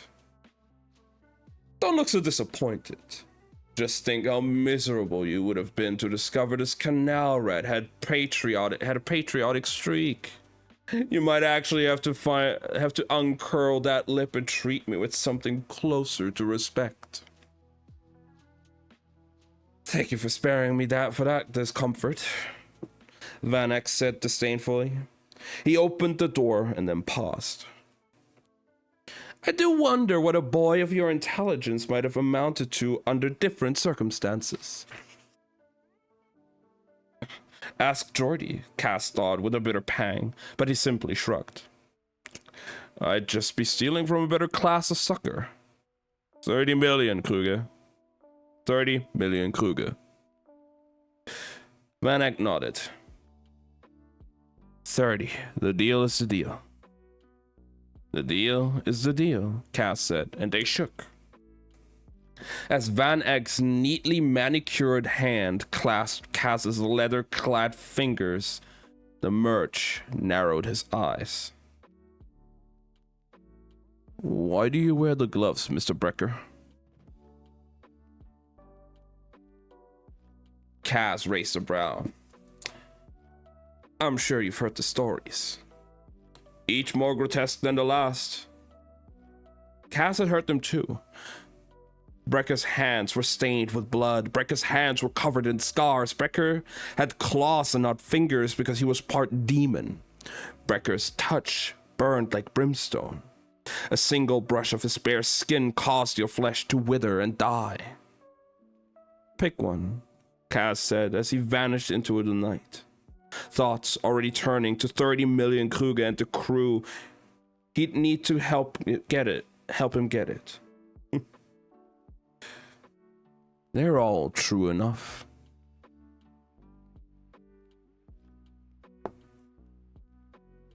Damn.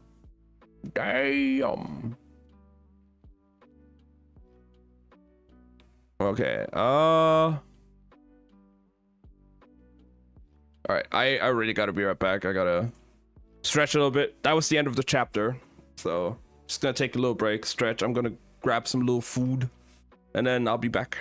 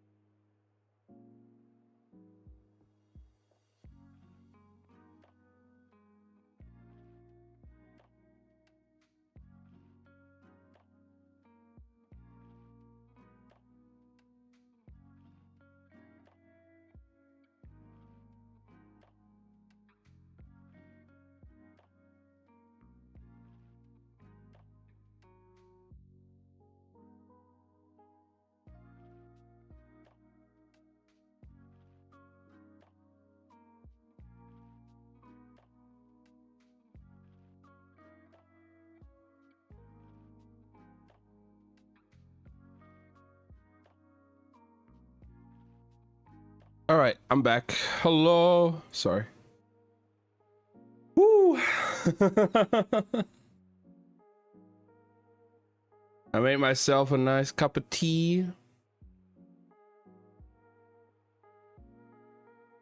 Because, you know, with a lot of honey in there as well. Well, not a lot, but a bit of honey in there. For my throat.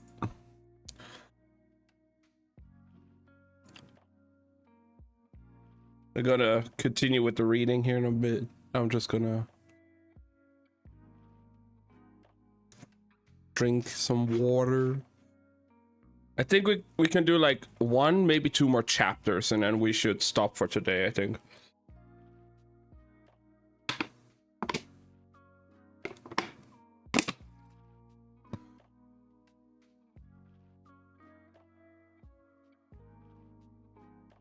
Okay.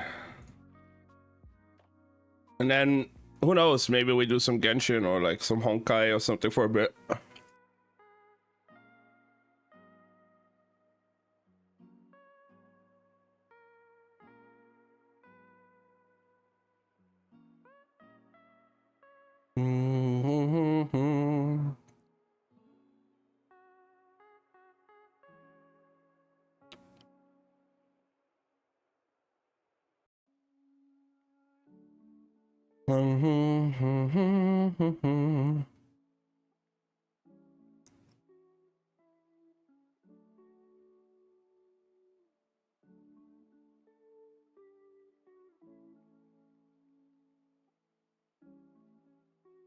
Oh god. I added like I just had like a little bit of a snack with some spicy sauce on there, and damn. It do be spicy. But I can handle it. I ain't no pussy. I know where that came from. Holy shit.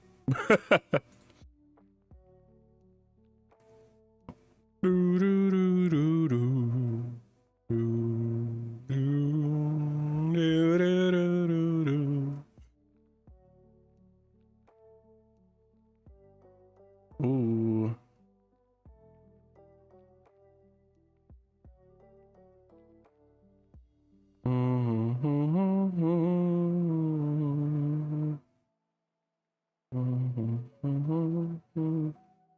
Okay.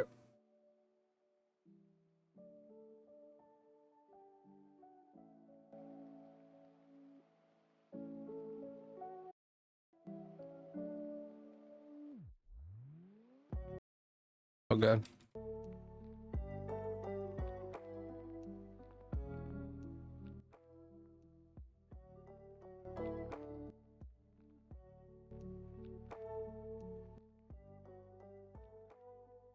Okay.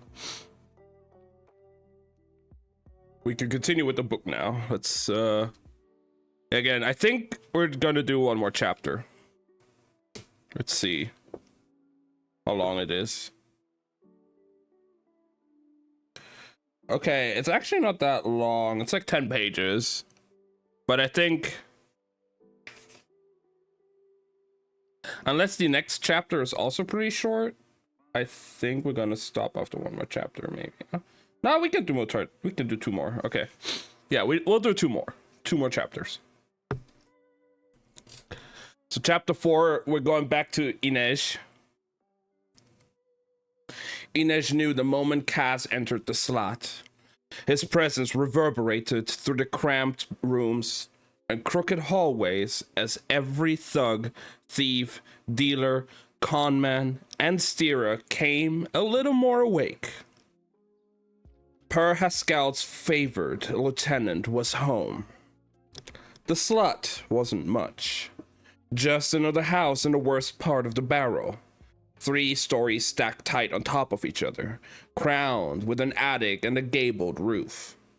Most of the buildings in this part of the city had been built without foundations, many on swampy land where the canals were haphazardly dug. They leaned against each other, like tipsy friends gathered at a bar, tilting at drowsy angles. Inej had visited plenty of them on errands for the dregs, and they weren't much better on the inside. Cold and damp, plaster sliding from the walls, gaps in the windows wide enough to let the rain in and snow. But Cass had spent his own money to have the slats draft shorn up and its walls insulated. It was ugly, crooked, and crowded, but the slat was gloriously dry. Inej's room was on the 3rd floor, a skinny slice of space barely big enough for a cot and a trunk, but with a window that looked out over the peaked roofs and jumbled chimneys of the barrel. When the wind came through and cleared away the haze of coal smoke that hung over the city, she couldn't even make out a blue pocket of harbor. Though dawn was just a few hours away, the slat was wide awake. The only time the house was ever really quiet was in the slow hours of the afternoon. And tonight, everyone was buzzing with the news of the showdown at the exchange, Big Bolliger's fate, and now, poor Rajake's dismissal. Inej had gone straight from her conversation with Cass to seek out the cart dealer at the Crow Club. He'd been at the tables dealing 3-man bramble for Jesper and a couple of Rafkan tourists. When he'd finished the hand, Inej had suggested they speak in one of the private gaming parlors to spare him the embarrassment of being fired in front of his friends. But Rajake wasn't having it. "It's not fair," he'd bellowed when she told him of Cass's orders. "I ain't no cheat." "Take it up with Cass," Inej had replied quietly. "And keep your voice down," Jesper added, glancing at the tourists and sailors seated at the neighboring tables. Fights were common in the barrel, but not on the floor of the Crow Club. If you had a gripe, you settled it outside, where you didn't risk interrupting the hallowed practice of separating pigeons from their money. "Where's Brecker?" growled Rajake. "I don't know." "You always know everything about everything," Rajake sneered, leaning in, the stink of lager and onions on his breath. "Isn't that what Dirty Hands pays you for?" "I don't know where he is and when he's getting back, but I do know you won't get to be there when he does." "Give me my check. I'm owed for my last shift." "Brecker doesn't owe you anything." "Can't even face me. Sends a little girl to give me the boot. Maybe I'll just shake a few coins out of you." He'd reached out to grab her by the collar of her shirt, but she dodged him easily. He dodged her easily. He fumbled for her again. Out of the corner of her eye, Inej saw Jesper rising from his seat, but she waved him off and slipped her fingers into the brass knuckles that she kept in her right hip pocket. She gave Rajake a swift crack across the left cheek. His hand flew up to his face. "Hey," he said. "I didn't hurt you none. It was just words." People were watching now, so she hit him again. Regardless of the Crow Club's rules, this took precedence.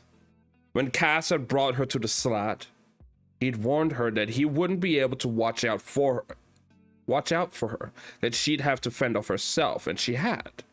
It would only have been easy enough to turn away when they called her names or sidled up to ask for a cuddle. But do that, and soon it was a hand up your blouse or a try at you against a wall. So she'd let no insult or innuendo slide. She'd always struck first, and struck hard. Sometimes she even cut them up a bit. It was fatiguing, but nothing was sacred to the Kirch except trade. So she'd gone out of her way to make the risk much higher than the reward when it came to disrespecting her. Rojake touched his fingers to the ugly bruise forming on his cheek, looking surprised and a bit betrayed. I thought we was friendly, he protested. The sad part was that they were. Inej liked Rojake, but right now he was just a frightened man looking to feel bigger than someone. Rojake, she said. I've seen you work a deck of cards. You can get a job in almost any den. Go home and be grateful Cass doesn't take what you owe him for your hand out of your hide. He'd gone. A bit wobbly on his feet, still clutching his cheek like a stunned toddler, and Jasper had sauntered her over.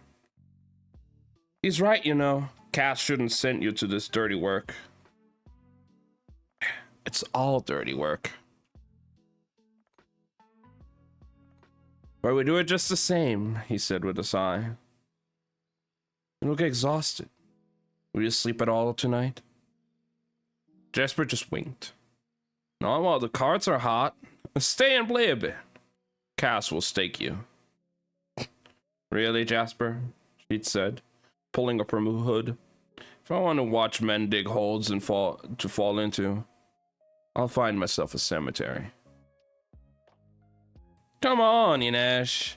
He called after her as she passed through the big double doors onto the street. Your good luck. Saints, she thought. If he believes that, he really must be desperate. She'd left her luck behind in a Suli camp on the shores of West Rafka. She doubted she'd see either again. Now, Inej left her tiny chamber in the slat and headed downstairs by way of the banisters. There was no reason to cloak her movements here, but silence was a habit, and the stairs tended to squeak like mating mice. When she reached the second floor landing and saw the crowd milling below, she hung back. Cass had gone longer than anyone had expected, and as soon as he'd entered the shadowy foyer, he'd been waylaid by people looking to congratulate him on his routing of guilds and asking for news of the Black Tips. Rumor has it Guilds is already putting together a mob to move on us, said Annika. Let him, rumbled Dirix. I've got an axe handle with his name on it. Guilds won't act for a while, said Cass, as he moved down the hall. He doesn't have the numbers to face us in the streets, and his coffers are too empty to hire on more hands. Shouldn't you be on your way to the Crow Club? The raised eyebrow was enough to send Anika scurrying away. Dirix on her heels. Others came to offer congratulations or make threats against the Black Tips. No one went so far as to pat Kaz on the back, though that was a good way to lose a hand. Inej knew Kaz would stop to speak it to Père Haskell, so instead of descending the final flight of stairs, she moved down the hallway. There was a closet here, full of odds and ends, old chairs with broken backs, paint-spattered canvas sheeting. Inej moved aside a bucket full of cleaning supplies that she'd placed there precisely because she knew no one in the slat would ever touch it. The grate beneath it offered a perfect view of Père Haskell's office. She felt slightly guilty for eavesdropping on Cass, but he was the one who had turned her into a spy. You couldn't train a falcon, then expect it not to hunt. Through the grate, she heard Cass's knock on Père Haskell's door, and the sound of his greeting. Back and still breathing? The old man inquired. She could just see him seated in his favorite chair, fiddling with a model ship he'd been building for the better part of a year. A pint of lager within arm's reach, as always. We won't have problem with Fifth Harbor again. Haskell grunted and returned to his model ship. Close the door. Ines heard it shut, muffling the sounds from the hallway. She could see the top of Kaz's head. His dark hair was damp. It must have started raining. You should have gotten permission from me to deal with Bolliger, said Haskell. If I had talked to you first, word might have gotten out. You'd think I'd let that happen? Kaz's shoulders lifted. This place is like anything in Catterdom. It leaks. Inesh could have sworn he looked directly at the vent when he said it. I don't like it, boy. Big Bolliger was my soldier, not yours. Of course, said Kaz. But they both knew it was a lie. Haskell's dregs were old guard, conmen, and crooks from another time. Bolliger had been one of Kaz's crew. New blood. Young and unafraid. Maybe too unafraid. You're smart, Breaker. But you need to learn patience. Yes, sir. The old man barked a laugh. Yes, sir. No, sir, he mocked. I know you're up to something when you start getting polite. Just what have you got brewing? A job, said Kaz. I may need to be gone for a spell. Big money? Very. Big risk? That too. But you'll get your 20%. You don't make any major moves without my say-so, understood? Kaz must have nodded because Per Haskell leaned back in his chair and took a sip of lager. Are we to be very rich? Rich as saints and crowns of gold. The old man snorted. Long as I don't have to live like one. I'll talk to Pym, Kaz said. He can pick up the slack while I'm gone. Nash frowned. Just where was Kaz going? He hadn't mentioned any big job to her. And why Pym? The thought shamed her a bit. She could almost hear her father's voice, so eager to be queen of the thieves in Ash. It was one thing to do her job and do it well. It was quite another to want to succeed at it. She didn't want a permanent place with the dregs. She wanted to pay off her debts and be free of Catterdom forever. So why should she care if Kaz chose Pym to run the gang in his absence? Because I'm smarter than Pym? Because Kaz trusts me more? But maybe he didn't trust the crew to follow a girl like her, only 2 years out of the brothels, not even 17 years old. She wore her sleeves long and the sheath of her knife mostly hid the scar on the inside of her left forearm, where the menagerie tattoo had once been. But they all knew it was there. Kaz exited Haskell's room, and Inesh left her perch to wait for him as he limped his way up the stairs. Ojake? He asked as he passed her and started up the second flight. Gone, she said, falling in behind him. Put up much of a fight? Nothing I couldn't handle. Not what I asked. He was angry. He may come back around looking for trouble. Never a shortage of that to hand out, Kaz said as they reached the top floor. The attic rooms had been converted into his office and bedroom. She knew all those flights of stairs were brutal on his bad leg, but he seemed to like having the whole floor to himself. He entered the office and without looking back at her said, "Shut the door." The room was mostly taken up by a makeshift desk, an old warehouse door atop stacked fruit crates, piled high with papers. Some of the floor bosses had started using adding machines, clanking things crowded with stiff brass buttons and spools of paper. But Kaz did the Crow Club tallies in his head. He kept books, but only for the sake of the old man, and so that he had something to point to when he called someone out for cheating or when he was looking for new investors. That was one of the big changes Kaz had brought to the gang. He'd given ordinary shopkeepers and legitimate businessmen the chance to buy shares in a Crow Club. At first, they'd been skeptical. Sure, some kind of swindle. but he'd brought them in with tiny stakes and managed to gather enough capital to purchase the dilapidated old building and spruce it up and get it running. It had paid back big for those early investors. Or so the story went. Inej could never be sure which stories about Kaz were true and which were rumors he'd planted to serve his own ends. For all she knew, he'd conned some poor honest trader out of his life savings to make the Crow Club thrive. "I've got a job for you," Kaz said as he flipped through the previous day's fatigues.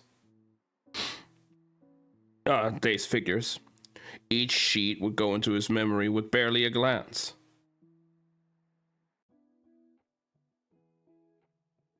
"What would you say to 4 million Kruger?" Money like that is more curse than gift. "My little Suli idealist, all you need is a full belly and an open road," he said, mockery clear in his voice. "And an easy heart, Kaz." That was the difficult part. Now he laughed outright as he walked through the door to his tiny bedroom. "No hopes of that. I'd rather have the cash. Do you want the money or not?" "You're not in the business of giving gifts. What's the job?" "An impossible job, near certain death. Terrible odds, but we should scrape it." "But should we scrape it?" He paused, fingers at the bottom of his waistcoat, his look distant, almost dreamy. It was rare that she heard such excitement in his voice. "Should we scrape it?" she prompted. He grinned at her, his smile sudden and jarring as a thunderclap, his eyes the near black of bitter coffee. "We'll be kings and queens, Inej. Kings and queens." She said non-committally, pretending to examine one of her knives, determined to ignore that grin. Kaz was not a giddy boy smiling and making future plans with her. He was a dangerous player who was always working an angle. Always, she reminded herself firmly. Inej kept her eyes averted, shuffling a stack of papers into a pile on the desk as Kaz stripped out of his vest and shirt. She wasn't sure if she was flattered or insulted that he didn't seem to give a second thought to her presence. "How long will we be gone?" she asked, darting a glance at him through the open doorway. He was corded in muscle, scars, but only 2 tattoos. The Dreg's crow and cup on his forearm, and above it, the black R on his bicep. She'd never asked him what it meant. It was his hands that drew her attention as he shucked off his leather gloves and dipped the cloth in the wash basin. He only ever removed them in these chambers, and as far as she knew, only in front of her. Whatever affliction he might be hiding, she could see no sign of it, only slender lockpick's fingers and a shiny rope of scar tissue from some long ago street fight. "A few weeks, maybe a month," he said as he ran the wet cloth under his arms and the hard planes of his chest, water trickling down his torso. For saint's sake, Inej thought as her cheeks heated. She'd lost most of her modesty during her time with the menagerie, but really, there were limits. What would Kaz say if she suddenly stripped down and started washing herself in front of him? "He'd probably tell me not to drip on the desk," she thought with a scowl. "A month?" she said. "Are you sure you should be leaving with the black tips so riled up?" "This is the right gamble. Speaking of which, round up Jesper and Muzzin. I want them here by dawn, and I'll need Waylon waiting at the Crow Club tomorrow night."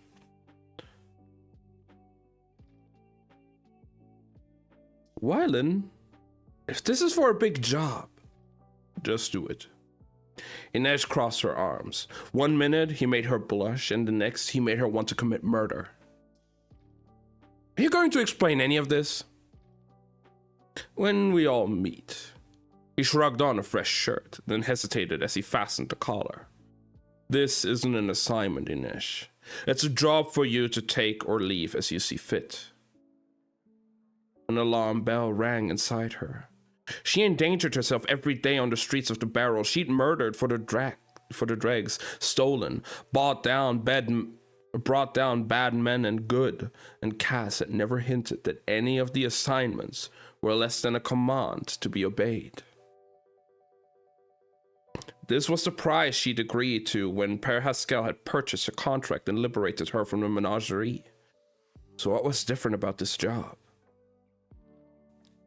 Cass finished with his buttons, pulled on a charcoal waistcoat, and tossed her something. It flashed in the air, and she caught it with one hand. When she opened her fist, she saw a massive ruby tie pin circled by golden laurel leaves. Fence it, Cass said. Whose is it? Ours now. Whose was it? Cass stayed quiet. He picked up his coat, using a brush to clean the dried mud from it. Someone who should have thought better before he had me jumped. Jumped? You heard me. Someone got the drop on you? He looked at her and nodded once. Unease snaked through her and twisted into an anxious, rustling coil. No one got the better of Cass. He was the toughest, scariest thing walking the alleys of the Barrow. She relied on it. So did he. It won't happen again, he promised. Cass pulled on a clean pair of gloves, snapped up his walking stick, and headed out the door. I'll be back in a few hours. Moved to the Capelle we lifted from Van Eck's house to the vault. I think it's rolled up under my bed. Oh. And put in an order for a new hat. Please. Cass heaved a sigh as he braced himself for 3 painful flights of stairs.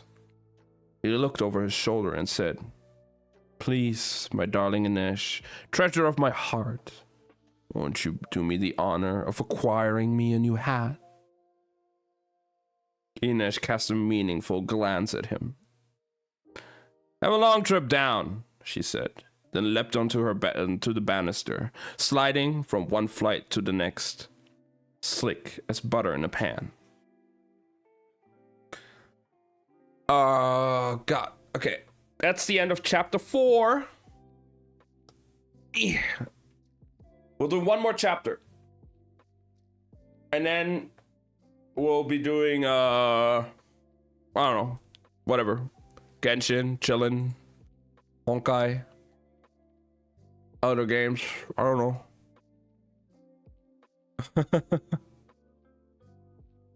Oh, fuck. But yeah, I really liking this book so far. I really enjoy it. It's really good.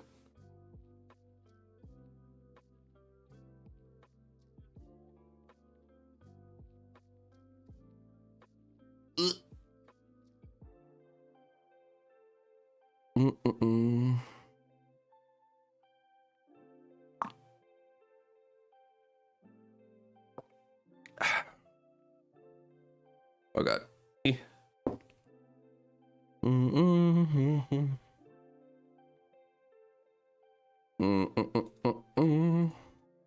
Yeah, it's very interesting. I like the setup we have so far. It's a really cool setup. That's for sure.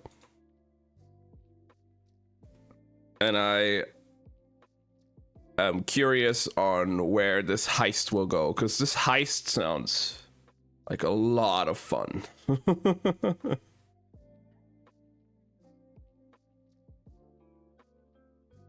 So we'll see where that one goes. I am really excited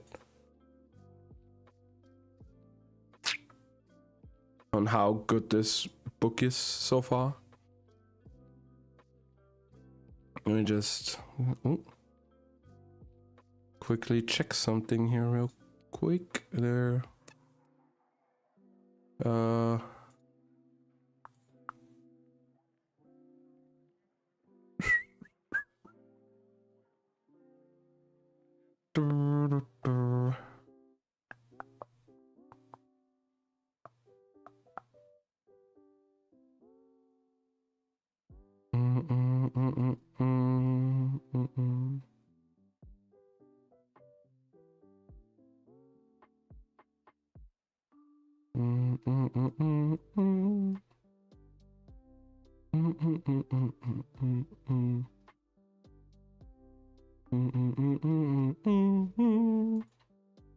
Okay. Yeah, like, oh god, we've already been gone for like 5 hours? Damn. God damn.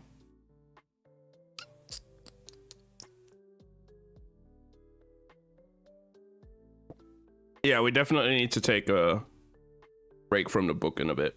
Like, one more chapter and then we go and do, oh no. I think we could play like some Genshin. I have some resin, I have some things to do.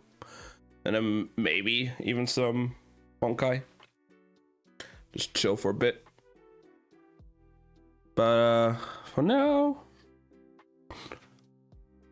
let's do the final chapter for today.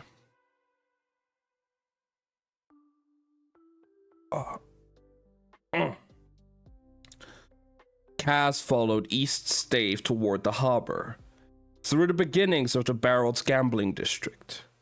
The infamous tangle of narrow streets and minor waterways known as the Barrel was bracketed by two major canals, East Stave and West Stave, each catering to a particular clientele.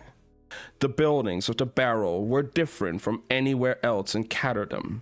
Bigger, wider, painted in every garish color, clamoring for attention from passers-by. The treasure chest, the golden bend, Weddell's riverboat. The best of the betting halls were located farther north, in a prime real estate of the Lid, the section of the canal closest to the harbors, favorably situated to attract tourists and sailors coming into port. But not the Crow Club, Kaz mused as he looked up at the black and crimson facade. It had taken a lot to lure tourists and risk-hungry merchants this far south for entertainment. Now the hour was coming up on 4 bells, and the crowds were still thick outside the club. Kaz watched the tide of people flowing past the Porticio's black columns. Beneath the watchful eye of the oxidized silver crow that spread its wings above the entrance. Bless the pigeons, he thought. Bless all you kind and generous folk ready to empty your wallets into the dreg's coffers and call it a good time. He could see barkers out front shouting to potential customers, offering free drinks, hot pots of coffee, and the fairest deal in all of Catterdom. He acknowledged them with a nod and pressed farther north. Only one other gambling den on the stave mattered to him. The Emerald Palace. Pekka Rollins' pride and joy.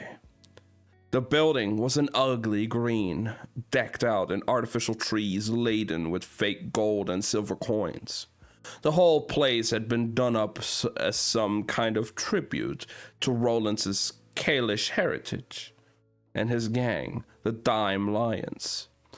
Even the girls working the chip counters and tables wore glittering green sheets of silk and had their hair tinted a dark, unnatural red to mimic the look of girls from the Wandering Isle. As Kaz passed the emerald, he looked up at the false gold coins, letting the anger come at him. He needed it tonight as a reminder of what he'd lost, of what he stood to gain. He needed it to prepare him for this reckless endeavor. Brick by brick, he muttered to himself. They were the only words that kept his rage in check. that prevented him from striding through the Emerald's garish gold and green doors, demanding a private audience with Rollins and slitting his throat. Brick by brick. It was the promise that let him sleep at night, that drove him every day. It kept Geordie's ghost at bay because a quick death was too good for Pekka Rollins. Cass watched the flow of customers in and out of the Emerald's doors and caught a glimpse of his own steerers, men and women he hired to seduce Pekka's customers south with the prospect of better deals, bigger wins, prettier girls. "Where are you coming from, looking so flush?" one said to the other, talking far more loudly than necessary. "Just got back from the Crow Club. Took 100 kuga off the house in just 2 hours." "You don't say." "I do. Just came up the stave, get a better beer and meet a friend. Why don't you join us and we'll all go together?" The Crow Club, who would have thought it? "Come on, I'll buy you a drink. I'll buy everyone a drink." And they walked off together, laughing, leaving all the patrons around them to wonder if maybe they ought to head just a few bridges down the canal and see if the odds weren't kinda there. Cass's servant, Greed, luring them south like Piper with a flute in hand. He made sure to cycle steerers in and out, changing the faces so Pekka's barkers and bouncers never got wise. And customer by customer, he leeched away the Emerald's business. It was one of the infinite tiny ways he's found to make himself strong at Pekka's expense. Intercepting his shipments of Yorda, charging him fees for access to Fifth Harbor, undercutting his rents to keep his properties free of tenants, and slowly tugging at the threads that made up his life. Despite the lies he'd spread and the claims he'd made to guilds tonight, Cass wasn't a bastard. He wasn't even from Ketterdam. He'd been 9 and Geordie 13 when they'd first arrived in the city. A check from the sale of their father's farm sewn safely into the inner pocket of Geordie's old coat. Cass could see himself as he was then, walking the stave with dazzled eyes, hand tugged into Geordie so he wouldn't be swept away by the crowd. He hated the boys they'd been, 2 stupid pigeons waiting to be plucked. But those boys were long gone, and only Pekka Rollins was left to punish. One day Rollins would come to Cass on his knees, begging for help. If Cass managed this job for Van Eck, that day would come much sooner than he could ever have hoped. Brick by brick, I will destroy you. But if Cass had any hope of getting into the ice court, he needed the right crew. And the next hour's business would bring him a step closer to securing 2 very vital pieces of the puzzle. He turned onto a walkway bordering one of the smaller canals. The tourists and merchants liked to keep to well-lit thoroughfares, so the foot traffic here was sparser, and he made better time. Soon, the lights and music of West Stave came into view. The canal choked with men and women of every class and country seeking diversion. Music floated out of parlors where the doors had been flung open, and men and women lounged on couches in a little more than scraps of silk and gaudy baubles. Acrobats dangled from cords over the canal, lithe bodies garbed in nothing but glitter, while street performers played their fiddles, hoping to garner a coin or 2 from passers-by. Hawkers shouted at the sleek private gondolas of rich merchants in the canal and the larger brow boats that brought tourists and sailors inland from the Lid. A lot of tourists never entered the brothels of West Stave. They just came to watch the crowd, which was a sight in itself. Many people chose to visit this part of the Barrel in disguise. in veils or masks or capes with nothing but the glint of their eyes visible. They brought their costumes in one of the specialty shops they bought their costumes in one of the specialty shops off the main canals, and sometimes disappeared from their companions for a day or a week, or however long their funds held out.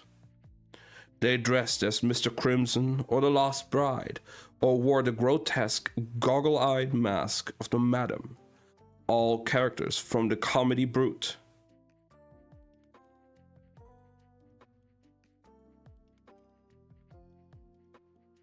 And then there were the Jackals, a group of rowdy men and boys who cavorted through the barrel in the red, lacquered masks of Suli fortune tellers.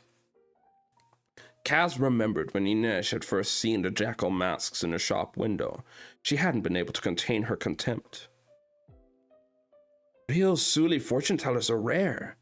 They're holy men and women. These masks are handed around like party favors. These masks that are handed around like party favors are sacred symbols. I've seen Suli tellers ply their trade in caravans and pleasure ships, Inej. They didn't seem so very holy.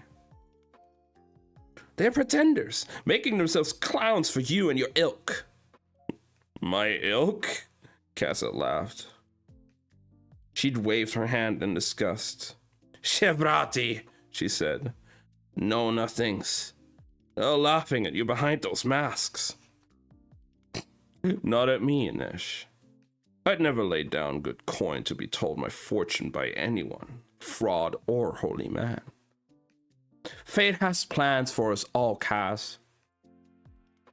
Was it fate that took you from your family and stuck you in a pleasure house in Catterdam, or was it just very bad luck? I'm not sure yet, she said coldly. In moments like that, he thought she might hate him. Kaz wove his way through the crowd, a shadow in a riot of color. Each of the major pleasure houses had a specialty, some more obvious than others. He passed the Blue Iris, the Bandy Cat, bearded men glowering from the windows of the Forge, the Obscura, the Willow Switch, the dewy-eyed blondes at the House of Snow, and of course, the Menagerie, also known as the House of Exotics, where Inej had been forced to don fake Suli silks.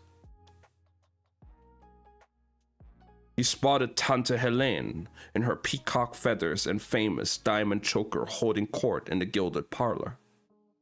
She ran the menagerie, procured the girls, made sure they behaved.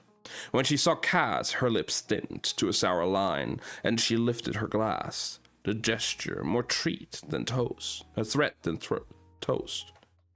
He ignored her and pressed on.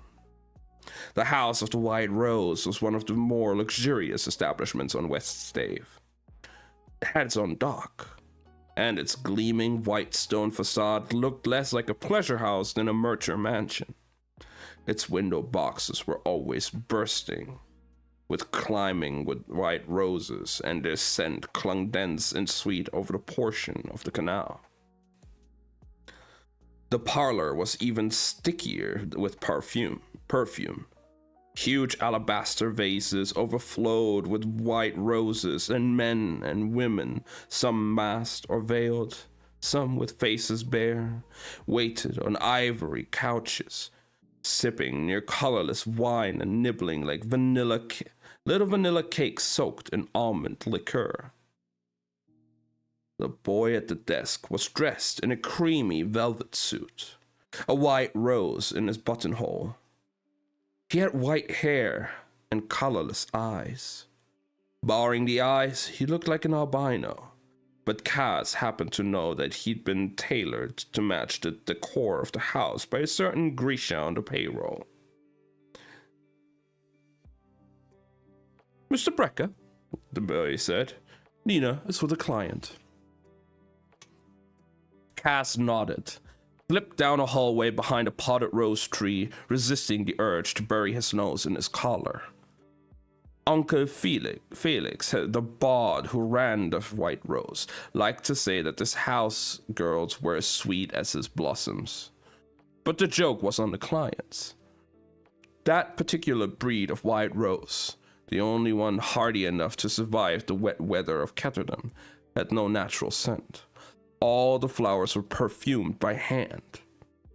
Cass trailed his fingers along the panels behind the potted tree and pressed his thumb onto a notch in the wall. It slid open, and he climbed a corkscrew staircase that was only used by staff. Nina's room was on the 3rd floor. The door to the bedroom beside it was open and the room unoccupied, so Cass slipped in, moved aside a still life, and pressed his face to the wall. The peepholes were a feature of all the brothels. They were a way to keep employees safe and honest, and they offered a thrill to anyone who enjoyed watching others take their pleasure. Cass had seen enough slum dwellers seeking satisfaction in dark corners and alleys that the allure was lost to him. Besides, he knew that anyone looking through this particular peephole and hoping for excitement would be sorely disappointed. A little bald man was seated fully clothed at a round table draped in ivory baize, his hands neatly folded beside an untouched silver coffee tray. Nina Zenik stood beside him, swathed in the red silk kefta that advertised her status as a Grisha heartrender. One palm pressed to his forehead, the other to the back of his neck. She was tall and built like the figurehead of a ship carved by a generous hand. They were silent, as if they'd been frozen there at the table. There wasn't even a bed in the room, just a narrow settee where Nina curled up every night. When Cass had asked Nina why, she'd simply said, "I don't want anyone getting ideas." "A man doesn't need a bed to get ideas, Nina." Nina fluttered her lashes. "What would you know about it, Cass? Take those gloves off and we'll see what ideas come to mind." Cass had kept his cool eyes on her until she dropped her gaze. He wasn't interested in flirting with Nina Zenik, and he happened to know she wasn't remotely interested in him. Nina just liked to flirt with everything. He'd once seen her make eyes at a pair of shoes she fancied in a shop window. Nina and the bald man sat, unspeaking, as the minutes ticked by, and when the hour of the clock chimed, he rose and kissed her hand. "Go," she said in solemn tones. "Be at peace." The bald man kissed her hand again, tears in his eyes. "Thank you." As soon as the client was down the hall, Cass stepped out of the bedroom and knocked on Nina's door. She opened it cautiously, keeping the chain latched. "Oh," she said when she saw Cass. "You." She didn't look particularly happy to see him. No surprise. Cass Brecker at your door was rarely a good thing. She unhooked the chain and let him show himself in. As she shucked off the red kefta, revealing a slip of satin so thin it barely counted as a cloth. "Saints, I hate this thing," she said, kicking the kefta away and pulling a threadbare dressing gown from a drawer. "What's wrong with it?" Cass asked. "It isn't made right, and it itches." The kefta was of Kerch manufacture, not Rafkin. A costume, not a uniform. Cass knew Nina never wore it on the streets. It was simply too risky for Grisha. Her membership in the dregs meant anyone acting against her would risk retribution from the gang, but payback wouldn't matter much to Nina if she was on a slaver ship bound for who knows where. Nina threw herself into a chair at the table and wriggled her feet out of her jeweled slippers, digging her toes into the plush white carpet. She said contentedly, so much better. She shoved one of the cakes from the coffee service into her mouth and mumbled, "What do you want, Cass?" "You have crumbs on your cleavage." "Don't care," she said, taking another bite of cake. "So hungry." Cass shook his head, amused and impressed at how quickly Nina dropped the wise Grisha priestess act. She'd missed her true calling on the stage. "Was that Van Axter the merch?" Kaz asked. "Yes. His wife died a month ago, and his business has been a wreck since. Now that he's visiting you, can we expect a turnaround?" Nina didn't need a bed because she specialized in emotions. She dealt in joy, calm, and confidence. Most Grisha Korporalki focused on the body, to kill or to cure. But Nina had needed a job that would keep her in Ketterdam and out of trouble. So instead of risking her life and making major money as a mercenary, she slowed heartbeats, eased breathing, relaxed muscles. She had a lucrative side business as a tailor, seeing to the wrinkles and jewels of the wealthy Kirch. But her chief sources of income came from altering moods.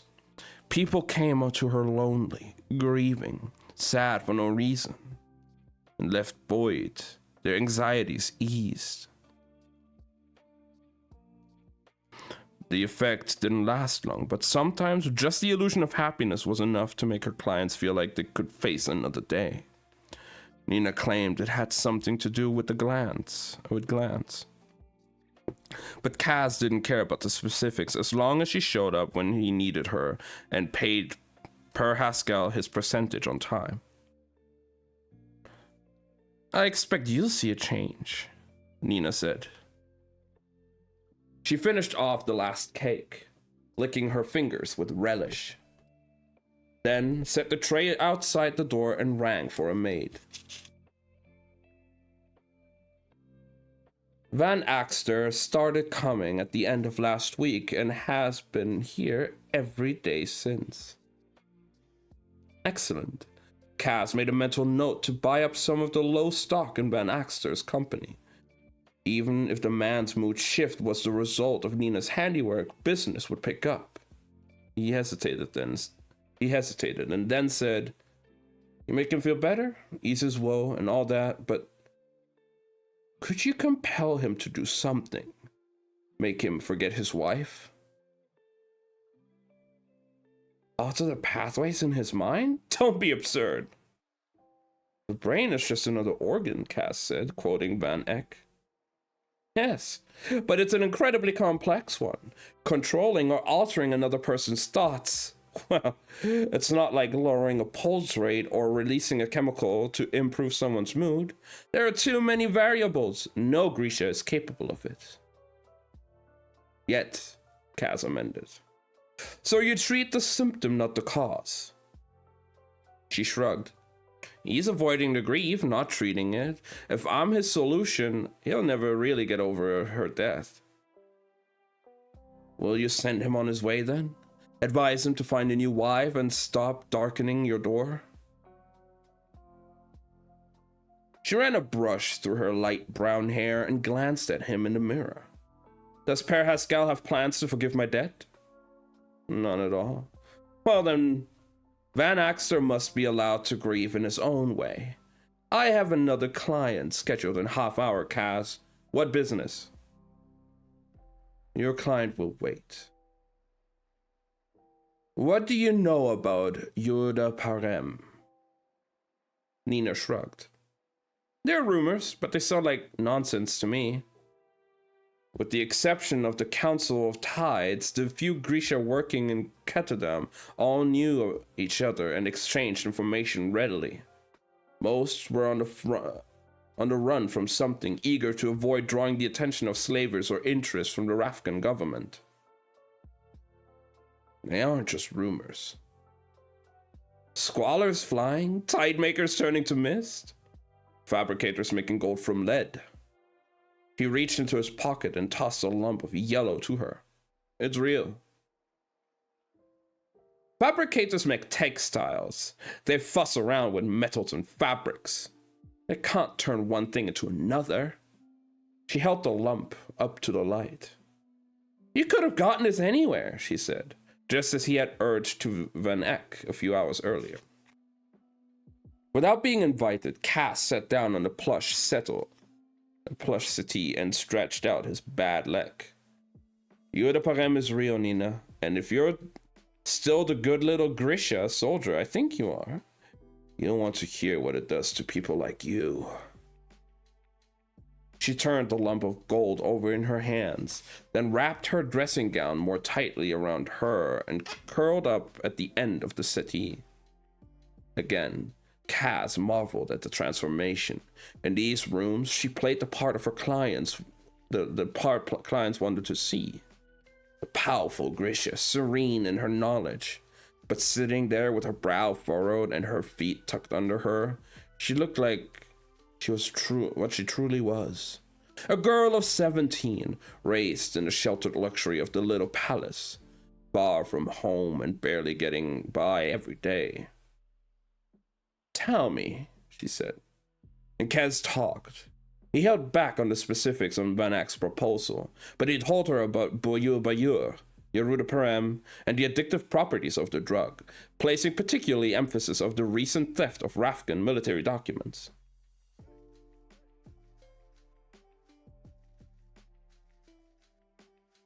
If this is all true, then Boyur Bayur needs to be eliminated. This is not the job, Nina. This isn't about money, Kaz. It was always about money.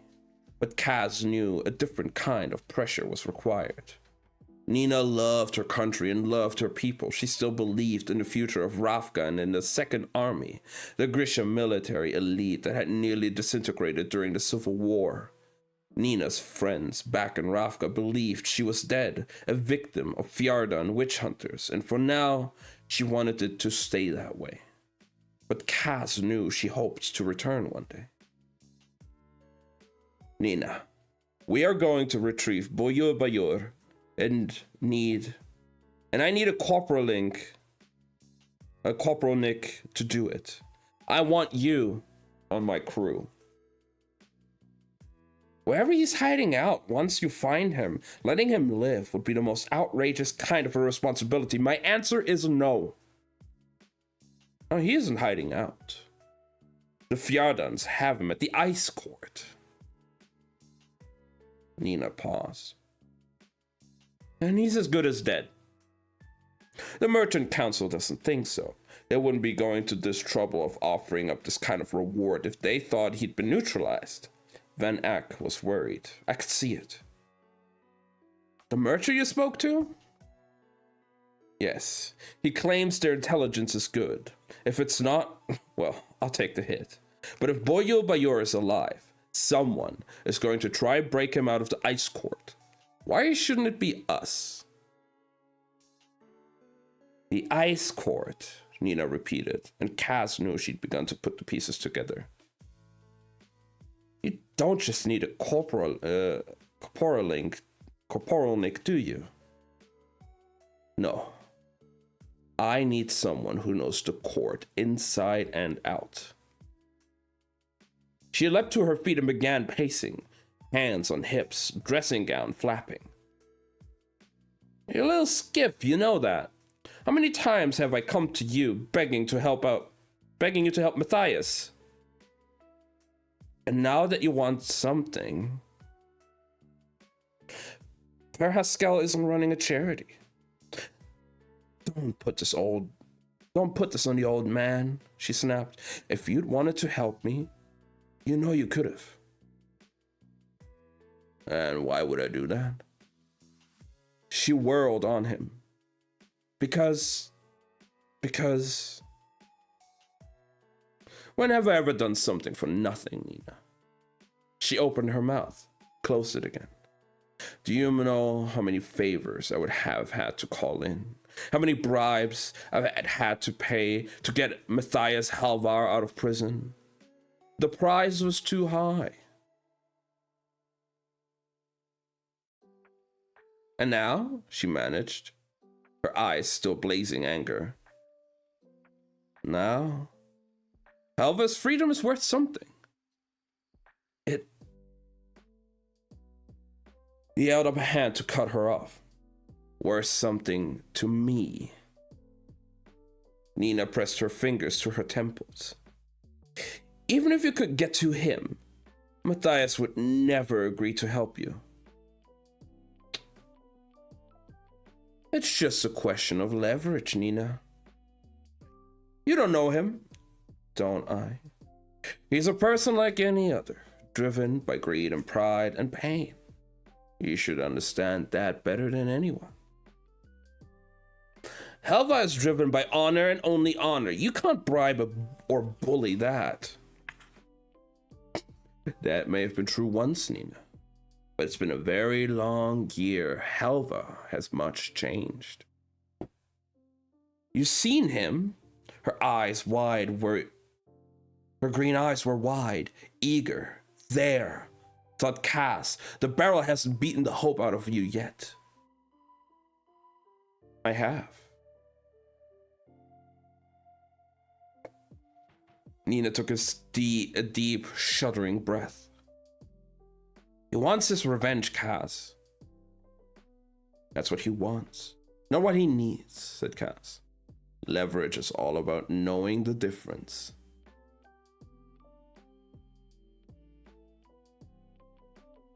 Ooh, and that's the end of chapter 5.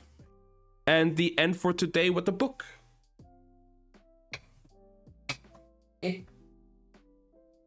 Wow. That was a really good start for the book, not gonna lie. I am thoroughly enjoying it. I am 100% enjoying it. It's a lot of fun. It's really good. I am very much looking forward to continuing it over the next few weeks. I'm sure we're gonna be like breezing through this book in no time. It's very engaging. It's very fun.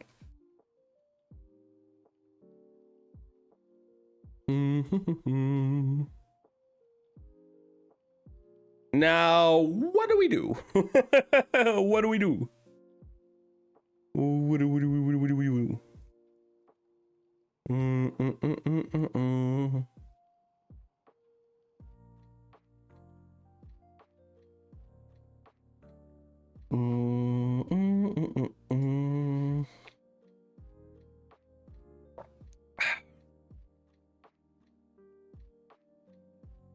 Oh. I think man, I really don't know. I guess we could do some like Genshin for a bit.